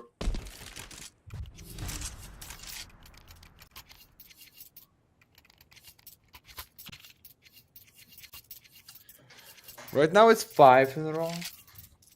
You believe for the OT, Davis? Because I'm not. I think 1 in 5. That's No, not really. maybe with the fake comeback for the 10 rounds because of money, but step by step, Lisbon is getting bigger. They start to understand how they build their defense for the every round. And right now, we're in a few. They go in like this, Blitz, Yeah, with a that's double in the mid it. side. That's it. You're just bound to make a mistake at one point. Like, you can't play defaults because that doesn't work. It only kind of just shine for last round, but you can't keep doing it. So, gotta get aggressive, gotta get some info on the CT side, try to surprise. Instead, it's Blitz shutting it all down, it seems. 3v5 would be necessary for Sashi here. It kind of looks like mentally they're already a little bit checked out, you know, just ready to do their best on Inferno, but certainly Anubis seems to be past them as the site is now opened. Lucky and Cabby against the world. Yeah, about those kills. Zyphon is still the top frag of the whole server. That's crazy given the scoreline. I mean, he was amazing on Nuke as well, so maybe we're looking a bit more at Iceberg and Becky, right? Becky is a newer addition. He normally performs well. I've multiple times said I like his addition. Simply hasn't been the case today. And then Iceberg, dude, he was great on Nuke. Normally he's really good, so yeah, that's something that we were kind of hoping for in the next map. And this 2v5 has been turned into a 2v3. There's 2 kits. Low HP on Cabby, and I mean, not a single reason not to go for it. Beanox wants to take an aggressive fight. Molly burns him just a little bit, and look at his triple setup. That is completely impossible to get past. That is a well-deserved 13-7 win for Sangal. As we'll be needing all 3 maps. Seems like there's a pattern for these elimination games. That pattern is close, competitive. Yeah, guess what, guys? Going for the Inferno. I don't feel right for the Sashi. I don't know why. Even we talk about non-official games for the Sangal guys, but hear me out. It can be huge play. Win the 9th round. Win the second. Will the first. Will the second pistol round. Choose the CT side for the first one and for the T, which is just a bit decided map. But if we talk about most valuable right now, I think it's Mr. Masked, and he deserves almost for the 2k damage. Okay, guys, as always, in 15 minutes, you need to enjoy our beautiful music, and we going for the last one map with the Devils for today on the Galaxy, but not the last one, best of 3. Team Next Level against the Nexus in like, I think in 2 hours after the Inferno. So enjoy us, follow the Twitch channel, and we going back soon, boys.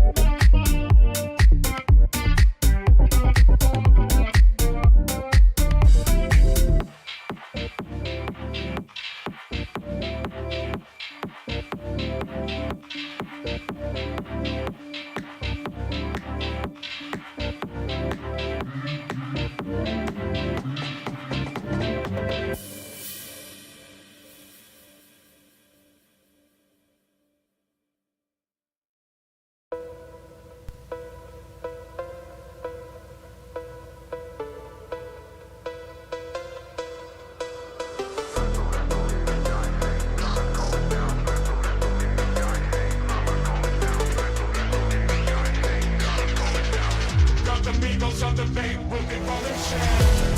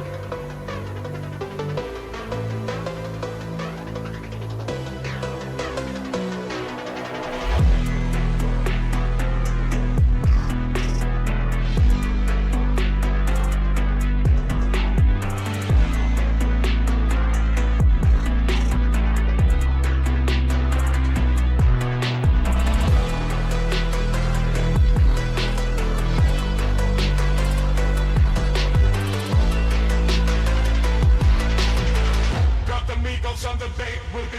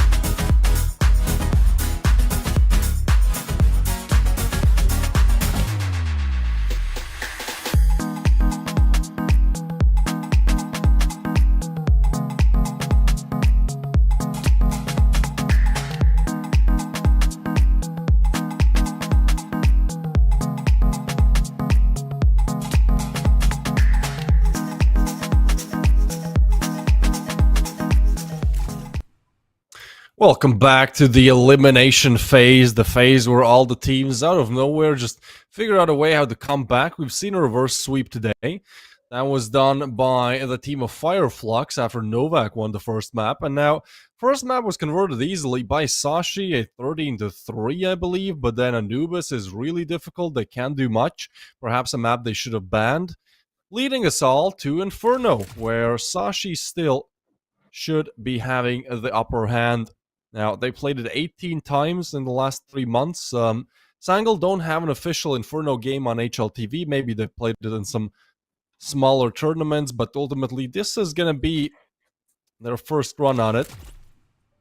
So, people expecting, myself included, Sashi to still finish off strong here. What about you, Max? Oh, yeah. I just like... I feel like everything should be easy for the Sashi, but guys, if you know, on tier S, on tier 5, it can be everything. So here we go for the knife round. They catch Danny so easy. What's the reason to jump down immediately for the mid and find a knife? Okay, it's 2-2. Okay, they're fighting for the side. Looks it's going to be nice to start it for the T. Kabe against Mary, just dancing around the mid, and boom, Sangal for the knife. So you think they will stay all about CD side and end it for the T, which is strongest side, or just for the opposite? That is the defense for them. Here we go. Guys, don't forget for your chance to get something free for our beautiful giveaway, !Galaxy into the chat. I'm on the line already. Want to take Medi CS and maybe some kind of purple skins to my inventory, but right now we going for the pistol round. 2 last pistols in these best of 3, guys. Decider. Lose, you out. Win to the playoff. Here we go. B fight in 3. Okay, Blitz. Young Cowboy want to surprise us behind the wall. That's going to be so slow by Sashi. Okay, and a second mid. Not the B side. Kabi. Blitz surprised us pretty much all throughout Anubis.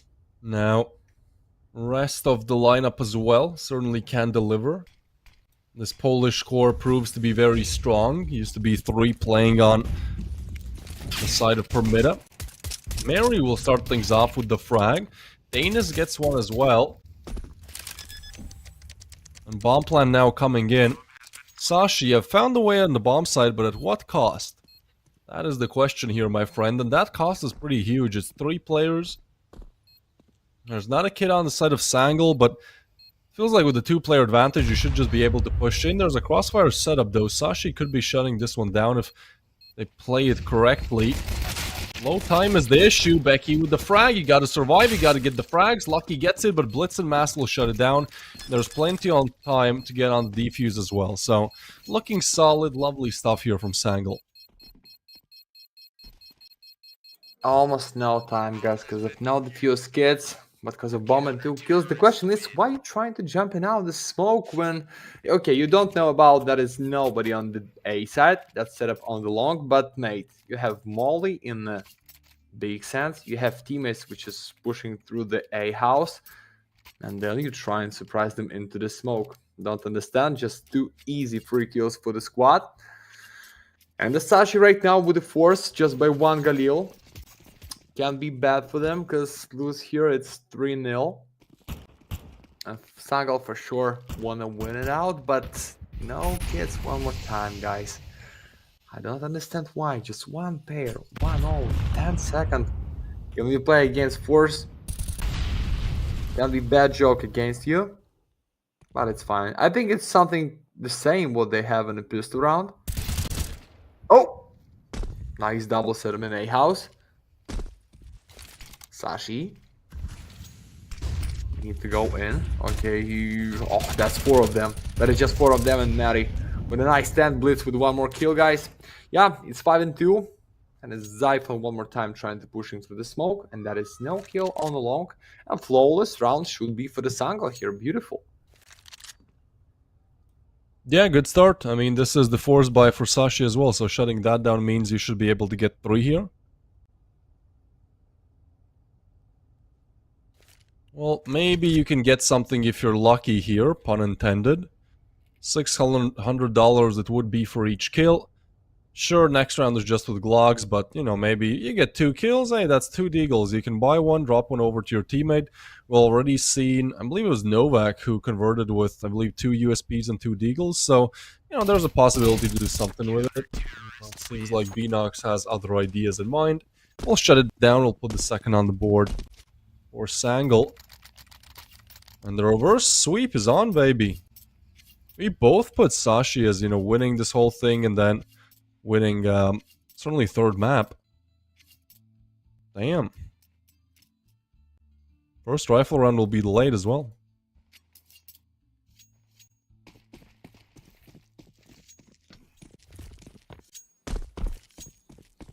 Pistols round. It's like the eco round. Ah, the force. Easy for Dennis. Sangal with a really huge start. And Akabi's out. Yeah, let's go fast for the 3-0, guys. I want to see some guns for the Sashi. Deep stand in the pit with a bomb on the back. They have Lurker as the back with a pit of 50, just trying to kill somebody. Yeah, they have flash. You spray with the rifle. Mask in the left. Lucky. Come on in, Mask. Mask. You need to kill 2 of them for sure. Beautiful. And yeah, so easy. 3-0. Let's go for the 1 more. Sangal is fine for the defense. And we see something in the glass. In the cup of Mary. Something that maybe it's like Pepsi. Looking so dark. Pepsi. Maybe. Alright, tell me, over under 20 rounds. Do you think this... Because it was 13-4, right? We thought Sashi are done with this 2-0, then it's 13-7. Like, okay, Sangal came here to play. Do you think this is ultimately the decider, nobody's pick, so it's closer? Or do Sangal just kind of continue with what they've been doing? I just want to know what is going on in this round, but I think like Sashi can win it still. Just find this 1 more. That's gonna be start of their streak. Zyphon with a double. Oh yeah, beautiful play on the banana. Mary just tried to run it out. I still think about win for the Sashi, but right now, not for the 2 maps. For sure, it's gonna be for the 3. But too much money for the Sangal. You see, it's gonna be almost 10k for the Mary in the next. It's like more than 8, because minimalist bonus after streak and 3. But B-side looking fine. The problem is 3 defenders close for the defense. Ready to punish them somehow with 1 nade, with a few flashes. And just I with mean, one they have player, the the fuse gamble, gets right? the blitz. Yeah, just a big gamble. Well, that's cool. Sometimes you put it all on black and it works out, but I mean, the odds are seemingly not in their favor. Blitz will find one though, and now they, yeah, all right. I think they see the assist as well, and they're just like, okay, let's evacuate as quickly as possible, go towards A. That's left completely open. It's a really good call from Sashi to bring the first rifle round, I think, to close. Like, I know Sangal are staying B because, you know, it's not confirmed the rotation's there, but I feel like they're saving here. Although cash is there if they wanted to pursue it. Oh yeah.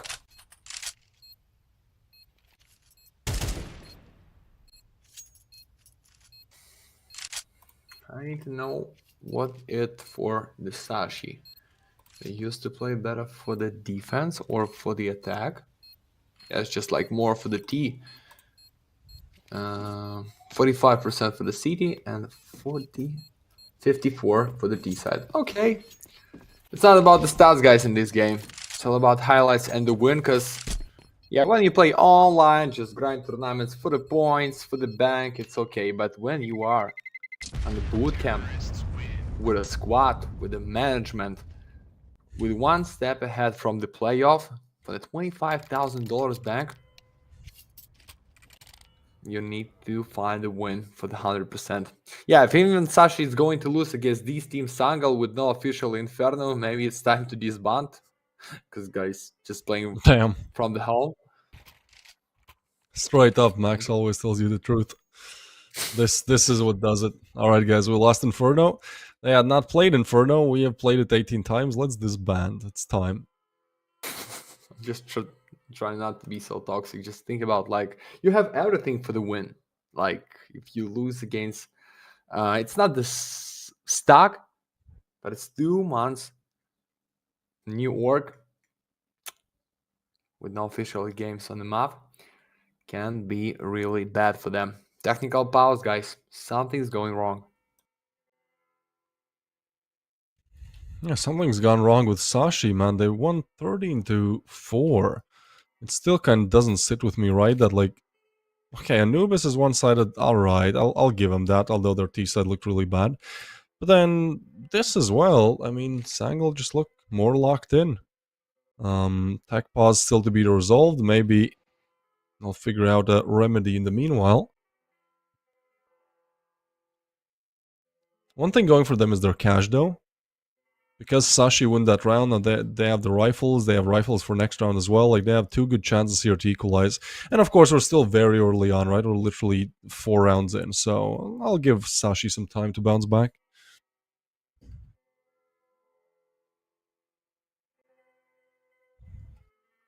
Come on, guys. It's 6 maps for the 2 best of 3 for me and Davis. What are we waiting for? Let's go for the Yeah, fight. dude, Maybe wonder. it has felt Yeah, like yeah. a long day yesterday as well. I don't know. Again, I think from last 5-6 best of 3s I've casted, every single one has been like 3 map finishers, reverse sweeps, crazy score lines. Haven't seen an overtime though. That's a little bit weird. Honestly, wouldn't complain too much if this is the map to do it, but I would complain if this tech pause goes on for too long. But obviously, well, we can't change it. Just gotta wait on these players. I had the worst tech pause ever once. This is like a year and a half, maybe 2 years ago. I was casting the Baltic LAN, which is basically Latvia, Lithuania, Estonia, you know, my home turf. Just like the best teams. And so there was a LAN, like a big event and whatever. I cast in front of a live audience. It was really cool. But it actually didn't start on time. It started like 40 minutes later because like you let the players to go to their PCs right on the LAN stage. They can, like, CS is installed and they can add their config and whatnot. And one of the players just for no reason at all just uninstalled Counter-Strike. And I guess the internet in the venue was like very bad in terms of speed. So literally had to like postpone the first game for like Oh, 40 God. minutes just to wait for Counter-Strike to download. And we never got, I think they might have done it on purpose because we never got like a reasonable explanation. You know, how did you accidentally do that? That was something. Yeah, the worst part and Esport, guys, it's weight. But it's important part because sometimes teams used to play so slow, use their second timing, but not like right now on the banana push. Nox, nades on nades, Nox splits. That is nice volley. They full blind for the open, not for the refrag. Zyphon with a double. He should be the first one for the open, but then they have nothing on the B. It's 2-4. It's time to save. It's already time to save. Half a minute for the B side. Woo! I like this fast push. Come on in. Maybe with the one more, Sashi. Because waiting 2 minutes, then you're trying to plant the bomb in the last 1 second. Sometimes it's just killing me. It's for the first one, best of 3, it's fine. But when we are decided for the second one with the Davis, I hope you just understand what I'm talking about, boys. Just want to see something really nasty and fast. Need for Speed, Medicias, only on the Galaxy Battle.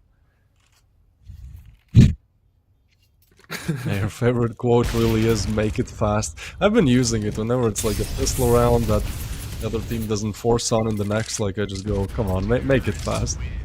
So, Oh! it's Inferno. Oh! Though, so. Damn, nice nade. Yeah, beautiful.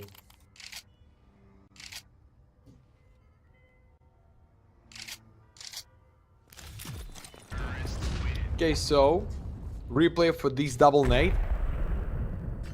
Or then it's maybe just after first one you need to step to the left. But how he gonna know? Last one here. Last one by. Half of the gold bonus for them, so it's just a chance to save some guns. Load nice one more time and start off the banana, so no fast push on the B just right now. One more molly, one more flash, mask behind the wall. Zyphon is gonna be face to face, kissing each other. Oh, no refrag with the jumping out, mask with the double, beautiful. Come Damn. on, boy. Nice shot. Yeah, it's a big double. Looked like Sashi were kind of ahead of the play here on the T side, but I mean, Sangal are doing what they do best, and I mean, this matchup is just a surprise. After a 13-4 nuke, this is what we come down to. 3v5 situation where the bomb is dropped towards banana, and Sashi will really taking their sweet time. Figuring out, like, again, you have the cash, so no reason not to go for it, but just, like, seems so difficult to get past the setup. They choose to go towards B, but the smoke is timed perfectly. So that will keep them at bay for now. They try to go for the setup. No rotations made from Sangal yet. The util will now start raining in, and now we can see Dennis rotating, but there's a smoke. There's a world where they can just take down Mast, who's actually low HP, so there's a flash to assist. At this point, you just gotta run down time, wait for the rotations to arrive. There's 2 from CT, they want to get on the side. Big flash, 20 seconds, you gotta plant fast.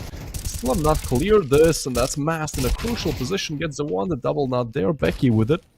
But time, guys, you gotta stick the landing here. Bomb will be going down into 2v3. No chance. Or it's still the chance. Kabi, the star player from the first one map, ready to find CD or George. Kabi, oh! Okay, you understand. Sniper is here, so the AK-47 from the opposite side. Kabini! But no! Close, really close, but Mary. Take the joy of this patch. Round number 4 for the Sangal. And that is good one. And he's got Sashi Sports with enough money to buy in the next. But Kabi right now just with the first one kill for them, yeah. Yeah, hears me out. Mass kill with the double was really great. Yeah, the finisher, man, the second shot is insane. I don't know how he pulls it off.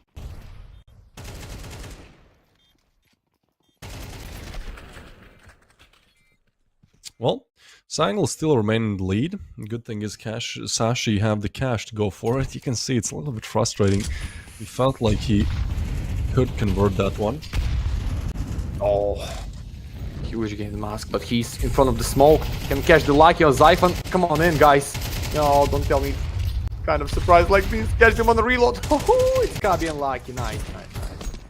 Unfortunately for the squad, but 5-3 in the start. But Blitz with a double kill. What is that dance in the mid side? And a smoke, and the A side, and round number 3 for Sashi, and I see no money in the pocket of Nox, and maybe it's the same for the teammates, so Nox, step out. Oh, it's almost, when I go to the bar with my friends, I just, almost with the same angle as Wander give us, under the table, between, just after a few couples.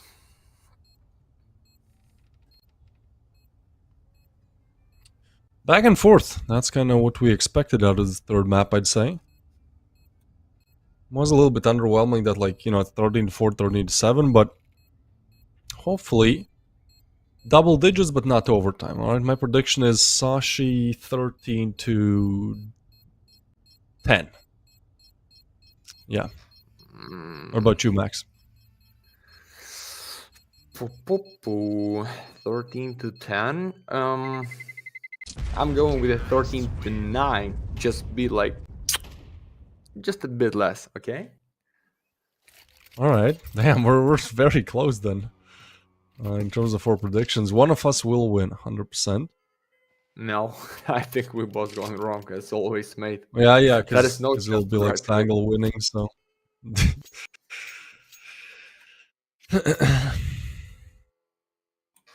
But okay, when you play for the default, just stand your position, take control of the banana. It's fine. No official games, we understand. But how they going to attack? Just with a fast push and rush on the B side? You need to prepare something. It looks like Sashi feels comfortable with this, like, rotation, pretend, and proceed immediately. Like, play for the last one time, in half a minute find a triple on the B side. What about Sangal? If they ready for the T? That's the real issue. And I think, Iceberg, what is this? You're so cold. You're so cold. That was like, I don't know. It's like He Peter is Parker really made the Mr. shots Ice, of isn't he? Spider-Man. Yeah, just like jump and click. Beautiful. Yeah. This is beautiful, man. We get an equal scoreline again. I don't think, like, I think the most rounds string together has been 2. So, a real back and forth one in which Sashi now take a small comeback.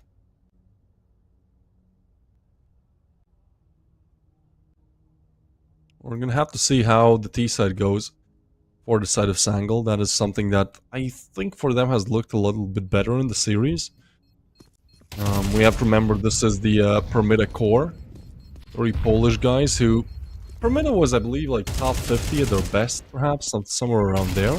They were just kind of an up-and-coming team, you know, just a couple of Polish lads wanting to play together and doing it very well. They're all like 20, I think the average age is like 24, so they've certainly been around the block, right? They're not these young, new talents, they're just probably have played their fair share of like 5,000 Faceit games, you know, you get good along the way. Yeah. And then we have Sashi, which is kind of the new Heroic in a sense. You know, remember when Heroic used to be on their come-up, just like a interesting 5-stack of Danish guys? Well, that's kind of the idea here.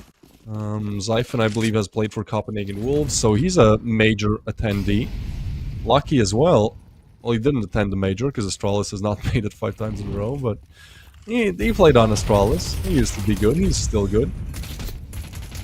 The USPs, though, and they'll just be cleaned up by the likes of Sashi, by the likes of Lucky. Talk about him, huh? Yeah, not so bad for the eco. Fine, 2 kills only. Okay, maybe when we have tactical pause or enough time and somebody is gonna play eco, I'm asking Devis to make tier list of snipers on the Galaxy, but we need to think just a bit, guys. I think Lucky is gonna be in top 4, maybe top 5. But only after maybe this round, okay? Because tactical pause should be for the Sangal if they lose this one, because they lose the lead like 4-1 was the score, if I'm right. And right now it's the lead for the Sashi. Yeah. Like a lot of rounds in a row, beautiful flash blitz. It is no time to put this fire, guys. You forget to check the trap on. No. Oh, this can be big. Matty on the A house. Come on in. 4-2. There is no chance, guys. How you can push on the one and not check on your left. Beautiful. 1-3 for the Zyphon. No chance to win this clutch, I think so.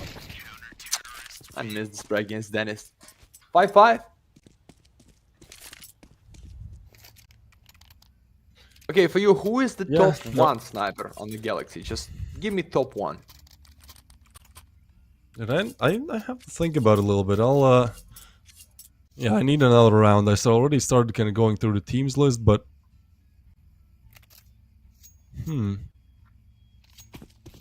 we're talking about just the group stage or playoffs teams count as well. Just the group stage, just for the group stage.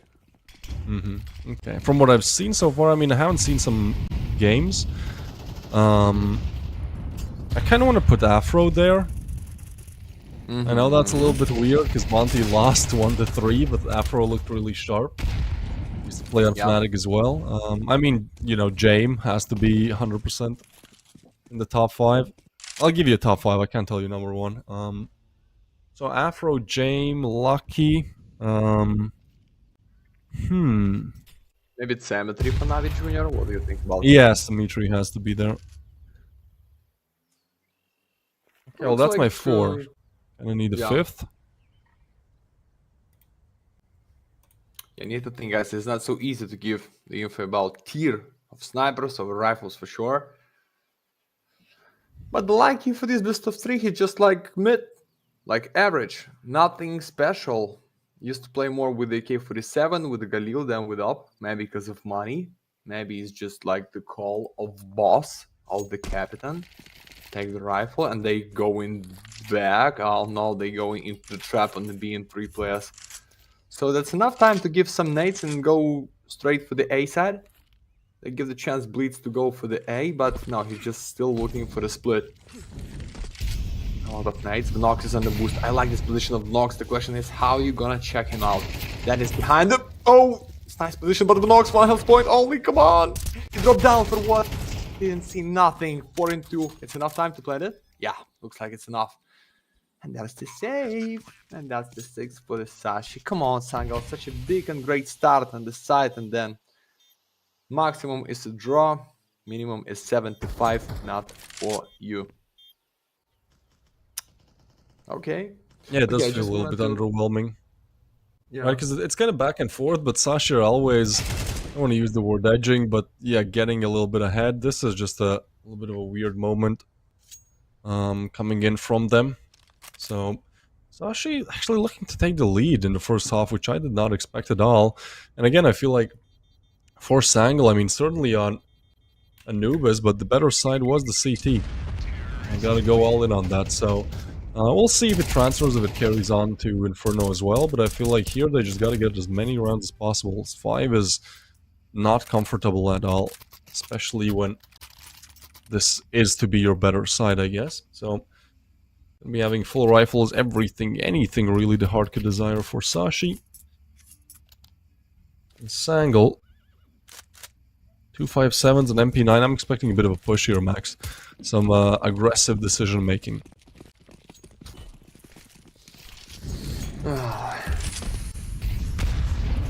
Who's in the Iberial Soul Sniper? And just forget it already. I think they have the good one. Okay, it's all about the Nox open and nice damage against Mask guys after one and Iceberg with a nice nade. So it's the straight way for the B side. When you have few smokes in front of your face, just play. Let him play Zyphon as the first one, because he's without half of health, just a bit more. Molly for the charge, but Blitz gonna dodge this as well. They know about him because of the sound of his steps. No 5-7 today. No kill. Two calls for the... They're trying to gamble for the A side, or they try to save for the next half. What is going on, boys? Come on. 2-4.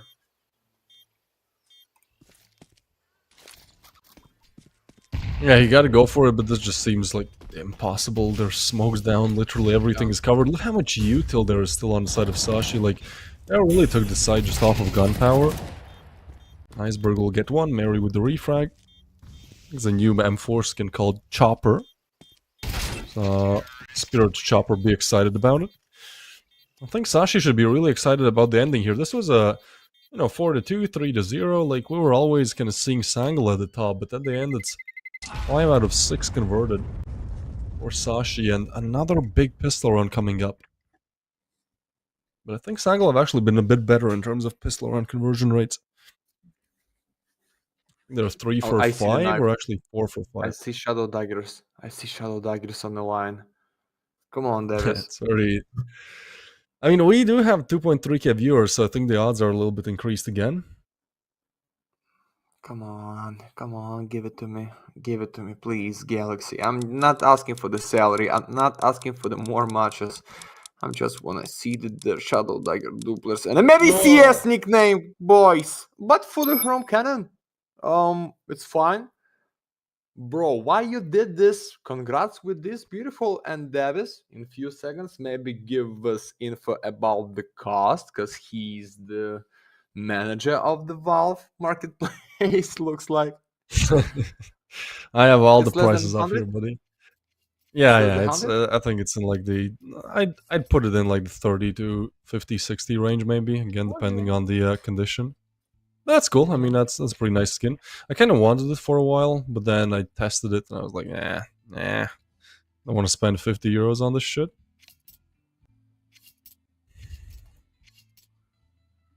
Well, big pistol round coming up. Congratulations on your win. Both of these teams still looking for theirs. This is elimination or promotion to playoffs. You choose your destiny, and this pistol round would be a great way to do it.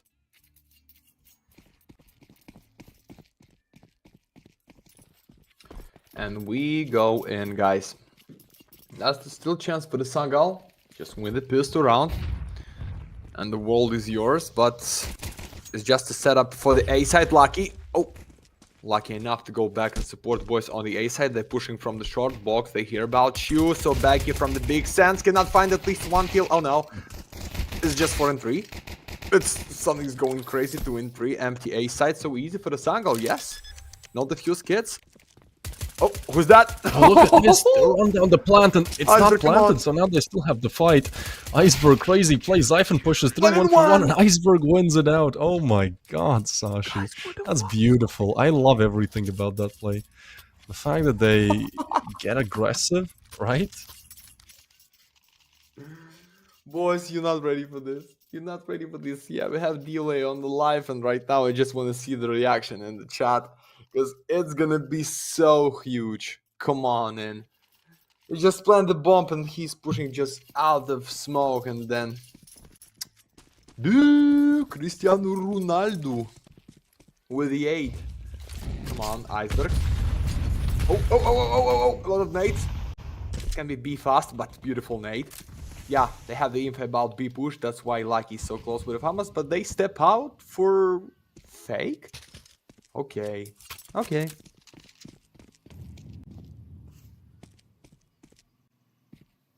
I mean, this is Still a all of chance? Sangal's money, right? Yeah, but they have to win, dude. Like, you lose with the Tech 9s, it's down to Glocks. The quad setup towards Banana. Sashi, they catch some early damage on Iceberg, and I think they're like, okay, let's just not overextend. Let's not peek them. Let them come to us. Surely we should be able to deal with them, given that we have rifles. Smoke now deployed as well. They're waiting for it to fade, but once it fades, this will be a 2v5 for the B bomb site, right? Like, Zyphon and Iceberg have to do so much here. I think it'll just be straight up push from all of these players.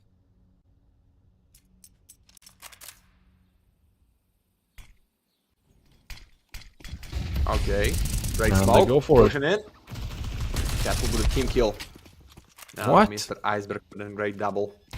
Yeah, somehow Blitz find a kill. Oh! It's great damage. Blitz is so red. Zyphon tried to push it in. That's the reload of tech, but he just tried to fake. Look at the Wait HPs. for the spot. Yeah. Oh, it's MP for the Blitz. Wait, if they going to win this round, I'm going to do backflip in the pause on my sofa. Really? No. Alright. See it? No, you're on. Okay, Seems like they don't okay. even believe it. Yeah, okay. Yeah, I'll give away 10,000 if they win this round, dude. They don't believe in my backflip, so they're going for the save. Just mate, CS, don't break your neck. We're going for the save, okay. The round is for the Sashi, okay. And 9-5. And the bad by one more time, Davis. So it smells like the end here. At least they got the bomb down. Like, that now affords them, instead of Glocks, it affords them the possibility to just force, you know? They saved the MP9 as well. It's actually a better buy than I expected, so the force kind of works out in terms of getting the bomb down and getting 3 kills as well. But it all leads up to this round. Okay, so now you have a better buy in this round. You know, you'll be able to take away some rifles from the side of Sangal as well. Sashi, excuse me, but then this has to be the conversion. It's a lot of early damage. Smoke's laid down, and Sangal just trying to play default, get a bit aggressive. Oh, flash comes in. Iceberg will punish that any day of the week.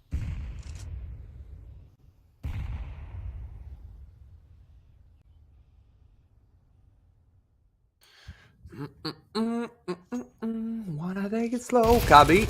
Nice stand. Damn. Easy headshot. Yeah. So, Mr. Lucky, what is your tag here? No, just step out. Support boys on the A side. He understands. Even I find somehow double kill, no need to let him play 1 in 4. Like, that is no reason. We almost in the playoff. Just few rounds more.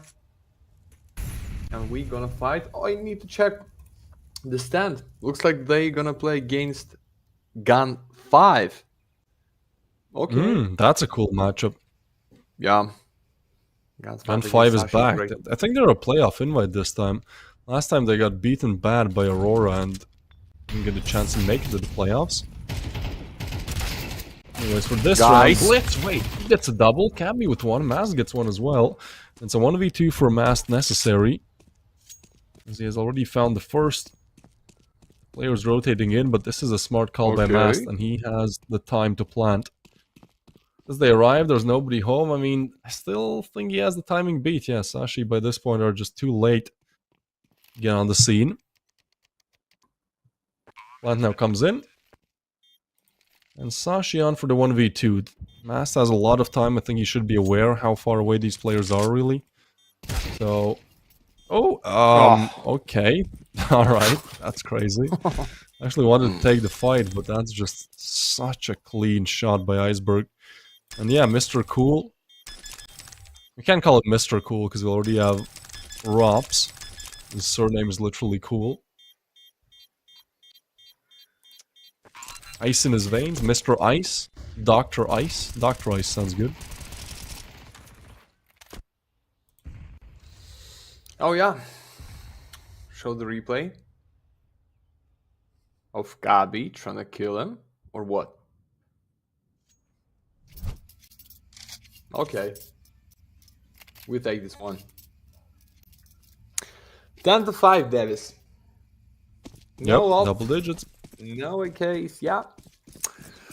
You have 1 rifle round. At least they have good util, so I think they might try to play some mind games here. You know, just like Oh, they missed Molly. take them out a bit. Actually, they're going for the fast push. Becky is on the other side. Trying to receive this. He comes through. Cabby gets the frag. So Blitz is down. 4 more to find, but Cabby is on a bit of an island of his own. So he gets back on the site. Mary now is smoked off. That's huge. You can give that Becky through it from pit, but like... Oh, you still gotta deal with Long. Zyphon is there. That's so good. Beanox wants to walk through. He wants to punish Zyphon, but that's just an insane play to go for. I don't think that's gonna be working out.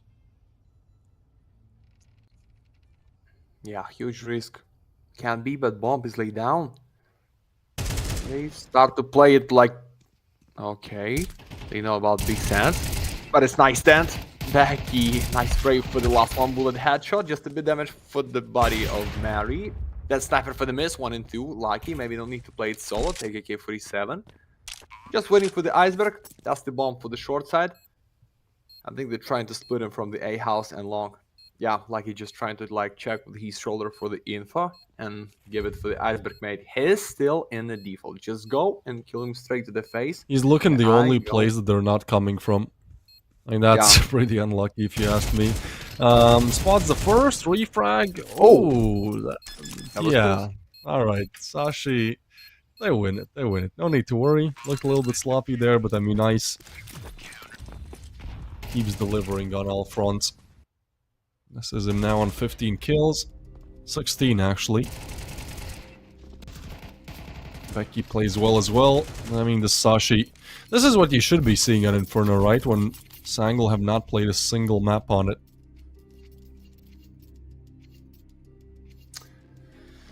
It's not the time to use tactical pause, Sangal.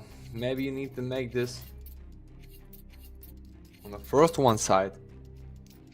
When the Sashi Sports get to the comeback for the draw, want to score 7-6-5, like 5-5, but right now it's just 2 rounds only and still no rounds for the Sangal on the tee. And I told you boys, when you play the default position, like you just stand in the defense with a setup, with a lot of nades, trying to pick them so fast, sometimes it's okay.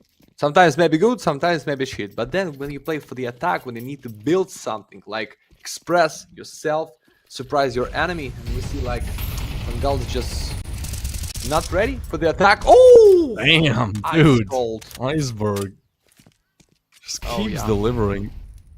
I told you. It's lovely to see the Sashi lineup gain big momentum. Seems to be better than ever with the addition of Becky, who joined from Pre's Esports. And it almost seems like they've done enough. And I say almost because I've casted enough games where, like, if it's not over, it's not over. You know, there's always a chance at a comeback, at some way to convert, although the 12th one will be on the board. Especially if they don't clear Cabby. He's, yeah, just chilling there. Hello, that's one. Third one is found as well. Cabby and Lucky shut this down. 12 on the board for Sashi. That's real quick. Looking smooth. And I mean, yeah, like, 3 of these players in the round don't even see their opponent. Right? 2 through the smoke, 1 with the back turned. Sangal seem to just be out of their depth right now. Still no rounds on the D, and the 7 rounds in a row for the Sangal, just for the OT, guys. Bnox is out with the 6 kills for the 18 rounds. That is absolutely nothing. And even Lucky just with a 9, his favorite gun. It's great damage for him with a double nade. But they trying to make us in the mid side, and I think that's the kind of tilt when you want to make it so fast and you understand we almost out. Just trying to surprise or give them chance to be in a playoff after this one. Becky, nice timing smoke. Lucky, great open, 5 and 4. So you think it's time to say goodbye, or we have chance to see something by Sangal? Come on, boys, split for the long, for the short side, back into the smoke. Lucky shot, Lucky find a double, 5 and 2. So yeah, Lucky with a triple, guys. It's time to say goodbye for the Sangal. Unfortunately for this squad, I like how they play. This new roster have the potential for the 100%, but need to grind, guys. For the few months, for the any other tournaments, not the biggest Galaxy, and this season for the $25,000 for sure. But it's the big fact: Sashi Sports just better than them, and they just hunting for the last 1 kill, and that's gonna be Boom. Gabi 1 tap. So Davis, I'm just wanna give you the last one take, because I just want to hear you out. What do you think so, and how it was for today? Dude, a lot of third maps. I don't want to say it, but I feel kind of checked out mentally for that third map. Like, they just took a toll on me. But yeah, I mean, I'm glad we at least get close games. I think the first best of 3 was really nice to watch, right? Like the reverse sweep by Flux, there was 13-11, then 13-11 on last map as well. This 100% deserved for Sashi. They simply played better. We can maybe write off Anubis for them being not prepared on it, but you know, it is a 3-map series, and on 2 of them they looked like the way better team. And Zyphon certainly looked like the way better player. 117 ADR max. That was really huge, boys. And what? The last one word from me. Thank you so much for being with us, boys. It's not the big drama as we had on the first one best of 3 series with the Davis, but it's still good match. Follow us. I see ya in, I don't know, it's gonna be not so soon. It's just like in a few days, because next best of 3 and then 4-day weekends on the Galaxy. Follow Twitch, follow X, play CS, and stay strong, boys. Bye bye.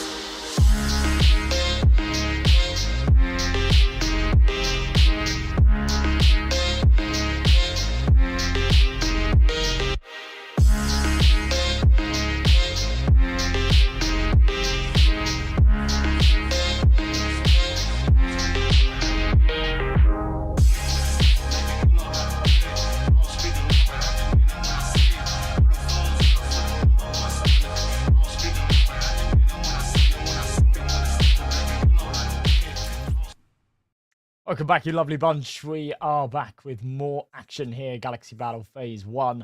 I think it's our 4th best of 3 of the day. It's been another jam-packed one, but you've got a fresh set of faces. It's me, joined by several sheep, and we will be bringing you through our last decider game. TNL versus Nexus. Loser goes home, metaphorically. Winner moves on to the playoffs. And I actually think this is going to be a real good game. I'd tee this up to maybe go to 3 maps. I'm very indecisive as to who's going to come out ahead here because both teams have been on really good form recently. What are your thoughts?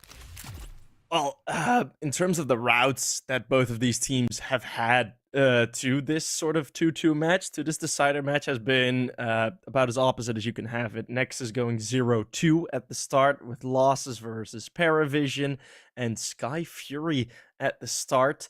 And then TNL going 2-0 with wins versus GTZ and a win versus Sangal earlier on. Sangal now already have been eliminated as well versus Sashi. That was earlier today. But yeah, going from 2-0 and 0-2, both meeting each other here. So it's going to be either heartbreak for TNL or joy for Nexus. Or the other way around, of course. But yeah, some interesting routes up until this matchup. And I don't really think these teams have faced each other that often, if I'm correct. Yeah, Once, I'm seeing. That Sangal Sashi game really surprised me earlier. It was like a wildly uncompetitive game that still went 3 maps. So it's like 13-4, 13-7, and then 13-5. It just, we're seeing more and more of this at the moment. It always takes me by surprise. But there's your vetoes in front of you. Anubis, Ancient, and the Decider. Probably going to be Nuke. Yeah, Dust 2 banned out. Nuke is that. And it could have been Dust 2, to be fair. Both teams are all right there as well. But yeah, Nexus kind of hit a difficult run of form up until last week. Then last week, they had a really, really good run in the Compass Finals. They've had a decent run here in Galaxy Battle, and I think they've been looking much, much better. Got the opportunity to speak to BTN and Raga. It seems like they are sort of finding their footing a little bit after not qualifying for the MRQs, but grinding out other tournaments. For TNL, remember they won that Lundland last weekend. That was over in Sweden. They're still on boot camp and sort of riding the high of their victories. But as you say, it's been a bit of a slippery slope since going 2-0. And this would be one hell of a fall from grace if they somehow don't qualify for the playoffs and lose 3 on the bounce. Here we go into the pistol, though. Very quick, it's Onyx with the dualies, and it does connect onto 1. That's Onyx dropped through that smoke, but a hefty rotate. This speedy train is going straight towards Station B. And while Flirex opens that up, is so quick reactions from TNL, BTN. It's a bit scrappy, but he does get it through. And 3 versus 3 on the retake. Flirex. It's an important one. Cuts off one of the heads of the beast. They were all coming in from different angles. Had they been allowed to get close, could have been deadly, but and with that kill going the way of TNL, seems like they just don't really want to touch this anymore. Nexus will pull the plug. It's kind of interesting, like, BTN has nothing to lose here, right? Literally nothing to lose. He doesn't have any Kevlar, he doesn't have any util, like, there's kind of no reason not to go in and die, and he does end up going and taking a gunfight and dying at the end there. But kind of begs the question to me, why is he not just walking up Con and trying his luck at some kind of crazy 3-piece, you know? Either way, it's a TNL pistol round win. Or at least, you know, damaging some armor, just hitting some body shots, at least forcing the reinvestment. I mean, if you've got no Kevlar and you're going to run in and die, you might as well do it when there's a slither of a chance of winning the round, right? Yeah, might as well have it. Yeah, I mean, I'm completely with you here, and I think most would be.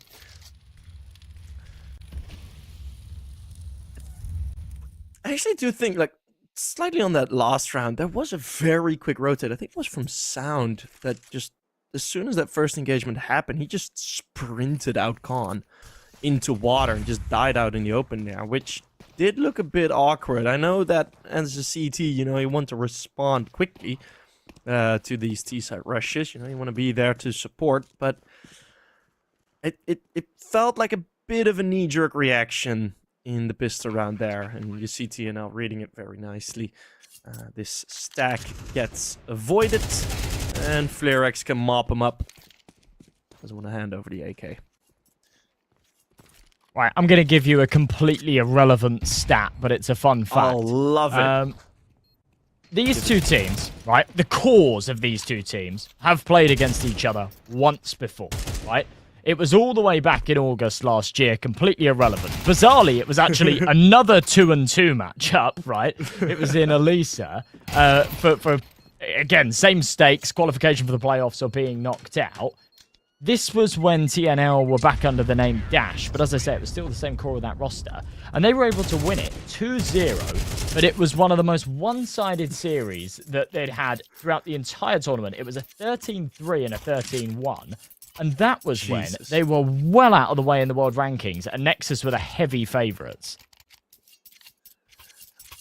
I do remember that time of Dash, where there was some very mean things being said. I mean, even I had some doubts at some point, right? Because at that point, they were a complete unknown. I think they had 4 matches on HLTV at the point that match happened.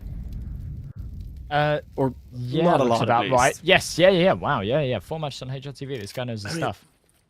So that, okay, well, it's just flying Mac-10. They got the run boost in here. It's actually going to be effective with 1 kill on the side of flying Onyx. Send in soaring, but Raga is able to stop them from entering any further. Davey and Flux now have to retake this bomb site again, but once more it's successful, taking B twice. But again, quick reactions from Nexus. It's BTN. Yeah, that was the reveal. But BTN, that's so that's sexy. On the spray transfer. Great moves by Raga there. So yeah, nice moves. I was gonna say sharp, he changed it to sexy. I think it's pretty fitting. Raga is actually the one that I think really makes this round happen, though, right? The initiative to play through that con smoke and just suffocate them. Had he have given them a couple of seconds of space there, let them plant the bomb, I think that would have been a very, very different outcome. Now, bizarrely, TNL, after playing what was a little bit of a bonus round with that Mac-10 and Galil in play, they are back down to a whole load of nothing here. Onyx on a hero AK, the rest just with the Glocks. Round number 4 should be an opportunity for Nexus to tie things back up. BTN sat patient. I always find these hero AK buys. I know Anubis standard is T-sided, but hero AKs just, for me, never really seem to carry the same weight as on other maps. As on Anubis. I don't know if you mirror that, but yeah, I feel that. Onyx getting slightly stressed at the amount of bodies thrown towards middle, but he's going to be all right. Got some more shirtless cams. A little bit further, it's like, oh, more shirtless cams? Oh my god. Jesus, I can't handle it. To explore that like a little bit further, I think so much of that is to do with when you think about the choke points here on Anubis, you think about the range of them. If you're entering out of a main, for example, unless there's somebody holding close left or on the pillar, then you're taking like a ranged fight with someone on Broken or Heaven or Camera. That's a really difficult fight to play at range with the Mac-10. Same goes for B, unless there's someone playing close pillar. Then again, you're taking a fight with someone at the back of the site. Really difficult ranged fight to be taken. And of course, that applies in mid as well. So yeah, I do think that, yeah, if your opponents aren't sort of giving you those opportunities by taking some of those closer angles, then yeah, you are given a bit of a tough time on those SMGs. But Onyx doesn't care. He'll have another crack at it. Mac-10 out again. I'm ready to roll into number 5. Well, let's see if they'll go for another run boost. I doubt it, but was pretty effective there at entering the bomb site. Onyx just going to sprint through middle. There's no coverage here at all for Nexus. It's a load over towards A. Still challenged. That's a great fight to take. Karen able to at least stop one, and Onyx is getting a bit cheeky in this smoke. BTN sends him, and TNL looking for the split to connect. There's going to be a flashbang for Flux. 2 flashes, both connecting him. BTN was holding for it. And this is all falling apart for TNL here. With some quick responses within the bomb site. Oh, it's the last 2 remaining of TNL, or of Nexus, sorry, that got dropped quite quickly. I thought Nexus at some point had the upper hand there, but didn't seem like it.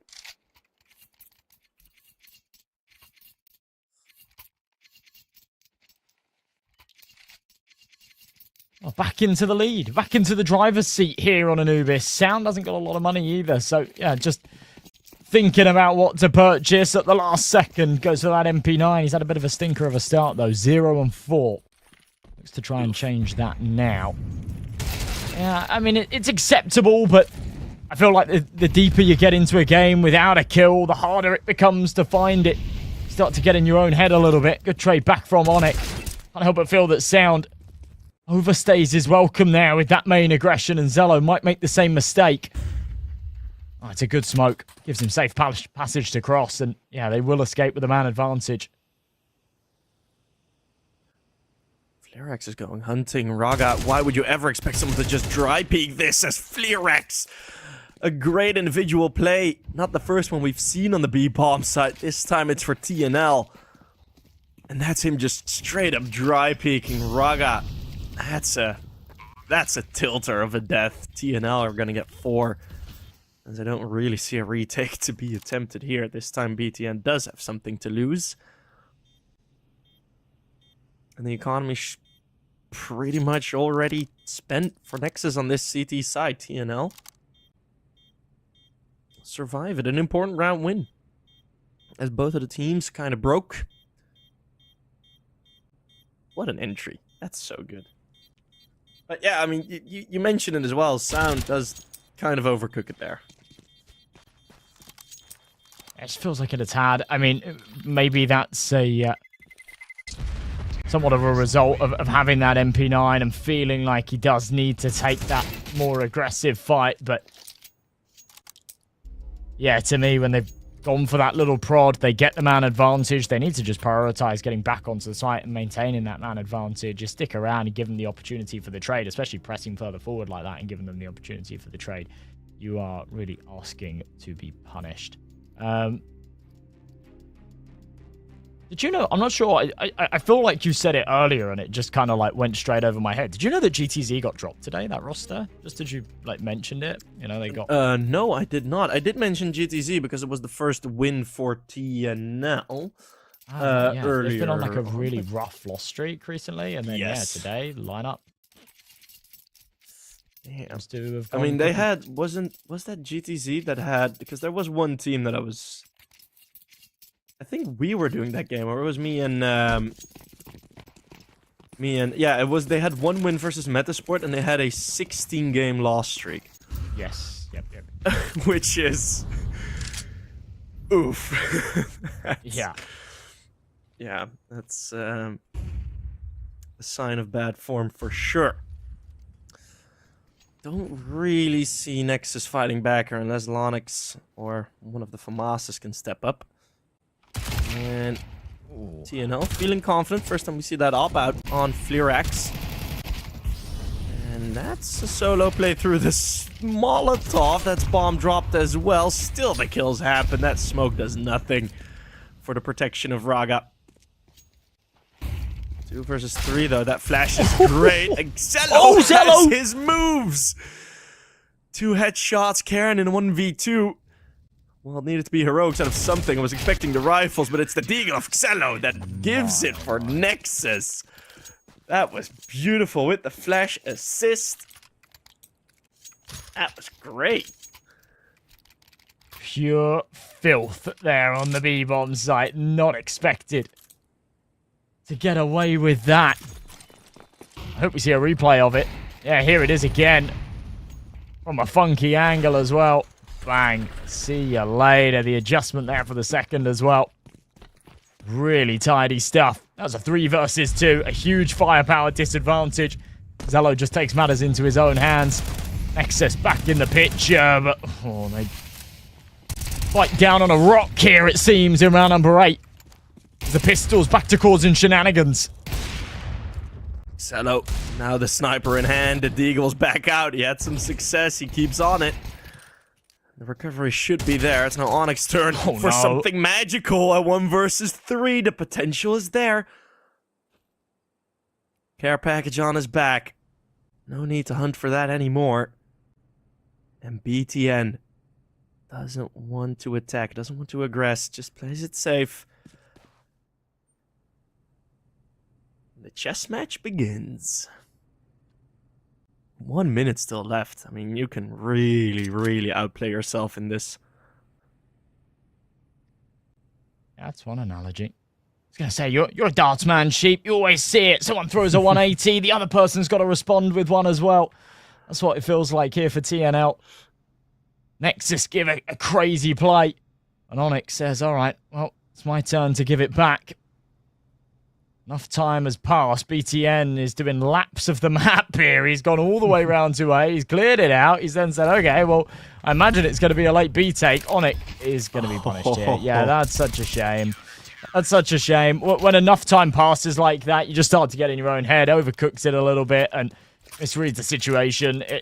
I was going to say it's well played from BTN, but honestly, you know, it's just the luck of the draw. It's good timing there, and a big kill as he sits 9 and 5 as well. He's actually having a good start to this. Normally one of the weaker links in terms of firepower on this team, but stepping up in a big way to kick off this series. Yeah, to keep the analogy going, that last 1v1, it was in the 1-1, not the 20. Sadly. But no, it's Flux also. I mean, you expect some firepower from him, right? But I'm always throwing it's the good to triple see ones, him by the way, actually showing it. Yeah, I'm an expert I never get near. I hit the wall. I don't even have a dartboard. I just have dart arrows. Not a lot of Sharpie draw dartboard on the wall. Yeah. Ooh. Onyx still on for the ace. Yeah, maybe. No, not anymore. Just save time here for Davy. That's a shame. It does give me a little bit of an opportunity to clarify. Obviously, Wanda, the resident Portuguese Counter-Strike expert, swooping in, saying GTZ didn't drop the roster. The roster parted ways with the org, which is kind of interesting. I'm not sure. Maybe it's completely unrelated. I'd assume that it would be something to do with, you know, their poor performances recently, but perhaps it's just, you know, completely coincidental. But yeah, if that is the case, I have a feeling we haven't heard the end of it yet. I have a feeling in about a month, some Twitter posts are gonna pop up about the actual situation, as it usually does. I mean, we're both involved in the UK scene. We kind of know how the cookie crumbles at this point. So, I mean, I'd like to think that other scenes operate in a better way than the UK scene, because we are notorious, aren't we? We are notorious for God, just everyone. No one can get along for more than a week, can they? No one can get along for more than a week. Imagine, we'd have Counter-Strike players on the moon. We'd have Counter-Strike players on Mars if we could get along for more than 3 weeks, but one epic LAN and everyone's finished. We all hate each other. Well, there was less fighting last time around, luckily so. Back to the AKs is TNL. Their momentum kind of halted by the Cello play, and now Raga very confidently just swinging out wide, getting some sound support. Sound finally able to turn his volume up a bit. With a couple of kills here and there, but already very quick. Feels like TNL's opening approach didn't really unpack itself that nicely. And this is actually slipping away from them now. Remember, this is the T side of Anubis, so you are expected to find sort of 7 rounds, I guess, and after this one here, that becomes an impossibility. Best case scenario, a 6-6 half, and TNL, they're strapped for cash. Onyx on 3k in the past, that's not been a problem for him. He jumps in with a Mac 10. Right now, seems like everyone's going to opt for those Tech 9s. It'll be an investment in the next, but it will more than likely gift Nexus a 7th round. And that's where things do get scary. We went very back and forth. TNL were 4-2 up. And it's now been 4 on the bounce. Nexus got all the momentum. They've got the cash in their favor. They've got TNL right in the palm of their hand. And all they need to do is tighten that grip. And finish them off here. TNL lean towards A. Great util setup early on from Lonix. That Molly Nate combo. They walk right into Xello, who has enough time to get away. BTN full blind just charges forward. These Tech 9s might pack a bit of a punch as they're just hounding the Heaven Lonix under pressure. Does Flux sneak through again? It's going to be a retake already. Bomb's been planted very quickly. Love to see that. Yes, it is going to be this push. Oh my goodness, everyone's in. CT is taken. But now from camera, let's make it a picture as Onyx can't find anything else. Flux, we talked about his firepower. He needs to deliver for TNL to keep this half at an equal standing. Flux in the 1v1 takes it. Raga falls to that shot. And 1v2. Fletch going the way of TNL finally. Oh, wow. Some beautiful shots being hit there. Just felt like the A bomb site was a little too fragile here for Nexus. You play that one AWP in Heaven. And then a retake setup. You got me doing that against the Tech 9s. You're going to get overwhelmed. They push into Heaven. They just get up in your face, group together. And Nexus let it crumble. One big conglomerate of Tech 9s. Oh god, that's terrifying. Yeah, that's nightmare fuel for any anchor.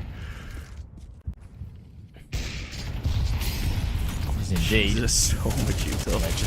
Dominate as well, Onyx. Oh, he was blinded. He didn't know how close he was to getting that second lined up. Zello was tacked down to 18 HP.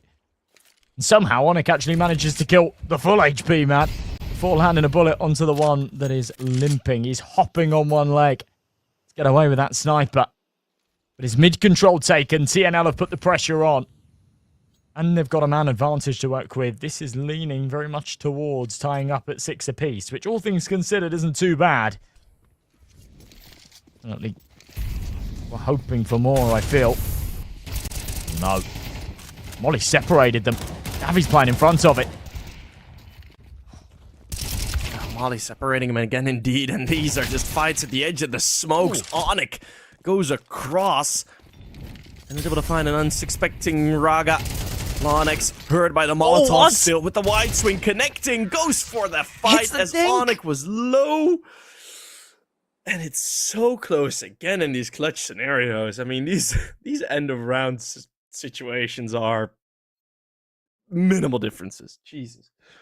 It's ridiculous. Yeah, tiny margins. Onyx. It's an instant dink there from Launix. I love that he just goes balls to the wall, full guns blazing through that fire, but it's almost the mistake that was made by Davi when he went through at him, mate. Didn't have that trade potential from his teammates, just stuck on an island. We spin the wheel, we give away a skin now. It's an AWP duality, it's not bad. I'm a big fan of it. I think it's undervalued. Congratulations, Lenny S. Prospolitus, on your shiny new AWP skin. We've given away some pretty cool stuff over the last couple of days, Sheep. We gave away gloves on the game last night that I was covering. Yeah. Damn. Uh-huh. Day before that, the Eagle Print stream. So, if that's anything to go by, last game of the night is always where the luck comes through. Yeah. And it's never in map 1. We still got the playoffs to go, even, so... Yeah, we're going to run the inventory dry, right? We're going to be giving away pizza 50 sand dunes by the grand final. Sorry, guys, we've run out of money. You know, it would be great to have like a P250 sand dune in there, but it has like an iBuyPower hollow on it or something. So the guy receiving is like, "Aw, P250 sand dune." It's like worth like $500. Yeah, that would be crazy. I'll take it, please. Yeah, well, that's crazy as well. Crazy fast as Sound and Raga quickly through middle. Look at the Pierce the defense, Karen. Hadn't had the greatest first half, but that's 3 out of the dualies. They try to avoid the bullets best they can, but Neo, they are not. 2 versus 2 to settle in. Still a minute and 20 left. Feels like we already played 3 rounds. There's Flerex coming in, unable to adjust. Once more, a 1v1. Nifty looking to have the advantage. This is just crazy, these 1v1s at the end. But Lonix books it. He's on to the B side. I mean, Niffy has sort of read this very quickly. He's hot on his heels already. And he's being loud and proud about this. He thinks he can catch Launix. Well, as soon as he gets off for the bomb, Launix back on the angle. Snappy reactions. That comes way too close for comfort. And the highlight of that one there for me was the Julie's triple kill. I think we will go back and see it on the replay. His ability to stay so crisp with those pistols is something really to be marveled at. Because I don't know about you, but anytime I got the Julie's in hand, it is a spray at the body and pray. And sometimes a bullet flies up and hits him in the head. But I can't hit crisp taps like that. It's something special. Those dualies like a wild stallion. Able to be tamed though. As that, we didn't see it, but it sounded very crisp from Raga. Out of the Galil. The CT4 spy. What's your opinion on this? I have always said that I'm not a big fan of it, but we're seeing it way more recently, and I do understand why. I get it. I understand the justification behind the CT buy, especially when the scoreline's like 6-6. I think, you know, if you have like an 8-4 half, I think you do need to just kind of bite the bullet, but and try and get out those rifles as soon as possible. But yeah, it's 6-6. I think you can sort of take that risk a little bit. Rarely we're seeing it pay off though. Other than sometimes we see crazy 5-7 plays. I think everyone should just buy 5-7s. I think this game should just be 5-7s. That's the only thing that works. That sounds like a show match idea from 2 years ago or something. Just only 5-7s. And then everyone would realize that the 5-7's a superior gun, and then it would just be like the Halo 1 pistol, and that would be majors now, because everyone buys 5-7s. BTN has different ideas, although walking into that crossfire Nexus. Only 20 seconds left. That's the bomb dropped. Can they recover this? No. Xelo gets chased down. This is getting very awkward for Nexus. 13 seconds to find the kills. Bomb plant near impossible now, but that's wiping some sweat off your brow there. Jeez. Yeah, that is, I mean, lucky for them, it's a wake-up call, but it's one that they still managed to convert. But hopefully that'll be a little realization of, you know, we can't actually go stagnant for as long as that in the middle round. We need to, you know, actually sort of stay on our toes a little bit, keep an eye on that timer. That could have gone very wrong. There was just one player being a little bit of a nuisance, tucked in heaven or something, just there to deny the plant. That would have put a wrench in the plans of Nexus, who are now pursuing 9 rounds, and the Deagle. Oh no, whiffs his lines. Still, bit of damage being dealt out of TNL. That might just be the end of that. Yeah, we haven't mentioned Dewi that often, but he is on 12 kills, doing quite well. Just getting the kills he's supposed to get. Hasn't been in a lot of these endgame scenarios. Lonix seems aware of the shenanigans of Cairn. Dewi got that 5-7 kill in Temple, by the way, and he's now all the way in T-spawn. So the legs on him are good. Yeah, 9-6. I'm really wondering what TNL are gonna cook up in the next round.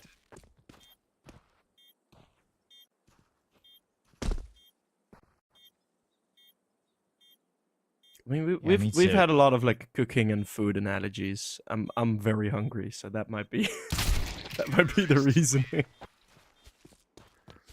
These long days, man. It's these long days. Keep coming in. I'm doing 2, 3 best of 3s, and then yeah, by the end of it, my stomach's growling at me. You say a food analogy, and I'm cooked. I'm heads out of the game. Got to be careful.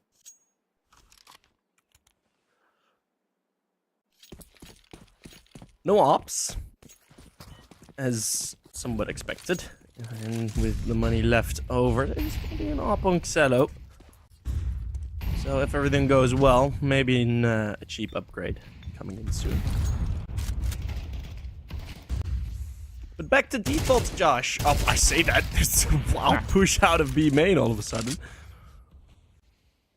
I mean, I kind of like the initiative of it. You say, like, you know, what are they going to cook up here? What are they going to try and innovate? Because it feels like they need to. TNL haven't really given us anything to get excited about in this CT half just yet. And that was something. But, yeah, it didn't really work all too well for them. Now, look at Flirax's position. He's pressed all the way up B main. He might actually be able to get a bit of a backstab going. He sees the AWP barrel, plays the trigger discipline, and flips this round on its head. A 4v3 into a 3v2. And Launex trying to waltz out onto the site, flashed by his teammates' flashbang. Does he clear default? Oh, dancing around the pillar. Ken gets the timing. This is perfect by TNL. Launex now called upon in the clutch. He doesn't get out of there quick enough. I teed it up for you, but he's too busy dilly-dallying around, sheep. He's shift walking back to main. Well, that was going to be a big Launex moment. Yeah.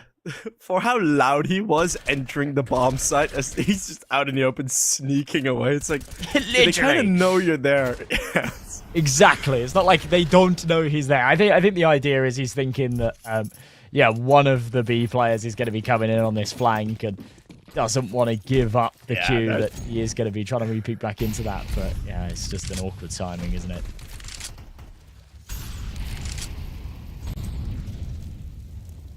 Oh, there's a little bit of something from TNL. Yeah. Well, a little bit of something again.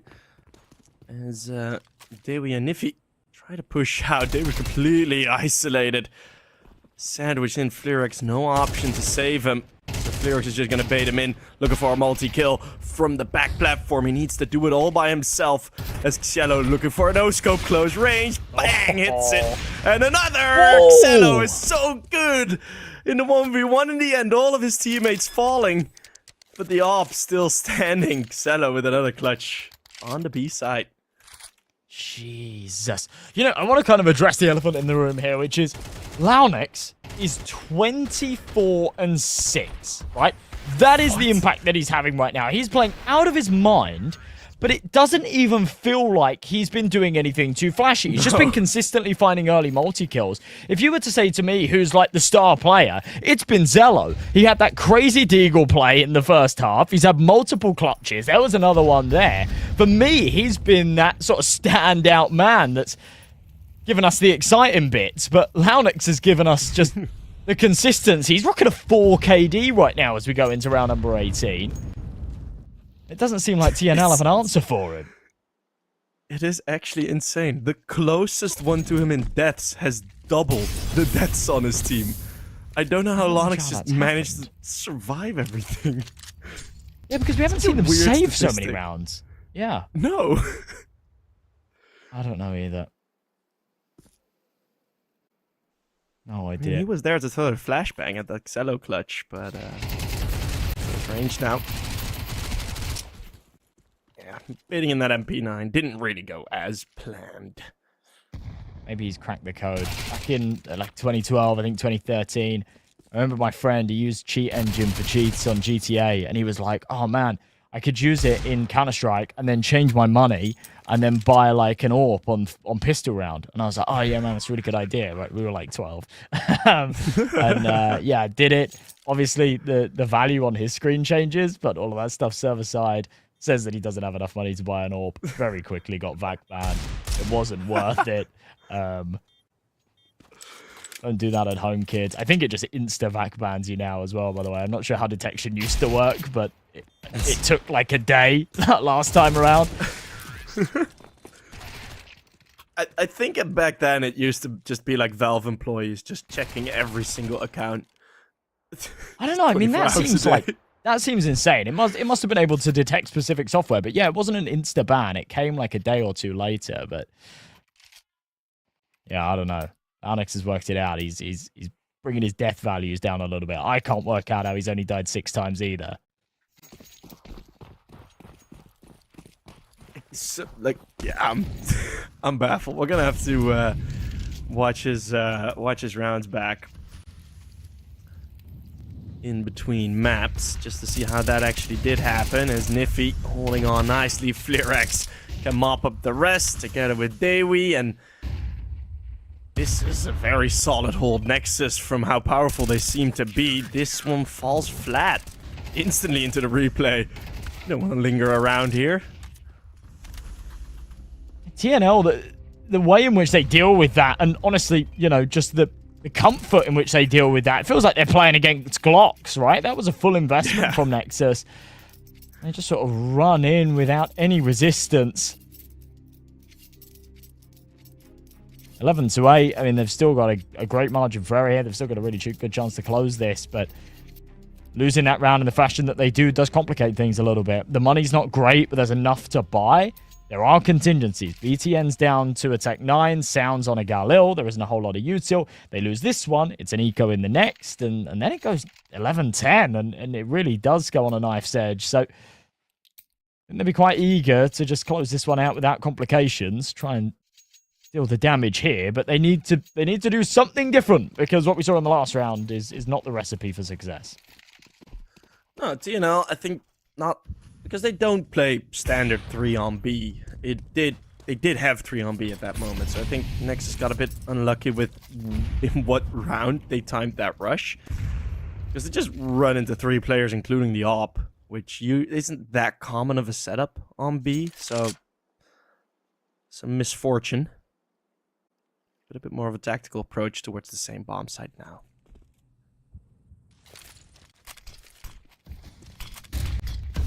Smoke's raining in. If they're blinded, has to go and play behind it. Leaves Davy all on his lonesome there on the bomb site, pleading for help, saying, somebody come and save me. They can't. A whole load of damage being dealt with the util. BTN will cook to a crisp, but for the greater good of getting that bomb down. And a 4v3 retake ensues. It's Onyx dying in those backlines, not able to provide that extra flank. Could have just lingered around, wait for this retake, but now 3 from a very similar angle, and it's Lonix chiming in with a couple more. Again, Flux had he connected that shot, the opportunity would have been there. But that is going to be it. Raga listening to see if he's going to get chased down as Flux saving his valuables. And map point for Nexus. Better stuff. Was a little bit worrying there. You see all those spams coming through, all the util to come with it. Felt like TNL, you know, on a very tight margin, could have connected 1 or 2 more shots, and you know, if luck was in their favour, maybe taking that their way, but not a lot you can do when all the util comes flying in like that. You lose that opening jolt. 4 chances to close this out now, but for Nexus, this will be the one they favour. The one they'd like to do so. The one with all the bells and whistles. Losing it, and they're back into quicksand. And start sinking quite quickly. Wagger's going to play through that first CT smoke. Finds himself in a little sandwich here in main. Not committed to anything just yet, though. The bomb's actually been left behind T stairs. That's a big shot. Again, Xelo. Again, impact in crucial rounds. It's there, and Dewi. He's been isolated so many times. He's been able to do very little on this B bomb site, as in a good few of the rounds. Just had no support. It's going to be the case once again. This is such an awkward setup for TNL. I mean, what if they don't go A here? You're going to go 3v5 retake? Do you really want the answer to that, Chip? Well, Dewi's going to be the only solution. I don't think I have to give you the answer. I think we're about to see it. Unless... It's still 3v3. Let's see what they can do here. Raga. Wishing he had a molly in hand. The smoke will have to suffice. But a man advantage in their favour anyway. And yeah, now a very awkward scenario for Kern. He's going to drop a smoke of his own, try and give him a little bit of space to get out, but playing in front of the flashbang. Raga full guns blazing, white on his screen, but he's seeing red. And Nexus make it 13 rounds as they kick TNL while they're down. They take the first map, and in a very convincing fashion as well, to be honest. Very, very strong T side. It's to be expected. You know, it's their map pick and whatnot. But yeah, they gave us a really good showing there. It's quite impressive work. And Launex as well, by the way. 26 and 9. Jesus. 9 deaths. I'm gonna have to look back at in which rounds he actually did die. And how he didn't in so many. Yeah, very much up there in terms of the biggest chunk of kills, but the one who had the shiniest kills, I think it can be said it was Xello. I mean, the hiccups were there as well for Nexus. It wasn't all smooth sailing, but I mean, they managed to survive a lot of the hiccups by winning those 1v1s, by winning those types of clutches. I mean, that Onyx 1v3 starting with a P250, I mean, whew, that would have been ugly, but Nexus managed to survive them. TNL managed to lose them, pretty much all of them, all of their hiccups. Nexus punished very well. They absolutely did, and now they have an opportunity to not only stay afloat in the tournament, but get this one done 2-0 and have a nice early night. We will find out if they can do so very, very shortly, folks. We're going to go to a 10-minute break. When we return, we'll be back with that second map, so don't go too far. You certainly don't want to miss it.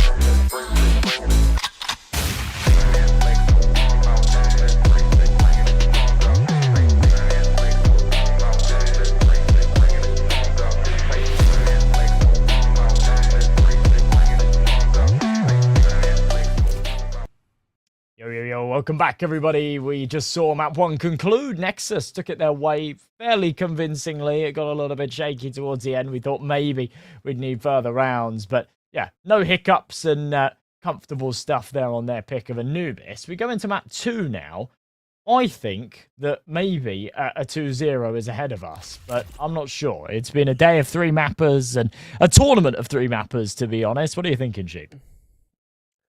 Well, I do have some sort of charm that a lot of the games I cast do go 2-0. I think I once had a streak that was lasting more than a month of every single game I casted going 2-0. That has been broken recently, of course, but wow, heading I'm gonna into cast you more often. Yeah, heading into Ancient, it hasn't been recently, at least, hasn't been that much of a success story for Nexus. Before these sort of final 3 months, as of course those are the HLTV stats that we can work with, Nexus weren't that bad actually. They were pretty alright on Ancient, and a lot of the teams that they lost to are also pretty high up there. I mean, I see in dispute, Fnatic up there, BC Game, Hesta, Metasport, 9, Eclot, Paravision, all losses, but all very, very high up there teams who are, in my opinion, significantly better than TNL. Yeah, I do want to sort of contextualize that a little bit, because it's very easy to just look at those win percentages and say, oh yeah, Nexus haven't been very good on it recently, right? But they've had 2 recent games against Fnatic and Eclot that both went overtime, right? So it's not like these guys suck at Ancient. They can play Ancient on a pretty high level. For TNL, the story kind of writes itself the other way around, though. Their recent wins here on Ancient involve victories against Betboom, Monty, NIP, Johnny Speed, and 9. So, I think that this is maybe their home turf and their map to lose. We'll see. It's a good start from Nifty, but an opportunity to take 2 heads. He makes a meal of it. Does manage to convert, but one back the other way, and Zello in this smoke. Oh, this is huge! Zello again with another flashy play, and single-handedly takes this round by the reins, leaving Niffy all alone. It's gonna be a bit of a search here. He's expecting Raga's corner, and he's expecting it well. Both players very tucked in. They're letting Niffy make the move. Nexus, they don't need to go anywhere.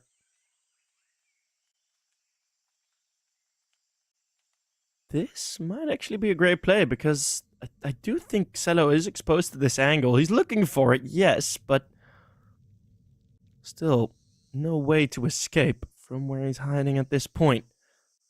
Peek's going to be coming in. Cello steps out wide just at the right moment, completing what he started, the 4K. And what a round again from Cello. Man.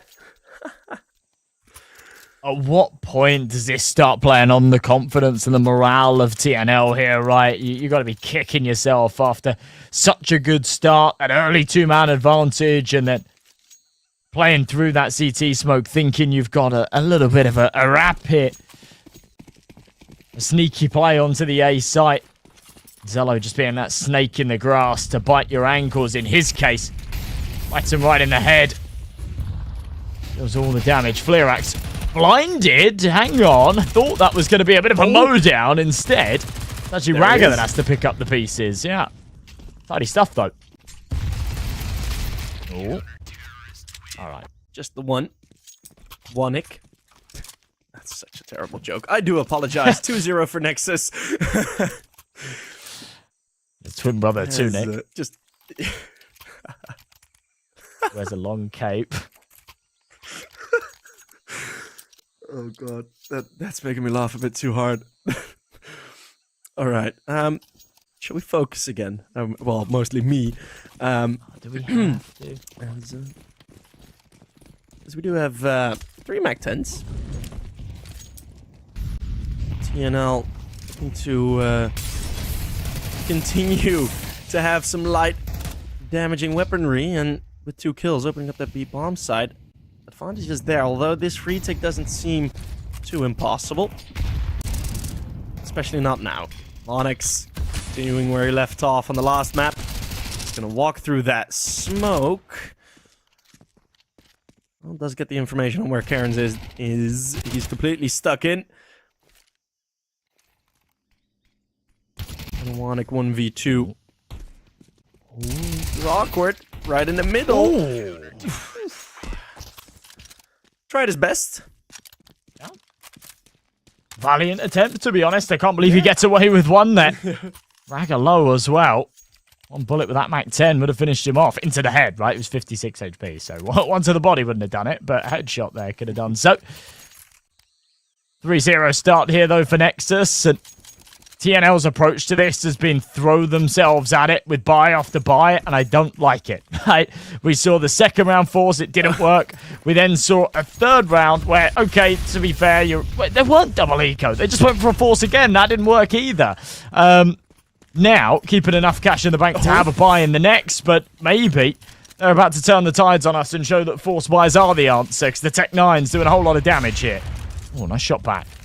Yeah, wonderful timing there. On the op and nade combo, but now the rifles have been picked up, and Cairn wasn't much of an influence on Anubis. Puts his stamp on a round win that maybe one round earlier than Nexus would have hoped. Look, it's the new MP9. It's from the train collection. Oh. What it's called. Latte something. That actually does look pretty. And it's so shiny at the top. That's pretty cool. Okay. Flux just ruins our little... Yeah. Ay, ay, ay. This guy. That kind of scared me, gotta be honest. Yeah. But it scared BTN as well. Well, after all of that, right, the 3-0 start, you'd expect them to have a bit of cash in the bank. With how close those rounds came, back-to-back 1v1 situations, they're actually broken. It's just BTN on a FAMAS, the rest with the pistols, and TNL have got an opportunity to just flip this right back the other way.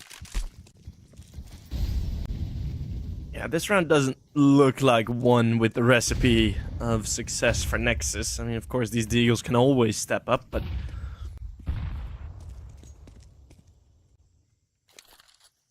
the vibe is off. That's probably my judgment.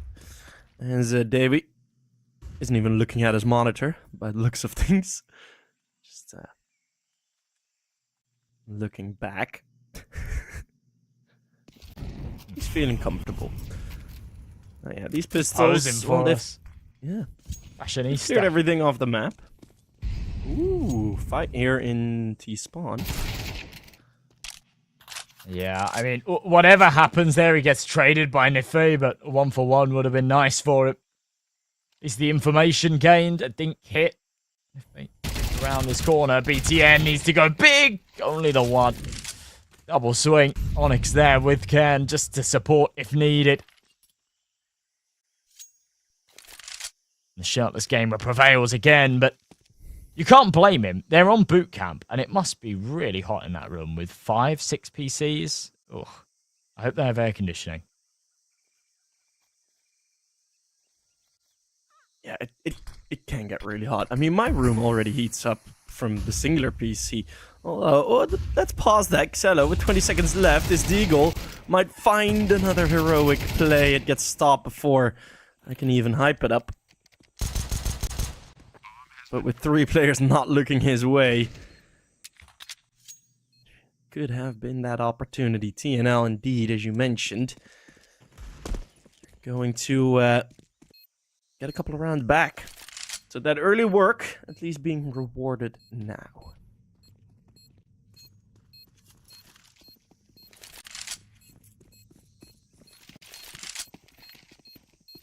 Okay, so yeah, there's that second on the board. Keeping 4 players alive as well. Only just, by the way. You got 2 with a slither of health. Larnex won't even get the opportunity to capitalise upon that. He's hoping for a chance at an exit, something of the sort. Won't be there. He was hoping for a rifle to be on the floor as well. That won't be the case either. I think BTN's FAMAS is still lingering. There it is. But yeah, even the damage control from TNL to get that gun out of the way. That's a nice little micro. Nexus will be on an eco here, so we'll see the scoreline almost definitely tie up at 3 apiece. Unless, Launex, FAMAS, he had a crazy map in the last. Maybe, just maybe, there's something in the works. But, yeah, unlikely.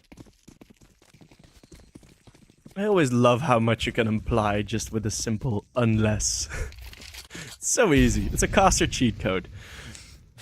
But I love it. As we do see the FAMAS setup at perceivably the correct bomb site. Let's see if we can get something. They're baiting in the SM or the USP is now working together. That flash is brilliant and Sound takes his time. That's 2 kills already for the CTs and another dink. Damage is being done. Still not enough. Hey, cheat. We'll take a big old chunk. The 3v3's Hello's in the shadow, but thinks the flash is coming. He is right, to be fair, but he turns away a little too soon. Caught with his pants down. Flux will press. Find that final kill. 3 players staying alive. Not bad for TNL. They'd have liked it to be a little tidier, but they'll shrug their shoulders and take what they can get. A quick tactical pause here for Nexus, because things are starting to go wrong, that's for sure. Another early one, which I'm a good fan of these earlier timeouts. I think teams are underutilizing it, where even if it isn't necessarily going wrong per se, you still can just early in the game, or like early in the first half, call a timeout. I mean, you still have 2 left for the second half at that point, and then as soon as it gets to overtime, it will be replenished by 1. But you just don't see teams use it that often.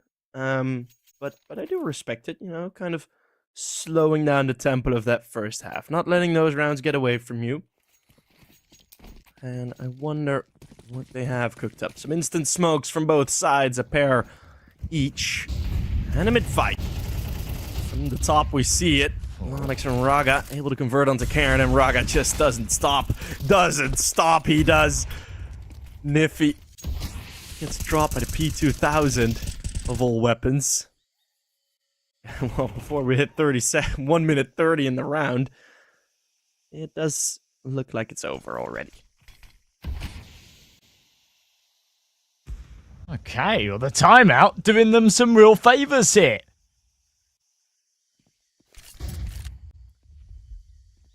I told you I'm a fan of it. Yeah, me too.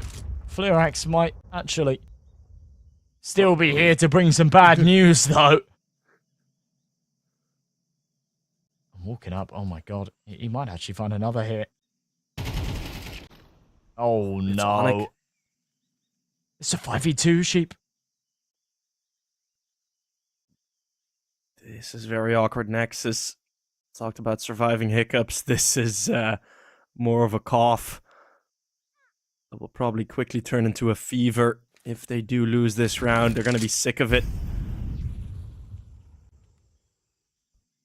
The luxury of playing together, Onyx and Flux. They need to deal with BTN in this corner. It's going to be Onyx first. Flux very delayed on the re-peek, but he hits the shot. Switches to the AK, gives himself a couple of more opportunities.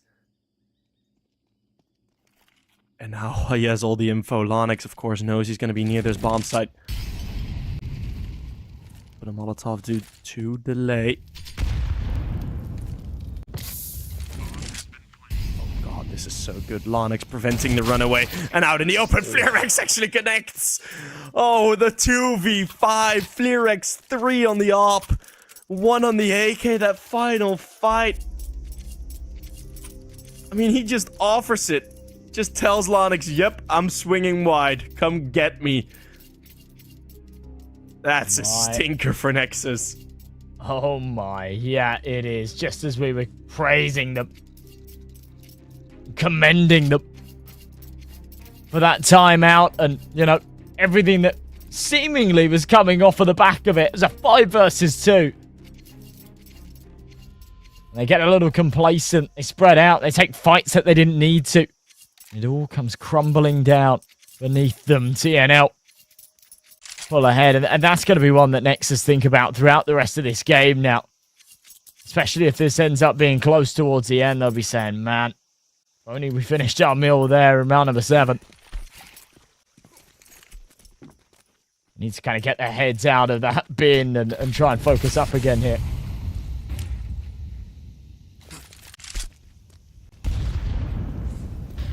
Instant timeout right after, just to let it simmer. Just to rub it in. Also, I actually think I've just seen Karen, like, kickflip his mouse. Thought he was, like, spinning it For on his real? hand for a second there. Yeah, I think I did see that for a second. Or it was, like, the weirdest stretch of his fingers ever, but... That is mean, wicked we are- cool. Yeah. There was a Finnish player at an Epic LAN once who was just, like, in between rounds, just kick-flipping his mouse and then just continuing to frag. That He would did be it, like a in the really middle cool of a- trick. Yeah. That's like one of the guys at the poker table that can do the really cool things with the poker chips, you know what I mean?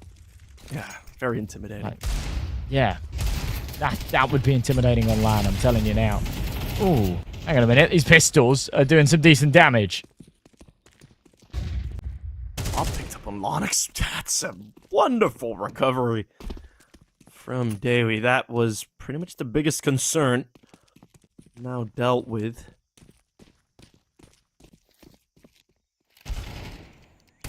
Just able to continue the survival of this round. Very quick response. If Lonix gets one more there, this round is collapsing for TNL, but a very, very nice response.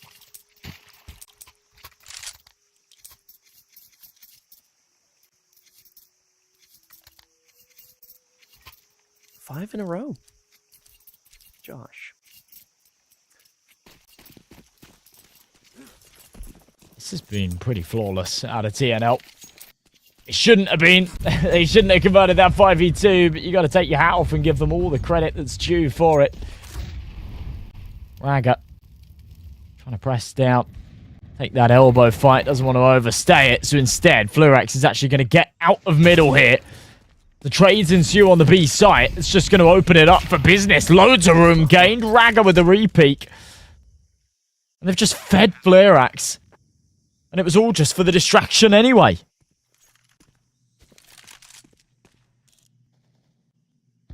Compared to the last gun round that they played, of course, it was that 2v5, but this gun round, Nexus, well, a shadow on a very gloomy day.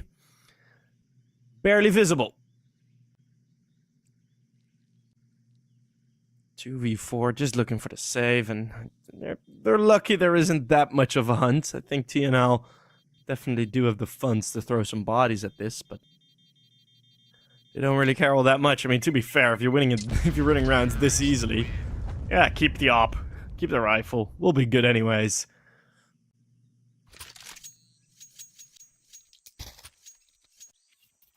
Yeah, they're kind of rolling in cash. They're at a point where almost hitting the max cash bonus here for Flux is on 12,500. We will see a quick tack pause again from Nexus. It kind of did them some favors last time, but still didn't lead to the round conversion. You can see the looks on their faces, though. I like the insight that the cameras give. We're certainly seeing that here. Looks of despair on the sides of Nexus. They know that this game means a whole lot. This map is important in itself, the best of three. It's an elimination match. It's qualification to the playoffs, even with the VRS system as well. The points to be gained out of games like this and the points to be lost are incredibly valuable. Here we go, round number 10. It's a buy from both sides.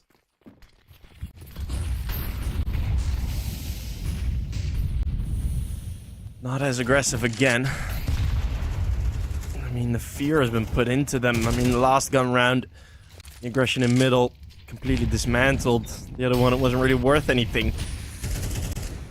Wave control given up very easily by Nexus. In the midst of a big rotation, full retake setup already confirmed. This can be very awkward. TNL, they're gonna be walking in here being like, well, is there anyone home at all at this point? This is a... Oh, nice shot, Zello. Okay.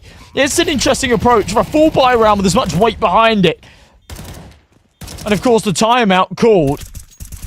They wanted to prioritize taking care of that little mid-lurk that's been consistently causing them problems.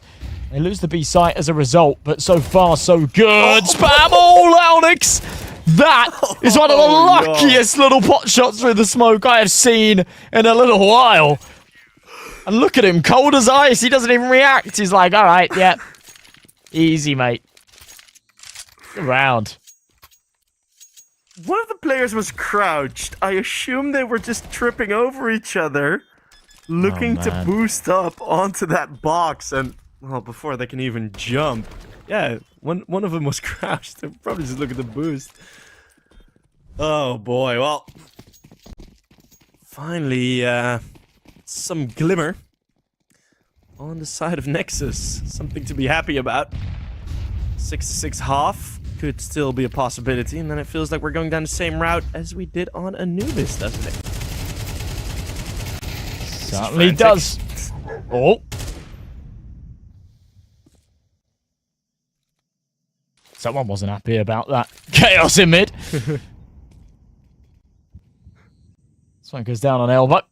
TNL going to regroup, hit back towards A. It's only Leonex here. Now, if there's anyone I'd want in this situation to defend the site, I guess it would be this man.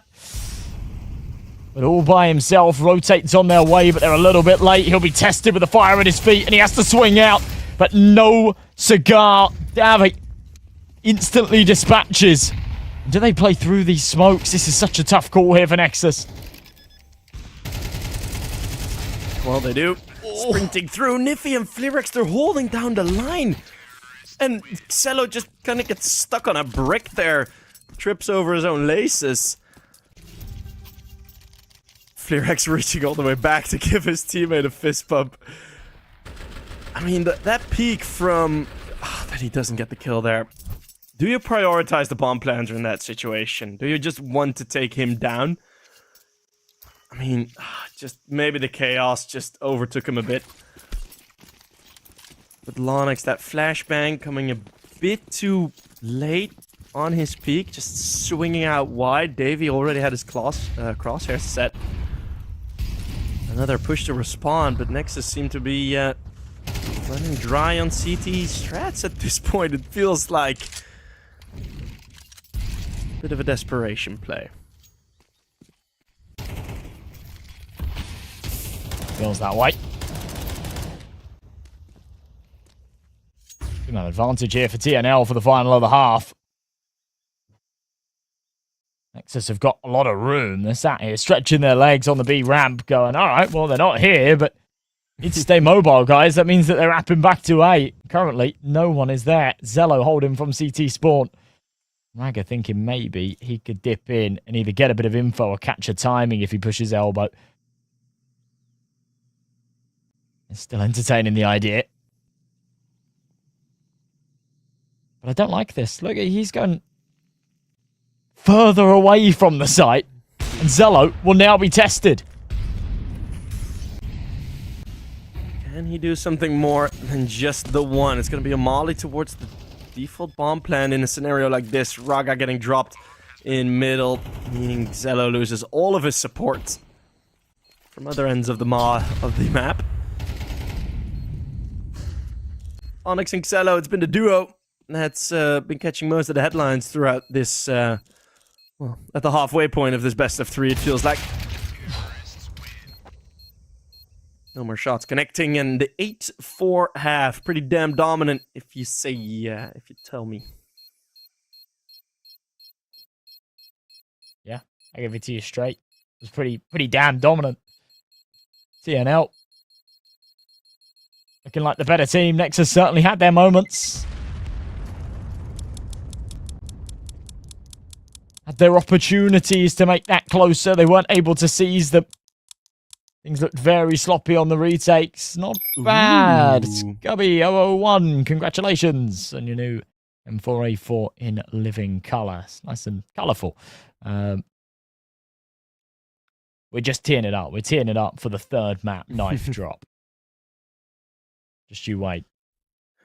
One of those thousands of Dopplers that have been dropped at the release of the new case.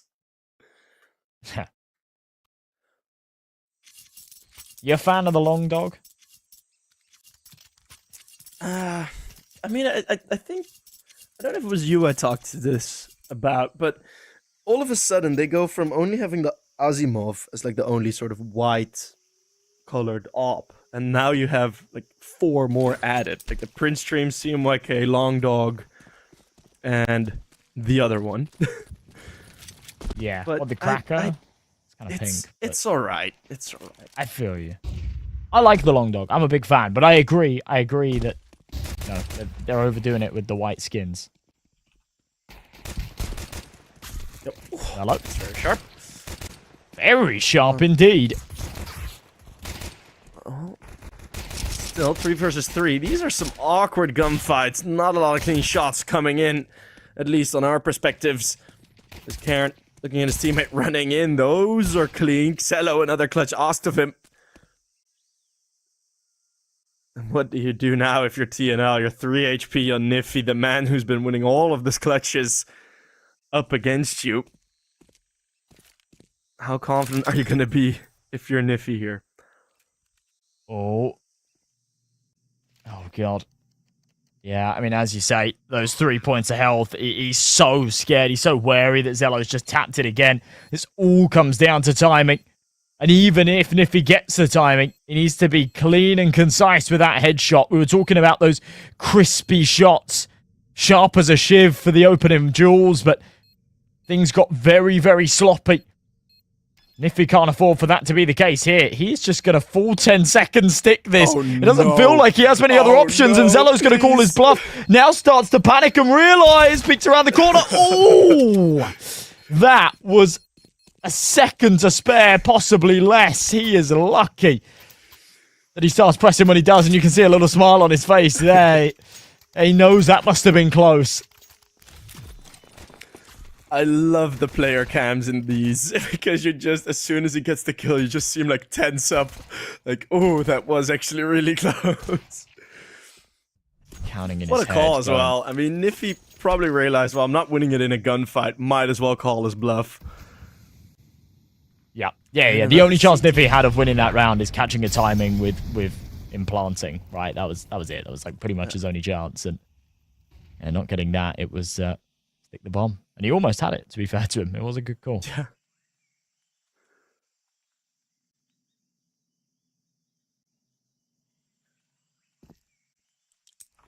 Bit more secure now for Nexus. 1 footstep made, and you instantly see the reaction from Dewi on the minimap. And the reaction from TNL. They're rotating quite fast in towards Red Room. Could get awkward, but I assume it's going to be alright.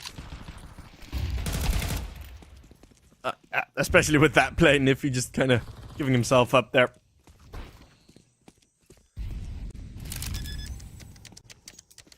A lot of damage taken here. I mean, this is the CT4 spot again. Yeah. We see it on the other side as well.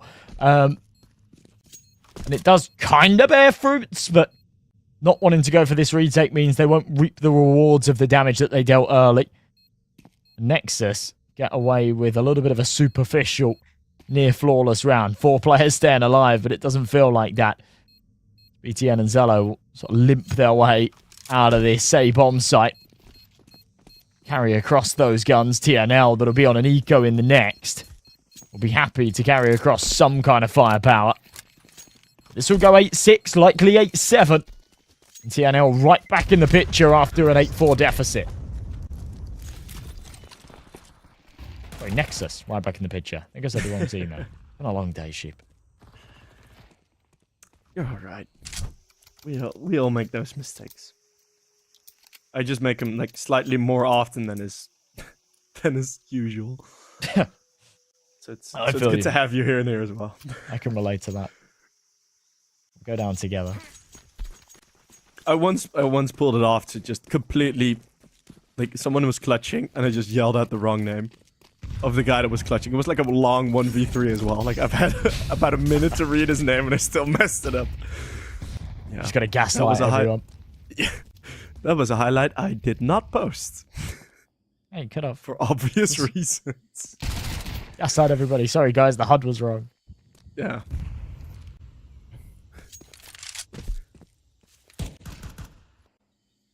Still, some of the 4-spot weapons lingering for TNL.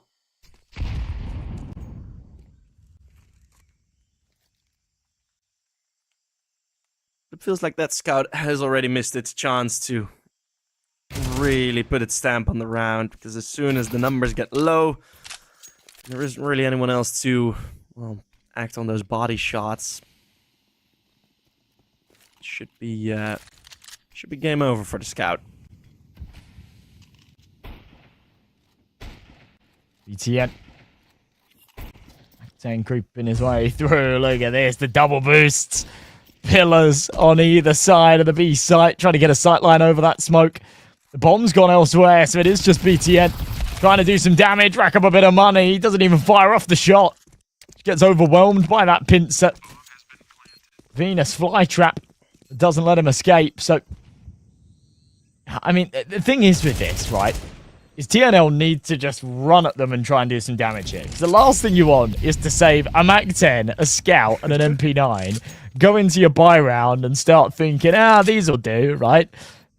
You need rifles. You need rifles. So I kind of understand the sentiment of holding on to the Kevlar or the helmets, whatever, but yeah, don't be grasping on to those MAC-10s. Don't get sentimental about the SMGs. You need to toss them in the bin after this one.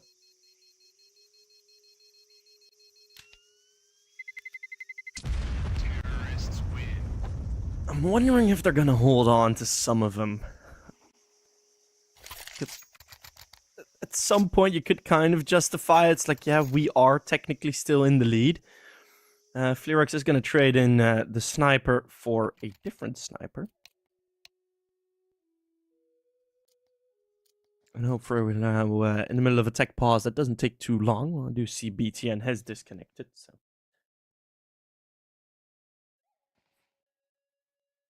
That's a bit of a bummer.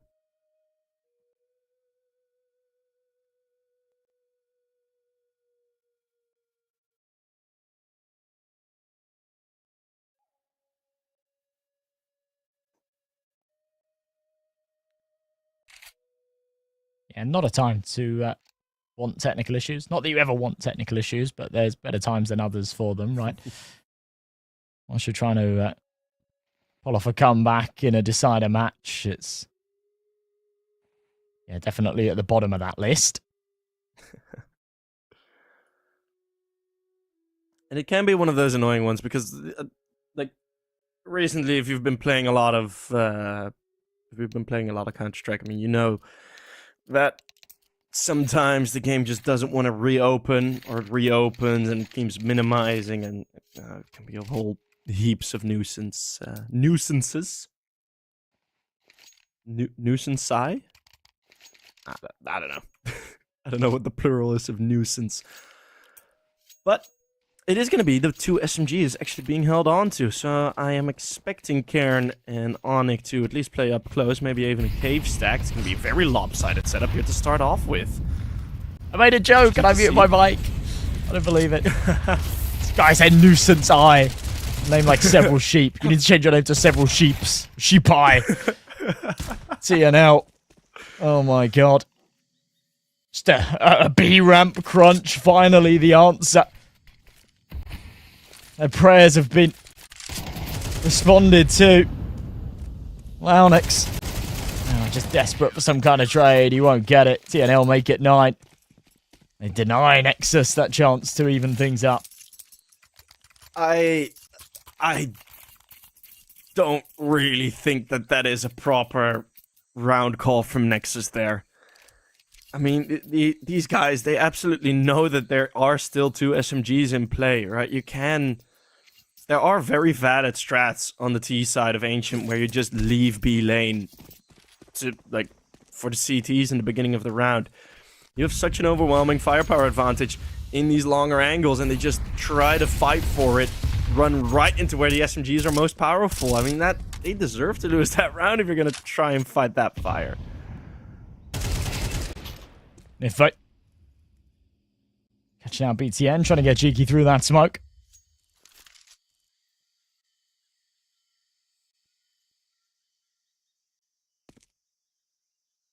Sound starts to work his way up. The B site is actually being vacated. And they're about to execute a ghost sight hit. How long is it going to take TNL to realize? I think it's going to be a little too late.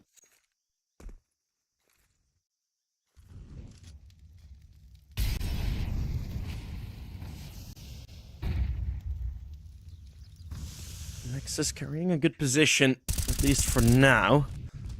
It's Lonix that's been not really favorable on that angle. Xelo comes in to help. Those are some quick reactions, and Nexus are going to complete this comeback a bit. Sound on the reloads. But elects to ignore the AWPer, but with Raga on these backlines, the rotates coming through. And where I was as critical of the call from Nexus in the previous round, this one was planned out brilliantly. Very well done. Yeah, better stuff. Okay, a little bit more methodical, a little more meticulous. It's what we like to see. And even though the window was there to just jump right into that B site, I like the fact that they proceed with caution. Don't overdo it.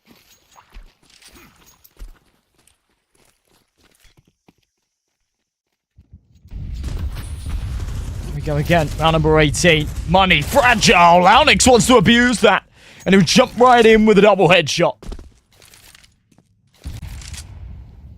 Calling the exact same strat, this time in a full gun round. TNL won the round with the Tech 9s with that play, but seemed to not have the good defense for it. In the blink of an eye, this round back to Nexus, and they were close before, but now a tie game we will have. Well, Flerex looking to survive with that AWP. It's going to be... I mean, he's quite low on money. I think that is the situation for his teammates as well. Ooh.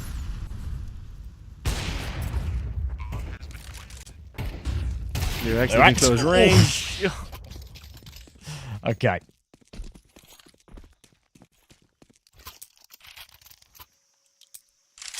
Yikes. It's a nice no-scope. At least a no-scope.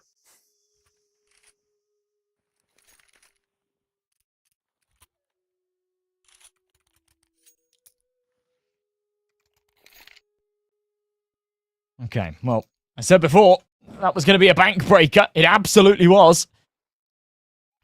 Hardly anything to work with here for TNL. They'll jump in with pistols, that MP9 on Cat.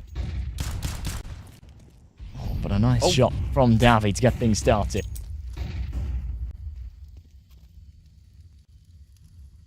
Very crisp to open it up with, and there's no protection for that AK to be picked up.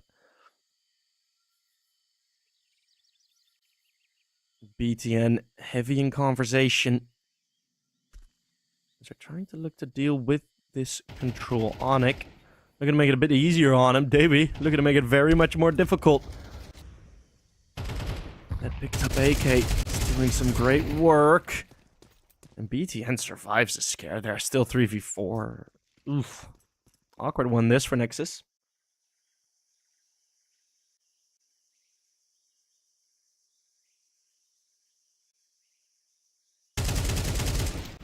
Zello. Oh, that's a big kill. That's a big kill. Sound following up as well. The disadvantage like that. Flipped around. It can from the flank. We'll pull it at least back into the 2v2. And they have to funnel into Davi now. I mean, he's low on health, so 1 for 1, I think, is the way this goes. Unless he tees up both. And he's clean with it. TNL 1 to 10. All started with a 5-7 that he used. Just 2 taps and very clean. And it's going to be more than enough to give himself the AK. And well, completely destroy Nexus's hopes. There is the final timeout for Nexus. It's been a great help to them on the CT side.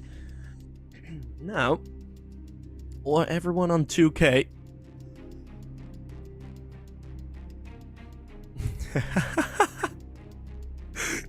We see Onic giving Flerex a kiss on the forehead on the camera. Well, at least we know the chemistry is high within the team. That's good to know. Yeah, it's always nice being comfortable with the boys, right? That's the kind of level of chemistry that you want within a team. Yeah, for real. For real, for real. Well, Flux, I understand that he gets that praise 16 in 9. He's been a very solid player for the CTs. A missed flashbang, and Flux will have an open shot or two, as that kiss may have been preemptive for this defensive hold. Very clean again from the Opper.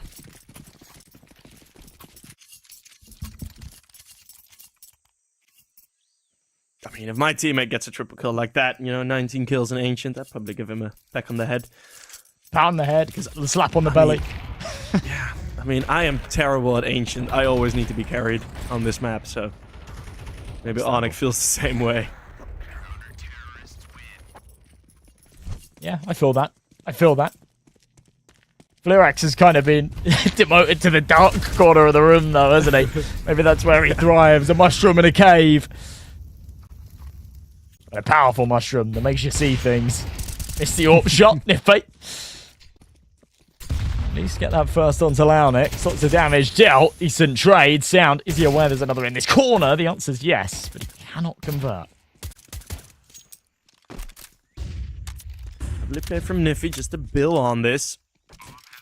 Is, of course, going to give up the bomb plant with that, but hello. Sharp shot. Picking targets! How does that one connect? Flux dropped by his own magic. And now a 1v2 from a very far away Raga, who barely has the time to deal with this. Running in, map points secured Xello with all of his might.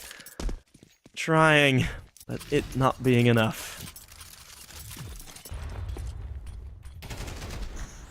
I mean, this shot from Xello, this second one, look at this.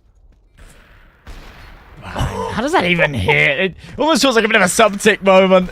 Oi, oi, oi. Maybe he did see a little bit of it.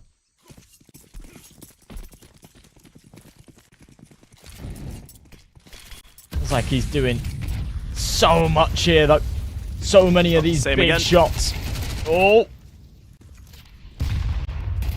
Only one this time. God, it's such a mess. Sound's been winning a lot of gunfights in these past couple of rounds, at least the single ones. Haven't seen him be able to double up. That's beautiful crosshair placement from Launix. And I think the decision, yes, Sound, now he doubles up, and that's going to be the round confirmed. Nexus, don't want to let this go just yet. You mentioned earlier, multiple overtimes already had in recent weeks. Nexus are probably thinking, what's another one?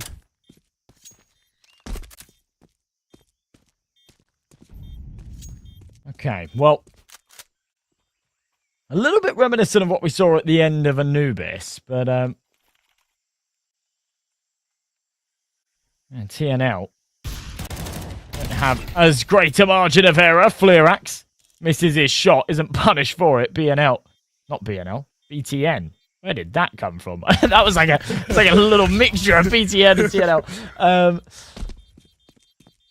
Yeah, not able to get away with the AWP there. So. Still a decent amount of money to work with. They will have another buy. Ken can drop an AWP over, so it's not the end of the world.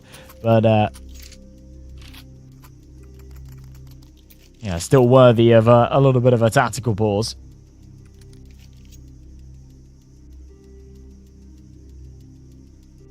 Work out how to just close this out. Don't want any more hiccups, because losing this round means no money in the next. It's a 1900 loss bonus. It would be 5-7s to try and deny overtime. I think Nexus are well aware of that.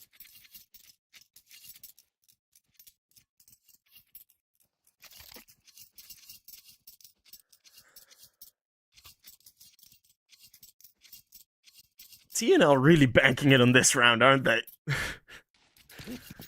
Oh, yeah, they are. I mean, I don't think there's any other solution. I don't think the solution is to, like, half buy for masses here and then do it again in the next. I think you do just have to go for the full investment. But, yeah, it's kind of all or nothing. And it's a good start from Davi. Yeah, great way to open it up. Responding to that mid-aggression that Nexus had been throwing in a couple of times already. Daewoo tries to be ahead of it. Nexus, I think, breathe a sigh of relief, knowing that the B lane isn't being held as firmly, because they had trouble retaking that area of the map.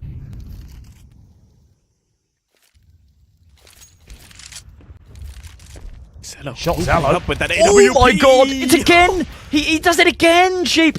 It's this like shotgun sniper where he just goes battle AWP mode. Takes matters into his own hands. That's an awkward miss, yeah, but he doesn't miss twice, does he? No, oh he my doesn't. God. He's on for the ace. It's coming right at him as well.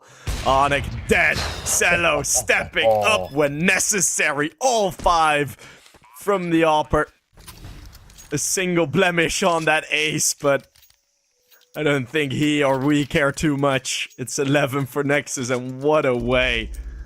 I mean, shades of Zywoo versus Ents. CS Summit 7, I think it was, from the top of my head. He's the closer. Entry AWPing. Oh, it can feel so good. Such a good player, and it's kind of baffled me for a long time that he's not had any sort of bigger breaks outside of the Romanian scene that have actually materialized. He did have opportunities. We did see him sort of go on loan to a Static for a couple of months, and then he went to Sprout before Sprout closed. Thought that was going to be the start of something more in his career, but he's right back here at Nexus. He's only 24. He's still got his best years ahead of him. And, well, he's certainly showing us some of his magic. We saw him have those big impact plays on Anubis, but it didn't quite translate on the scoreboard. Right here, we're getting the best of both. And up against a low bias, 3 MP9s and 2 5.7s. Nexus look to try and take us to overtime. And Alnex will draw first blood, but it's instantly traded.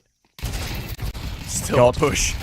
This is dangerous. Oh, no. Hello, overwhelmed. Has Sound now the one to recover? It's super good from Sound, though. 2 already. He needs 4 in total. Last one alive. A situation where you really do not want to be in TNL. Completely hounding him. Does he expect this T-spawn flank? Oh my god, he does. Sees the head. It's just a 5.7 right behind him.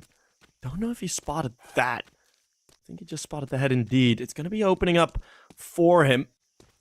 Like the Red Sea over towards the A bomb side. As soon as he gets that bomb down, a lot more time is given to him. I thought he'd just wait there. He just doesn't have info on Fleerax. That's the problem. So much time on his hands, though, so he will wrap all the way around to B. This is the perfect call. And now, yeah, he's granted a bit of breathing room. This is the right play from Sound. How fast is his heart beating right now? 12-11, 1v4.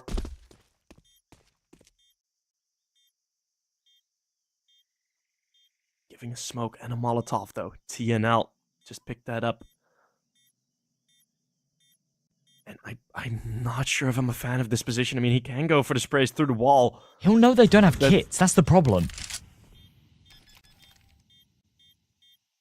Untapped. Bomb direct, pulling that angle. The low HP peeking first. Now the Molotov is there. He has the HP to just run through. Now he doesn't anymore. Oh, it's the 10-second that Molotov will dissipate. Right on time. The Glock, it connects. It's overtime. Sound puts his hand in the air and claps for himself. The applause is deserving of a 1v4 clutch to take it into OT. That was so sick, and what a time for it, a round that TNL had no business in winning. They brought it down to a 4 versus 1, and Nexus, you know, the picture paints itself, the storyline here. Remember the round that they lost ages ago at the start of the game, when it was a 5 versus 2, they took that pause, they were supposed to close it, and I said, you know what, if this game goes down to the wire, they're going to be kicking themselves that they weren't able to convert that round. They do exactly the same to TNL, and now that feeling goes both ways. I mean, you can't give them too much hate there for not finishing that off, but there's never a right time to lose a 1v4, and again, that is certainly the worst time for it. I mean, as soon as Sound sprinted over towards that B bomb site, advantage was very much on his side. And I think in that situation, maybe the doubt from TNL, right? It was the one problem that I think they kind of went for, like one of the slight mistakes that they made. It was giving Onyx the util, like giving Onyx the smoke and the Molotov, but then also having him defuse. Because Flux could have, well, didn't really have the opportunity, like the HP to peek or jiggle peek or get some info, right? But, I mean, it's you have the guy already on the bomb. There's no opportunity to, of course, defuse and throw that Molotov at the same time. And I think that is a minor mistake that they made that could have at least helped them in the clutch. But what?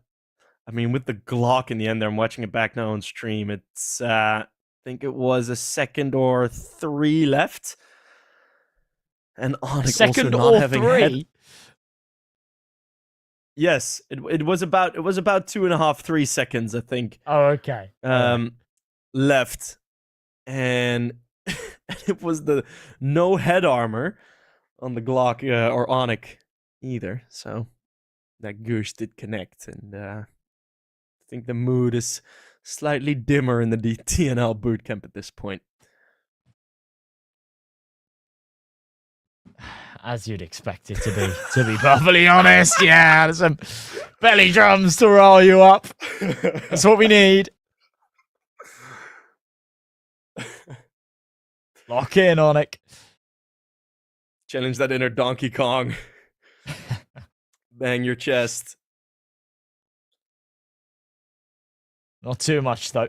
You know, you'll appreciate this. An Insomnia a few years ago is an iconic clip. Sorex's team. Oh, hang on a minute. We're back in business. We can hold the story for later. We'll pause that. Lots of control. Flux missing one to start this overtime. As a different approach to the mid control now for Nexus. Still, the pace is going to be all the same. As very fast in Flux missing another opportunity. That nade will be the death of him. Karen trying his hardest, and it's a nice play from Dewi again, who's been silently fragging once more. He did that in the first map as well. That's the final kill of the first volley. Zalo. Oh. Oh my god. Sees the barrels. He knows that there's 2 here, but won't be able to line them up. Instead, lets them come one by one. Needs the no-scope. Won't convert if he's there for both. And TNL now right back to winning ways. 13 on the board. Well, I mean, they're going to be maybe a little bit frustrated. They weren't able to do that in regulation, but at least off to the right foot here in OT. It's always a risk, you know, that CT smoke being blown open. And I do think Nexus had enough bodies in Donut to at least have one player looking for it. They didn't, and well, face the consequences. What a nice play from Dayweek. Cello looking to op entry again. Looking to be the hero for his team. Well, and once more, it's going to be Sound stepping up. Back to 3 each. Well, I say that instantly becomes proven untrue. Hang on a minute. BTN's just managed to snatch one back, and look at him. Houdini.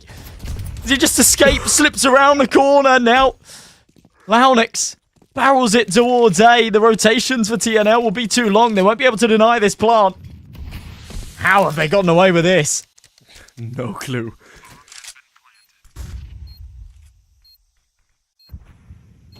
Launix dashing away. He's now in a position that does have a timer on it. That flashbang play doesn't hit any of them, but they are going to come from that same angle. Escaping into Donut. Look at the play together. This is awkward, though, with that smoke now being put down. Flashbang thrown in. Can BTN find the lineup? It's awkward, and Onyx has it. I mean, in an overtime, you know, there's a guarantee of full belts of util. You can't really take that gamble to set up in Donut. Yeah, it was a bizarre approach, wasn't it? As you say, the double donut setup, thinking they're not going to have util is almost foolish in itself. And then PTN, I'm not sure why he takes so long before he starts spamming at the end there. I guess he's trying to line it up perfectly, but fair bit off the mark to the left there. You can guarantee that they're going to have kits, and in the 2v1, they're going to be playing some kind of bodyguard setup. 14-12 then, TNL taking the reins back here in overtime. Raga out of elbow. Oh, can't quite catch the time.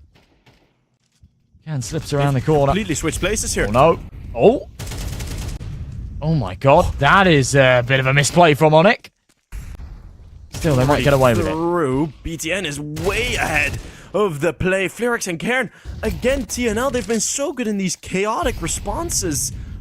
Every single time these trades happen, it's TNL at the right spots. Nexus kind of feel like they were playing TNL's game, looking to get that chaos in.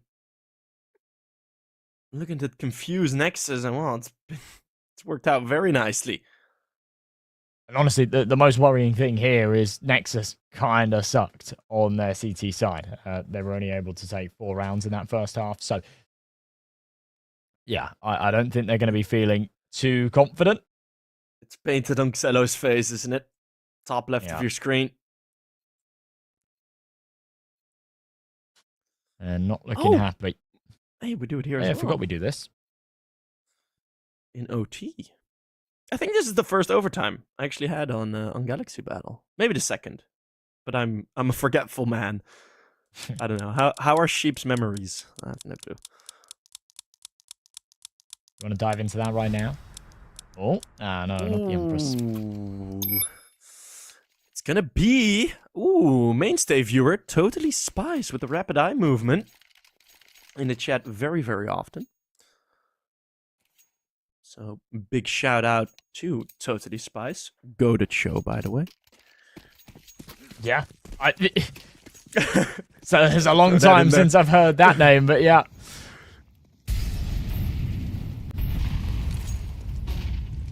Not wrong. 3 in a row necessary for Nexus. I think you painted it already. Tall order.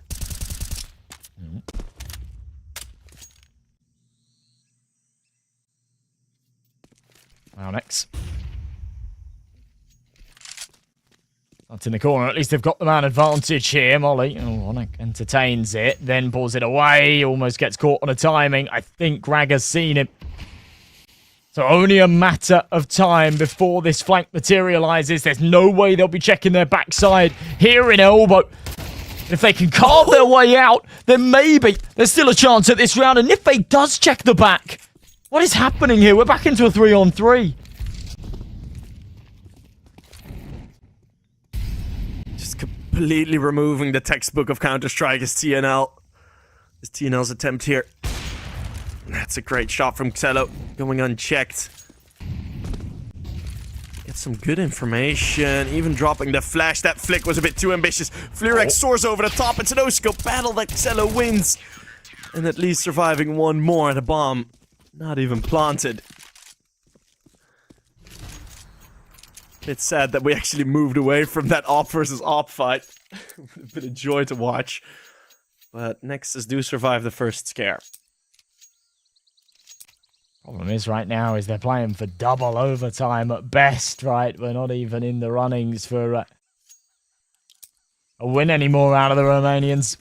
At least not yet. Fighting for survival. Cheat down into elbow. Launic to the flash over the top. AK's barreling out of elbow. Raga presses. Can't connect. Has to back it up.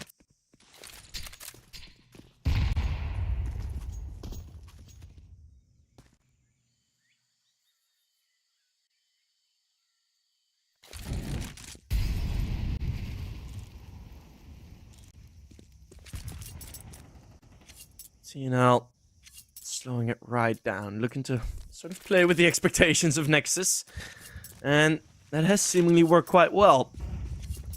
2 players already completely empty on util, most Molotovs and smokes already thrown. We're only 1 minute Well, it's still 1 minute left.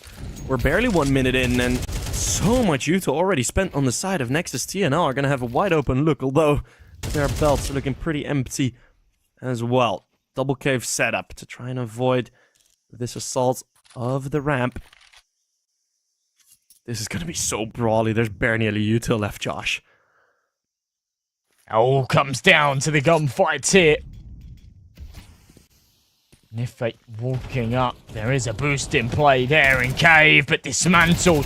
Launex from below knows he'll be pre-fired. Has to just come out swinging and spraying. And this is surely the end right here. BTN, the last on the chopping block, as 16-13 will be the final scoreline here on Ancient. And TNL pull ahead at the end when they need to. We're going to a third map decider.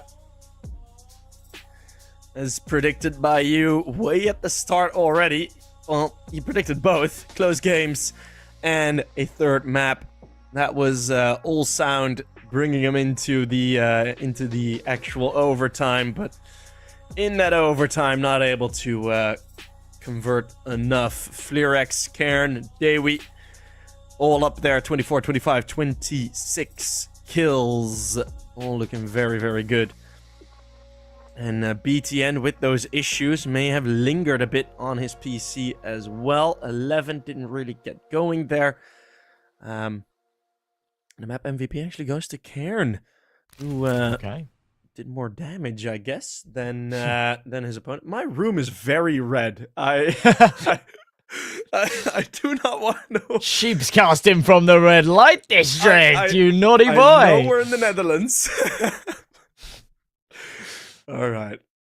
Let's get it back on topic. TNL, I mean, especially in that overtime and in a lot of the more decisive rounds as well, it was them really acting in that sort of chaos that they created. And you did see Nexus's responses were pretty shoddy, especially in that overtime. I mean, it was so chaotic. I mean, there were 3 players flanking each other, and it was like all loop-de-loops and whatnot. And Nexus just wasn't really able to deal with it. Lost like 3 2v3s in a row. And I mean, TNL did great there. They really did, yeah. They dug deep to close that one out. They should have had it in regulation, but economy kind of got the better of them. But I think it takes a lot of resilience, and I think that's something that they are starting to find as a team that have been together for a bit of time now, and also they're being on boot camp and whatnot. It helps out a little bit. To lose control of a game, for it to go to overtime, and then to still be able to bring it back and take it your way. I think that's absolutely what we see. And maybe the King Kong impression does him some favors as well. The belly drums, I love it from Onic. He did bottom frag, so maybe he needs to put his shirt back on. But we'll see. We'll see how things go on to map number 3. We're going to go to a short break, folks. When we return, around about 10 minutes time, we will be back with the action. Don't go too far. It's not one you want to miss.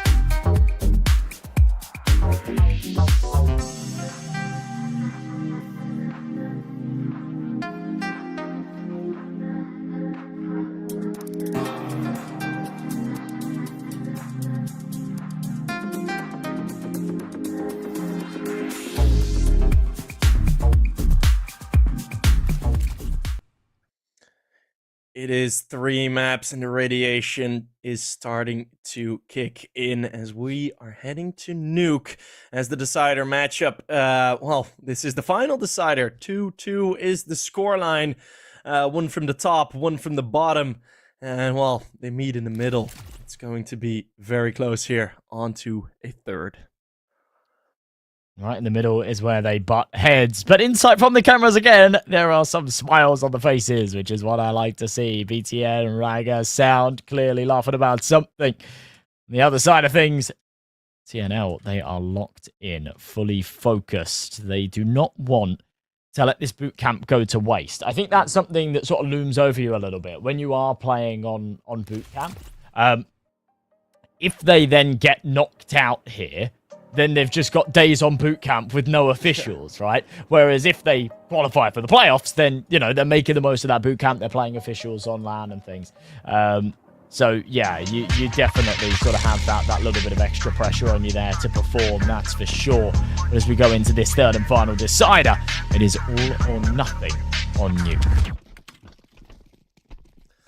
Starting with a knife round, which, okay, pretty awkward positions here to start. It kicks off with in the knife on Nuke, one of the more important maps to have your favorite side, and it is looking like TNL will come up very short in the stabby saga.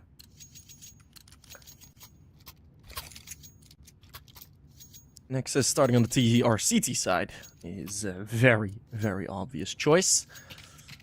We've seen the dualies be kick-ass throughout this entire series. Let's see if Sound or Lonix can keep that trend going, shall we?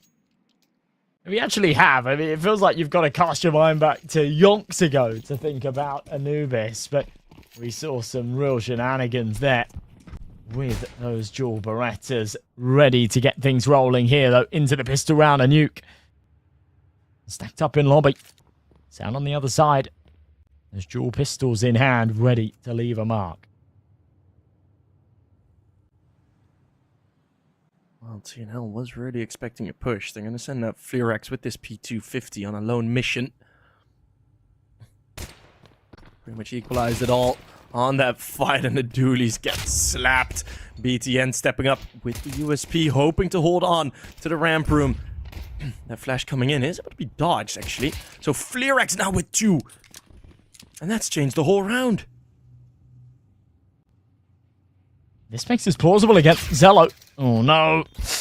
Yeah, had the right idea, one being in the vent, but gets a little bit tunnel-visioned. Forgets that there is a chance that one can come behind him. I mean, with the 180 fist bump, look at that. That's what happens when you get pushed to the corner. Haven't got anyone next to you. Fist bump the camera. Gotta get creative. Just pretend. I've seen people on the cams when they're just like playing from home, just pretend to give fist bumps to their teammates. I do it, bro. I gotta suck myself up. If I'm playing like a league game at home, I'll literally put a jersey on and I'm fist bumping the air. You gotta kind of. It's like a horse with blinkers. I gotta imagine that my desk is on a stage and I'm not in my room. I'm on LAN. 7 bright lights in your face, just Yeah, just literally. going. Turn my lights on. Yeah. Crowd noises.mp3 in the background. Get that feeling. White You know, noise. it's like the mouse headquarters. Yeah. To get that stage feel. Oh God. White noise through the headset. It's all about the placebo, man. Get into my element.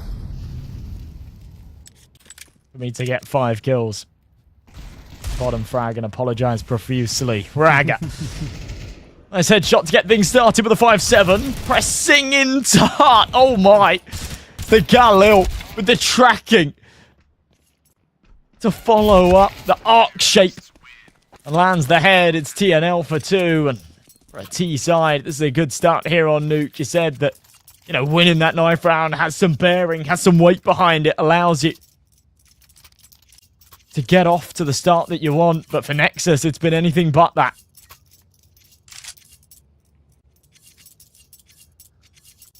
With that jump, trying to avoid the Galil makes me think, screw a show match, just show pros clay pigeon shooting.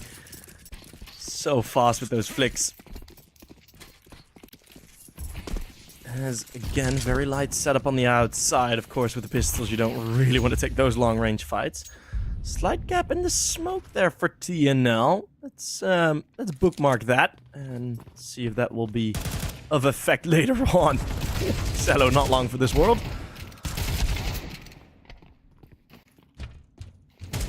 Oh. Flare axe. Yeah, making light work of them. It's just going to be sound here on this lower bomb site. They should challenge him soon. Can't imagine he'll be able to get too much out of this. In fact, no, they don't. Oh, wow. Yeah, they've just read this like a book, knowing that the rotate would have been quick. Catch BTN from behind. Sound then scratching his head, going, where is everybody? Has to work his way all the way up ramp. Looking for his first kill here. Ooh, okay, well, hand delivered, but traded right back. And maybe a bit of a blessing in disguise there for TNL, losing that Mac 10. They'll come across with all the rifles and a third on the board.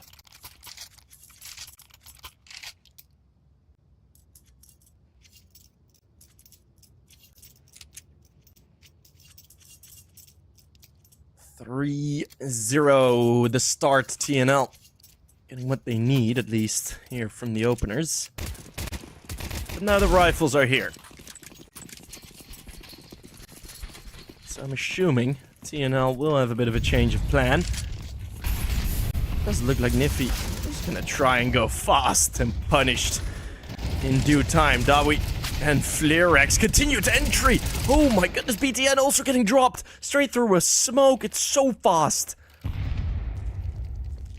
Sound barrier broken. What a but this transfer! sound isn't!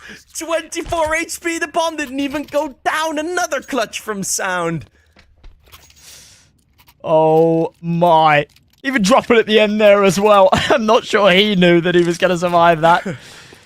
Jesus. Look at this initial transfer.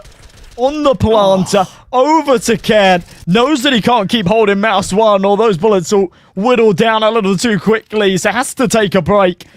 But then the adjustment onto the third. It is perfect. And Nexus. I mean, they're not going to be feeling super confident about that round. The way in which they had to win it, but a little morale boost, that's for sure. An opportunity here as they take their first on the board. Alex meets his teammate there in lobby. waves a little hello like bus drivers in the street. I'll start to rotate down. All of this pushing, all of this control, yeah. Niffy, straight from the vent. Raga is able to recover quickly, though. The B bomb site fairly weak. Xelo with a nice timing and has the bomb all to himself. Nice job taking the bomb site, TNL. Go and plant. Oh, wait. Awkward. Awkward, awkward, awkward. Dan's going to drop a smoke at least. Try and maneuver around it. He's not going to be able to get all the way up, though. That's the thing. He'll be exposed. And it actually makes his job harder here. Xelo. The smoke expands more than I thought it would. I didn't think it would reach the bomb. It does. They're not able to get it. And him dying actually throws it further out of the way. So, yeah, they now have to jump onto the railing right into Xelo's crosshair. It goes more inwards, but yeah, it doesn't go down the stairs where it needs to. That would have been really ideal for them. They do just have to give this up. Yeah, it's not a round that you can really entertain any further. So, Open AK will be carried across. Awkward economy, though. I mean, they won't get any money for saving there. The rest of the team ideally want to eco because they got 2,400 loss, but feels like they kind of have to buy into this. Yeah, we're taking some extra time to discuss this, and with how TNL have been playing, I assume the force buy is going to come in, which it does.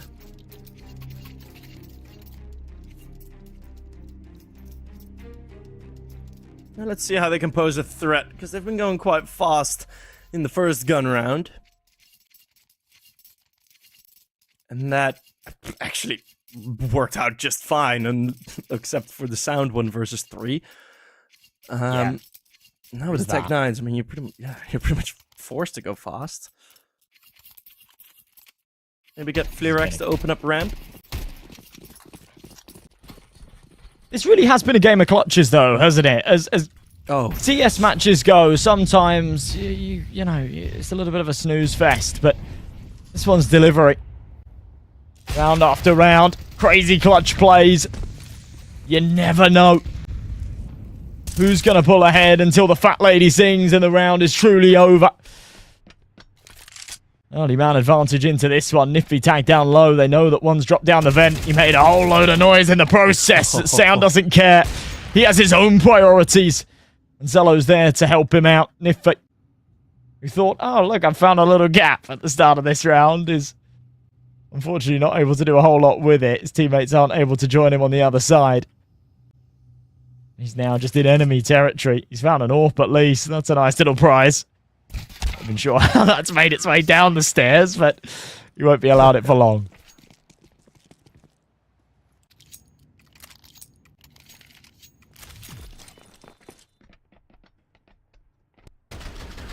Sound again. Spray transfer. Super accurate once more. Yeah, it's a lot easier said than done, isn't it? For anyone that actually plays the game, I'll tell you what my crosshair would have been doing in that scenario, and the last one.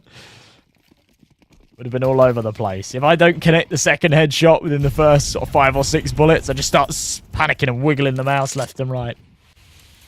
That's what you're supposed to do, right? Sometimes it does feel like that. Sound, I mean, they keep feeding the beast. Again, man! That range as well. Yeah, you gotta stop running into him. Yeah, that confidence is gonna go through the roof. I mean, for Sound, he's been. I mean, he's not been at the top of the scoreboard much throughout this series. In terms of kills, he's there at the bottom. In terms of rating, yeah, he does a bit better than in-game leader BTN. Look at the spray control again here. This second and third. Bam, bam, bam, bam, bam, bam, bam. Beautiful. Just so clean. It makes it look so easy. It's so elegant. And with 2 different weapons as well. Had the M4A1S for the first 2. Spray transfers, now the AK. Show me a spray transfer, like an actual accurate spray transfer with an M4A4, and then I'll be Then we'll be impressed. Like, most impressed. And then with an AUG or an SG, please. Then you get the crown, the king of spray. I mean, for an transfer. SG spray transfer, you just need 15 minutes because the bullets take so long to shoot. The fire rate's so low. Oh, bit of a push here. It's Xello that's going up front, and Karen has completely avoided him to take the kill into BTN. Is he gonna do this with an op? What is this? God. The time Why? it just Why? eludes him. With an AWP, maybe though, I don't yeah. hate the play. I mean, not that it'd have worked if he had an M4 anyway. He gets shot in the back of the head regardless, but with an AWP, I'm not sure what he's expecting to achieve. Because if he goes into lobby and there's 3 guys with their backs turned, he's not gonna try and take the fight with a USP, is he? So, what, you fire the AWP and it's a one and done? It just, I don't know, it didn't feel very well thought out. I mean, yeah, sound gets dropped, but Lonix is going for the exact same flank. This is gonna need to be a 1 versus 5 from this position. Look at how many bodies! Oh. And he just leaves, just gets up of his chair and books it. Oh, that was... Now imagine that with a USP. Yeah, yeah, that's the idea Xello had.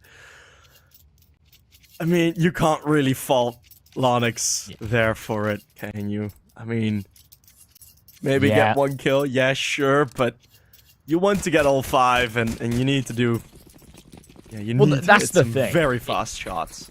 If he had more teammates alive there, or someone that could pull a bit of attention away into Hart or Squeaky, then absolutely, like, he can afford to just get 1 or 2 and go down. But the situation he was in, he absolutely had to get 3 or 4, and that just wasn't going to happen. So, yeah, the fact that he doesn't get away with anything there is just a result of him trying to bite off a little bit more than he can chew.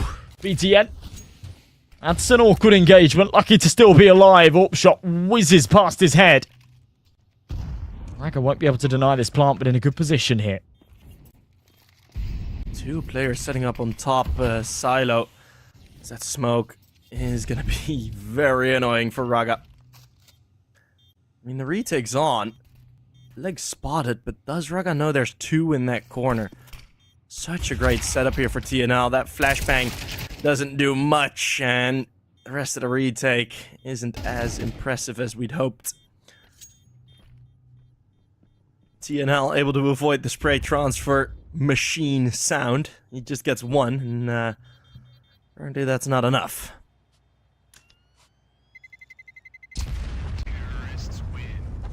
On it goes down with a bomb. Feels a little unnecessary, but going into the final couple of rounds of the half and money in the bank, they will brush it off. And the bomb radiuses on Nuke can be a little bit unpredictable and a little bit unforgiving, so we got him some slack.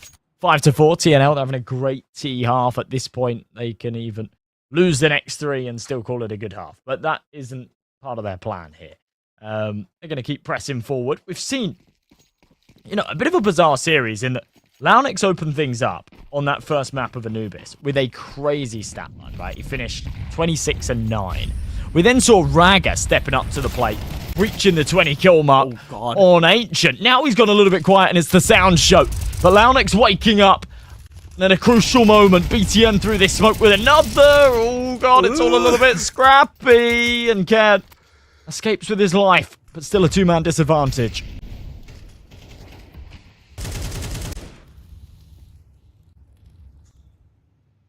That first fight, Launix had Raga for bait in the middle there. In the middle of the bomb side. Good distraction offered up as he was sitting safe and sound at the back.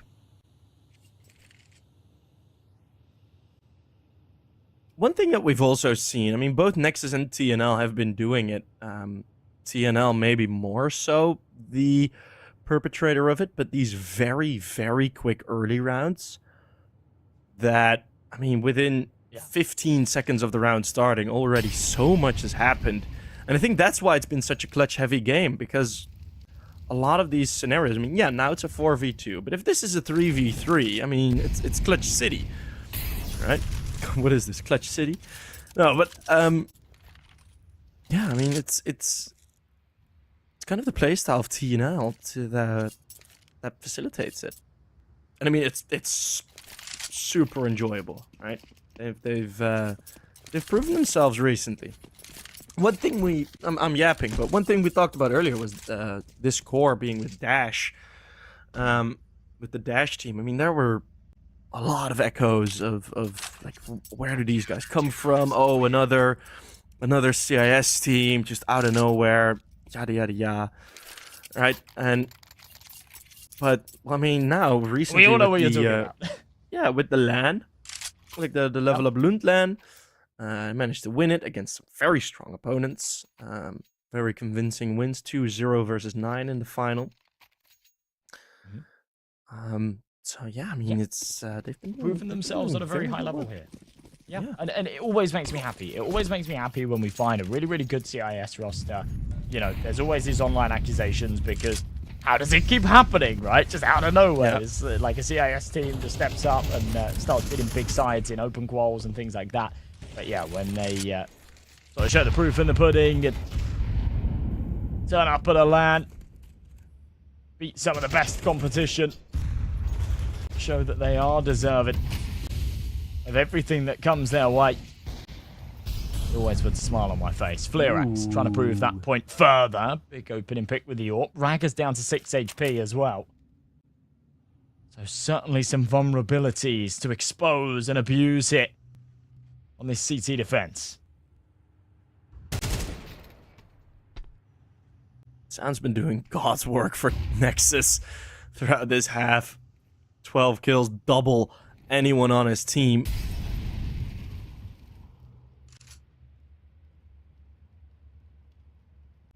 He's going to make sure this round at least stays a possibility. That single kill is going to be enough to force them back.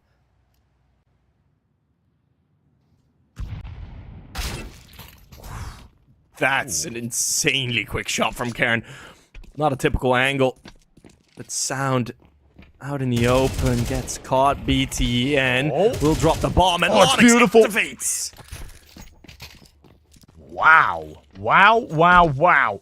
Thought that was going to be a bit of a one and done there from BTN, but it's all just about drawing that attention away, isn't it?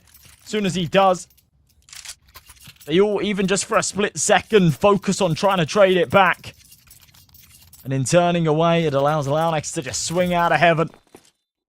Felt very well coordinated. We'll see it again for the sideline view. Oh, no, maybe we won't. we don't. That's okay. We didn't want to watch it anyway. On to round number 12.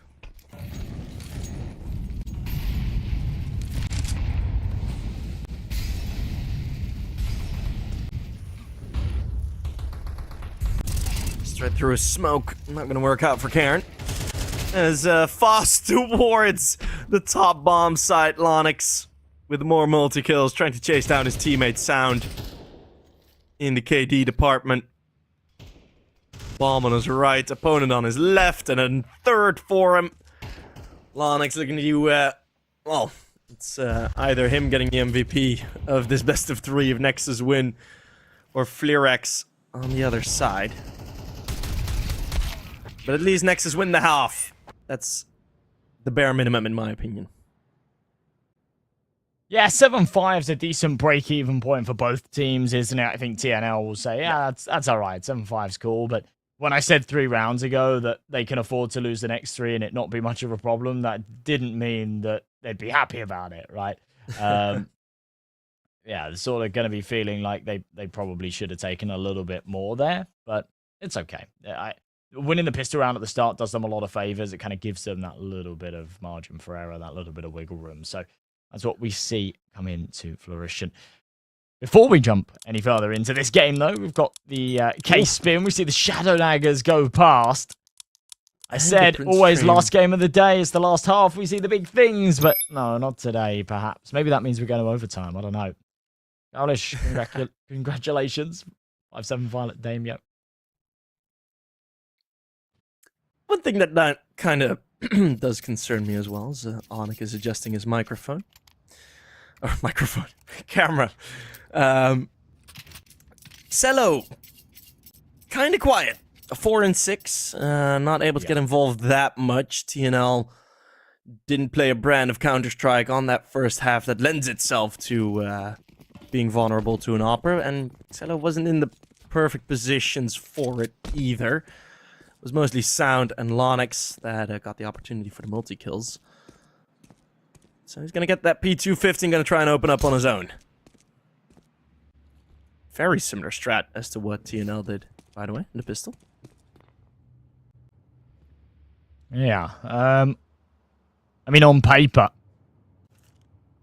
4 kills from Europe on the whole of the CT side of Nuke is nothing to brag about. That's for sure. Launix makes a bit of a meal of that first fight, but will win it. Ooh. And yeah, it does just seem to be this sort of rinse and repeat. Straight into the A site. A lot of success. Nifty there with his jewelries does eventually activate, but still just tucked away. And if he's still here, like in the middle of this bomb site, just not getting cleared, Nexus are able to avoid him just fine. 3 versus 3 as there's no threat from heaven. Nifty still going with those dualies, and again the dual Berettas, a 4K this time. They do not slow down. TNL will get the defuse. Nifty just goes unchecked in the back of the bomb site. And you know, I was so close to criticizing it as well. I was so close to being like, you know, to let them out, let them plant here. Like, I don't know how I feel about this. But yeah, he has played masterfully to stay composed like that. I think it's very easy, actually, to get a little bit hesitant, to get a little, jump the gun a little bit, I think. And yeah, take the fights when your teammates aren't quite ready for them. Beautiful work there out of the Jewelies. Puts TNL right back in the picture. It is going to be a force buy out of Nexus. They got the bomb plant. Prioritizing a bit of util here, though, instead of just going for Galils across the board. So we'll see 3 MAC-10s. Launix on that rifle. Zello with a eagle in hand. HG's going to do a decent chunk of damage to start things off, though. So Launix already vulnerable. Still going to go in first. Molotov will slow them down significantly. Somehow Davi not able to get BTN's number here. Does TNL stay close enough to not make this a threat? Karen, I think he got that kill from the ladder, actually. HP is non-existent on the side of Nexus, though. Nothing to work with here. In round 14, it should be a multi-kill for one of these players. Op missing. Not too much, though. Oh. Okay. Well, it's just Zello. He has found his favourite weapon. He's missed his flashbang. A little bit awkward. And whack-a-mole, but the moles have got guns, and they're going to shoot you in the head. It's not a game that I'd want to play. It's not a game that Zello wants to play. That's a terrible Carnival game. Uh-huh. And I don't like the Carnival of the best of times. But yeah, that would definitely stop me Dutch from going Carnivals back. are good, right? I have not been to one, I don't think. You have not been to one? Oh my god. No? You really should go to one. They're pretty damn fun. They've turned quite expensive though, but so has everything, and apparently so has the weapons on the T side, as Nexus is unable to afford much. That was a beautiful little segue, if I say so myself.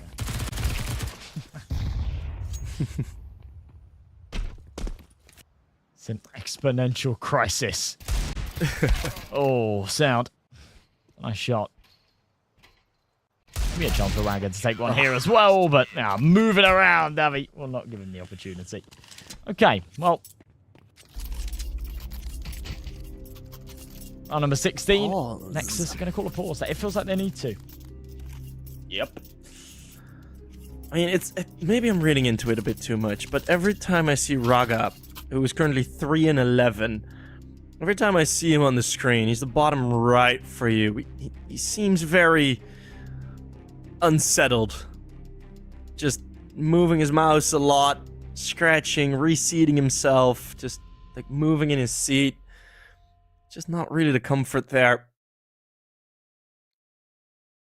for him, and well, it shows in the server.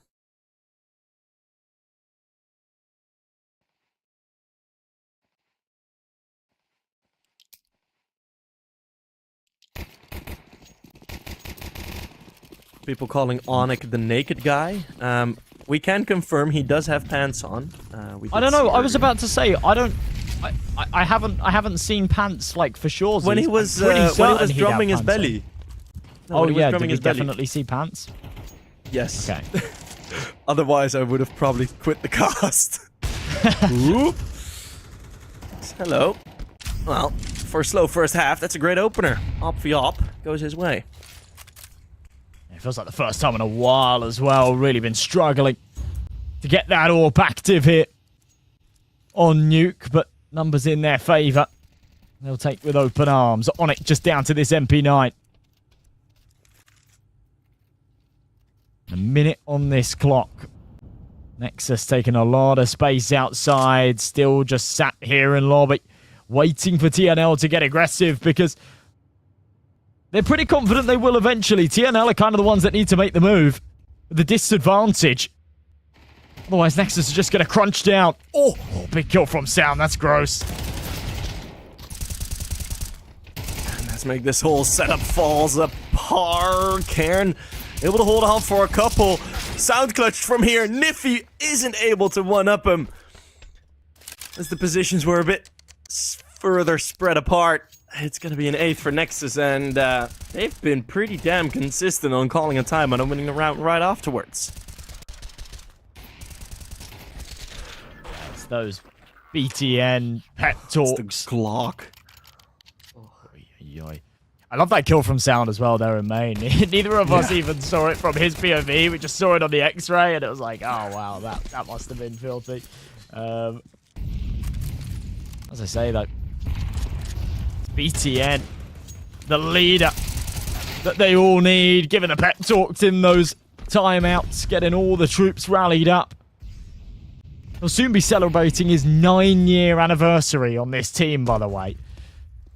Second longest standing player on any organization, just narrowly behind Rain, I think, by a couple of months. He's got to try and outlive him. That's a storyline that I've been telling for the past 3 years as well. I remember when I was like, oh wow, he's been on this team for 6 years. And yeah, now he's hitting the 9 mark in July, I think. It's just bonkers. Here we go. A minute left to tick.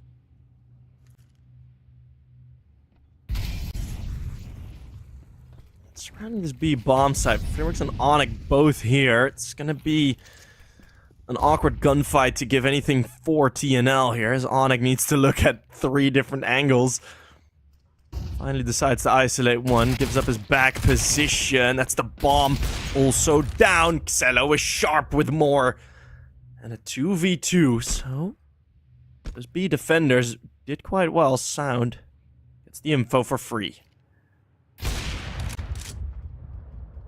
Oh. And that's an easy kill. Oh, from behind though.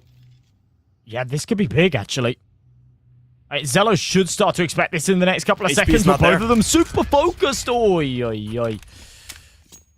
I think it's actually the fact that Davy steps at the end there. If he just keeps shifting up, he might have been able to catch the timing.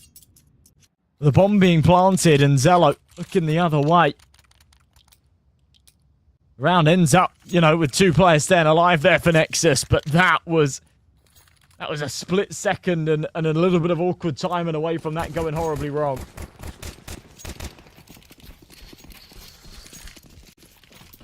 Yeah, as soon as those footsteps were made, Xelo was able to respond quick enough, but we are running out of rounds. It's gonna be double digits soon for Nexus. After that, 6 more remain. Lonix is unable to complete the spray transfer. Free AK.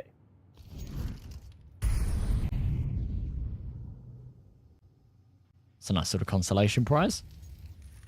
If he can hold on to it. I'd like to see this Zeus in action. I feel like I haven't had a Zeus fix in a while. Zeus withdrawal. Oh, actually, I was on... I was streaming some Faceit games a couple of days ago. Opened up my my little armory packages, as we are unable to unbox regular cases, and I got like the yellow Zeus, the yellow taser. Oh, cool. What the name is actually, but I got the yellow one. I know what you mean, from the train collection. That's pretty cool. Yes, I was actually happily surprised. I was like, oh, that is actually pretty sick. Yeah, I forgot that here in the Netherlands you guys can't open cases. So because I have a English Steam account and I've never changed it since moving here, that isn't something that I seem to have a problem with, which is interesting. Yeah. I think my wallet is very happy about it. Yeah. I don't really So open yeah, cases but anyway. as soon as that armory came through, I've Bankrupt been a yourself. fan. Yep. Bye. I mean, actually, I think I'm still on a profit, actually. Because I did get the CMYK after the first 3 weeks of the for armory real? Oh, wow, that's being good. released. Yes, sold it for 250. I think it was 270. Could have been And you more sold if it I to me, waited a I bit bought longer, but no, yeah. So I'm actually still plussing there, which is pretty cool. Not bad. Much better luck. Barely than me. though.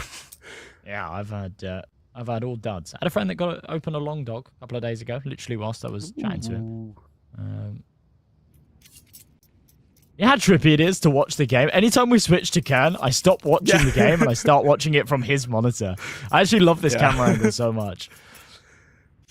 This is what they're asking players to do in a lot of tournaments now to like confirm that they're not cheating and stuff as well. You know, I like this. This is good. This is a good angle. Everyone should take notes. Because I think what Relog Media had those rules in before. And I think a lot of other tournaments have had it as well, like confirmation of like the playing room and whatnot. But yeah, they actually like posted the rules that they sent to the players, which I thought was really interesting because I've never seen anything like it.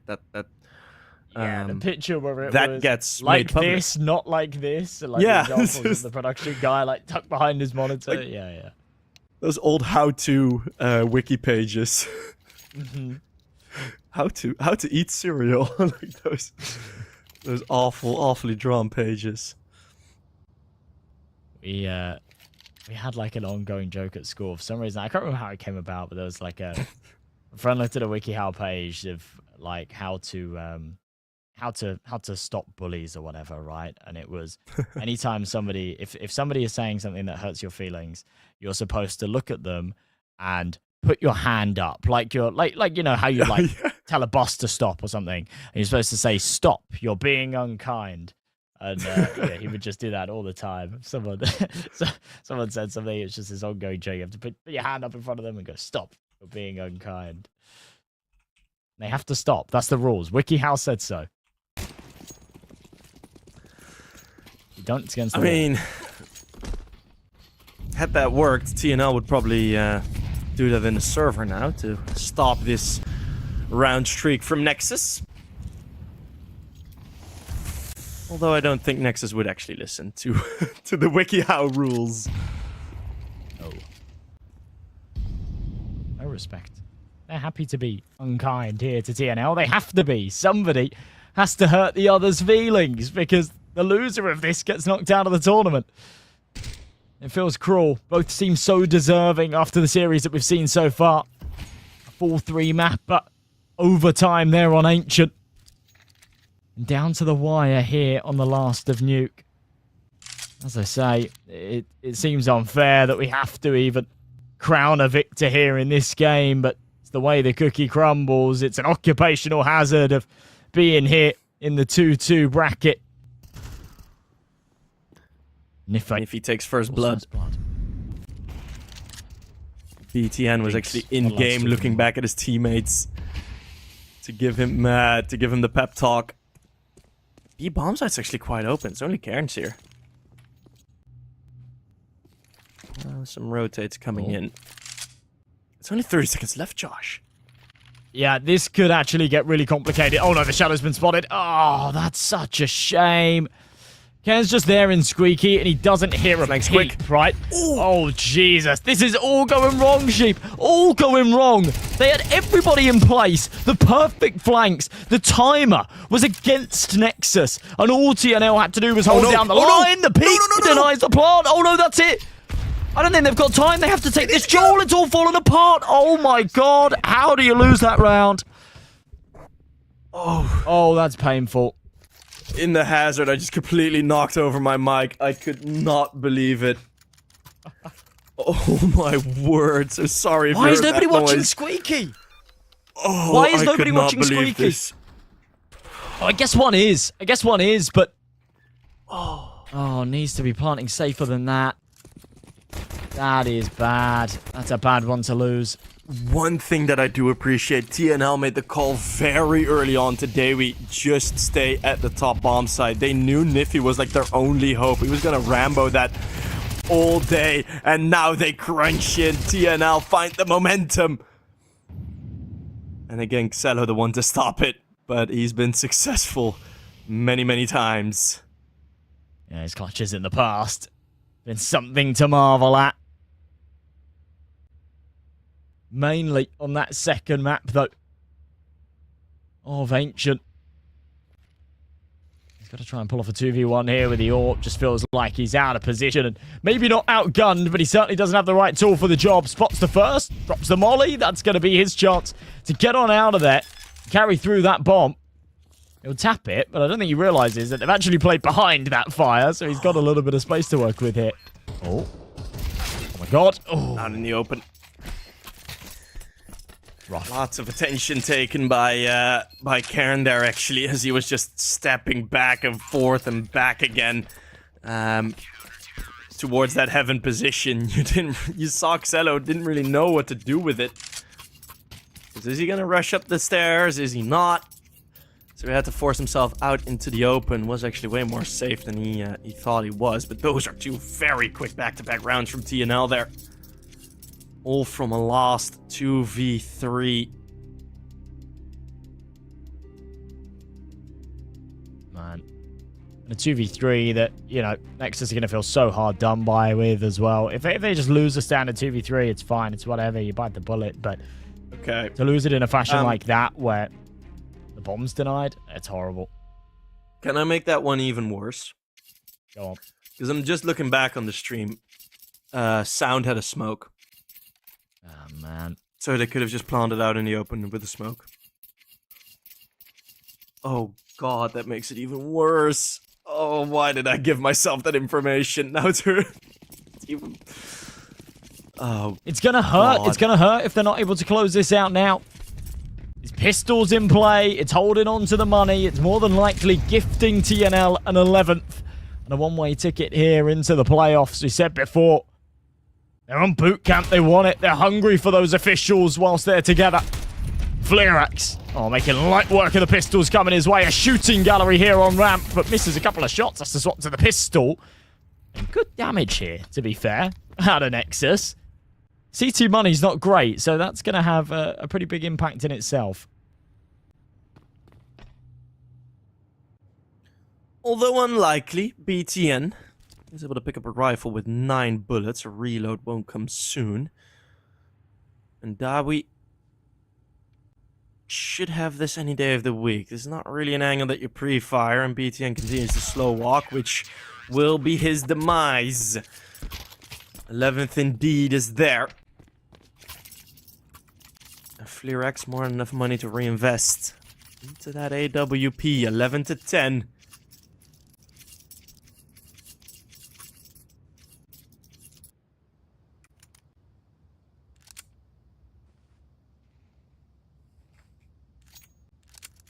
You're getting a shout out in the chat actually for casting since 10 a.m. this morning. Oh, for real? Oh, yeah. Oh, it's you. No Riati. Hello, bro. I remember you from this morning. Yep. It's been a long day for me, brother. It's been a long day. Well, it's going to be a long night for Nexus if it continues like this.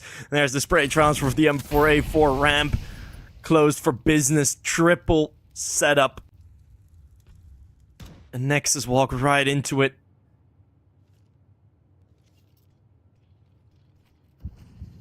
They don't take a moment to check. They don't make a moment to scout. Just go in.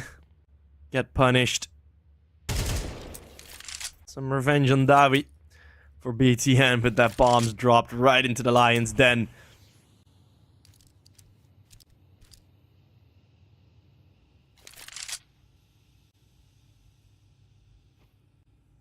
Yeah, I think this is going to be a tough one, a tough pill to swallow here for Nexus. If they can't win this next round, they're not going to have a lot of money to do so as well.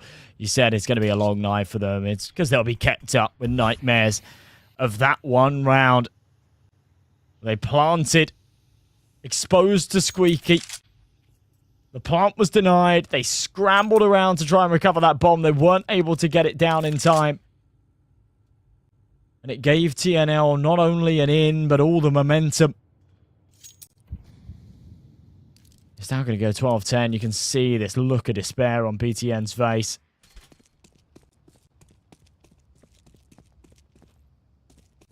Pure disappointment. Do they still have a timeout left? One, I think. I mean, to be fair, yeah, he's been cooking after these timeouts, right? Yeah, well, you Gotta can pray they've see got the a timeout cogs left. turning. That's why he's rubbing his head. They're turning a little too hard. It's like, oh man, it's giving me a headache. Someone else think of a strat. No pause. No pause, sheep. No, no, no. They're going in raw. Oh, and look at what they have to go in with. Mac 10's Deagle. Sound on the Galil. Sound who's slowed down slightly on the attacking half. But Raga, who's not going to slow down a bit here. Mac 10 will be stopped in. Just so quick again. 2-3 players dead. Oh man. And so are the hopes of Nexus.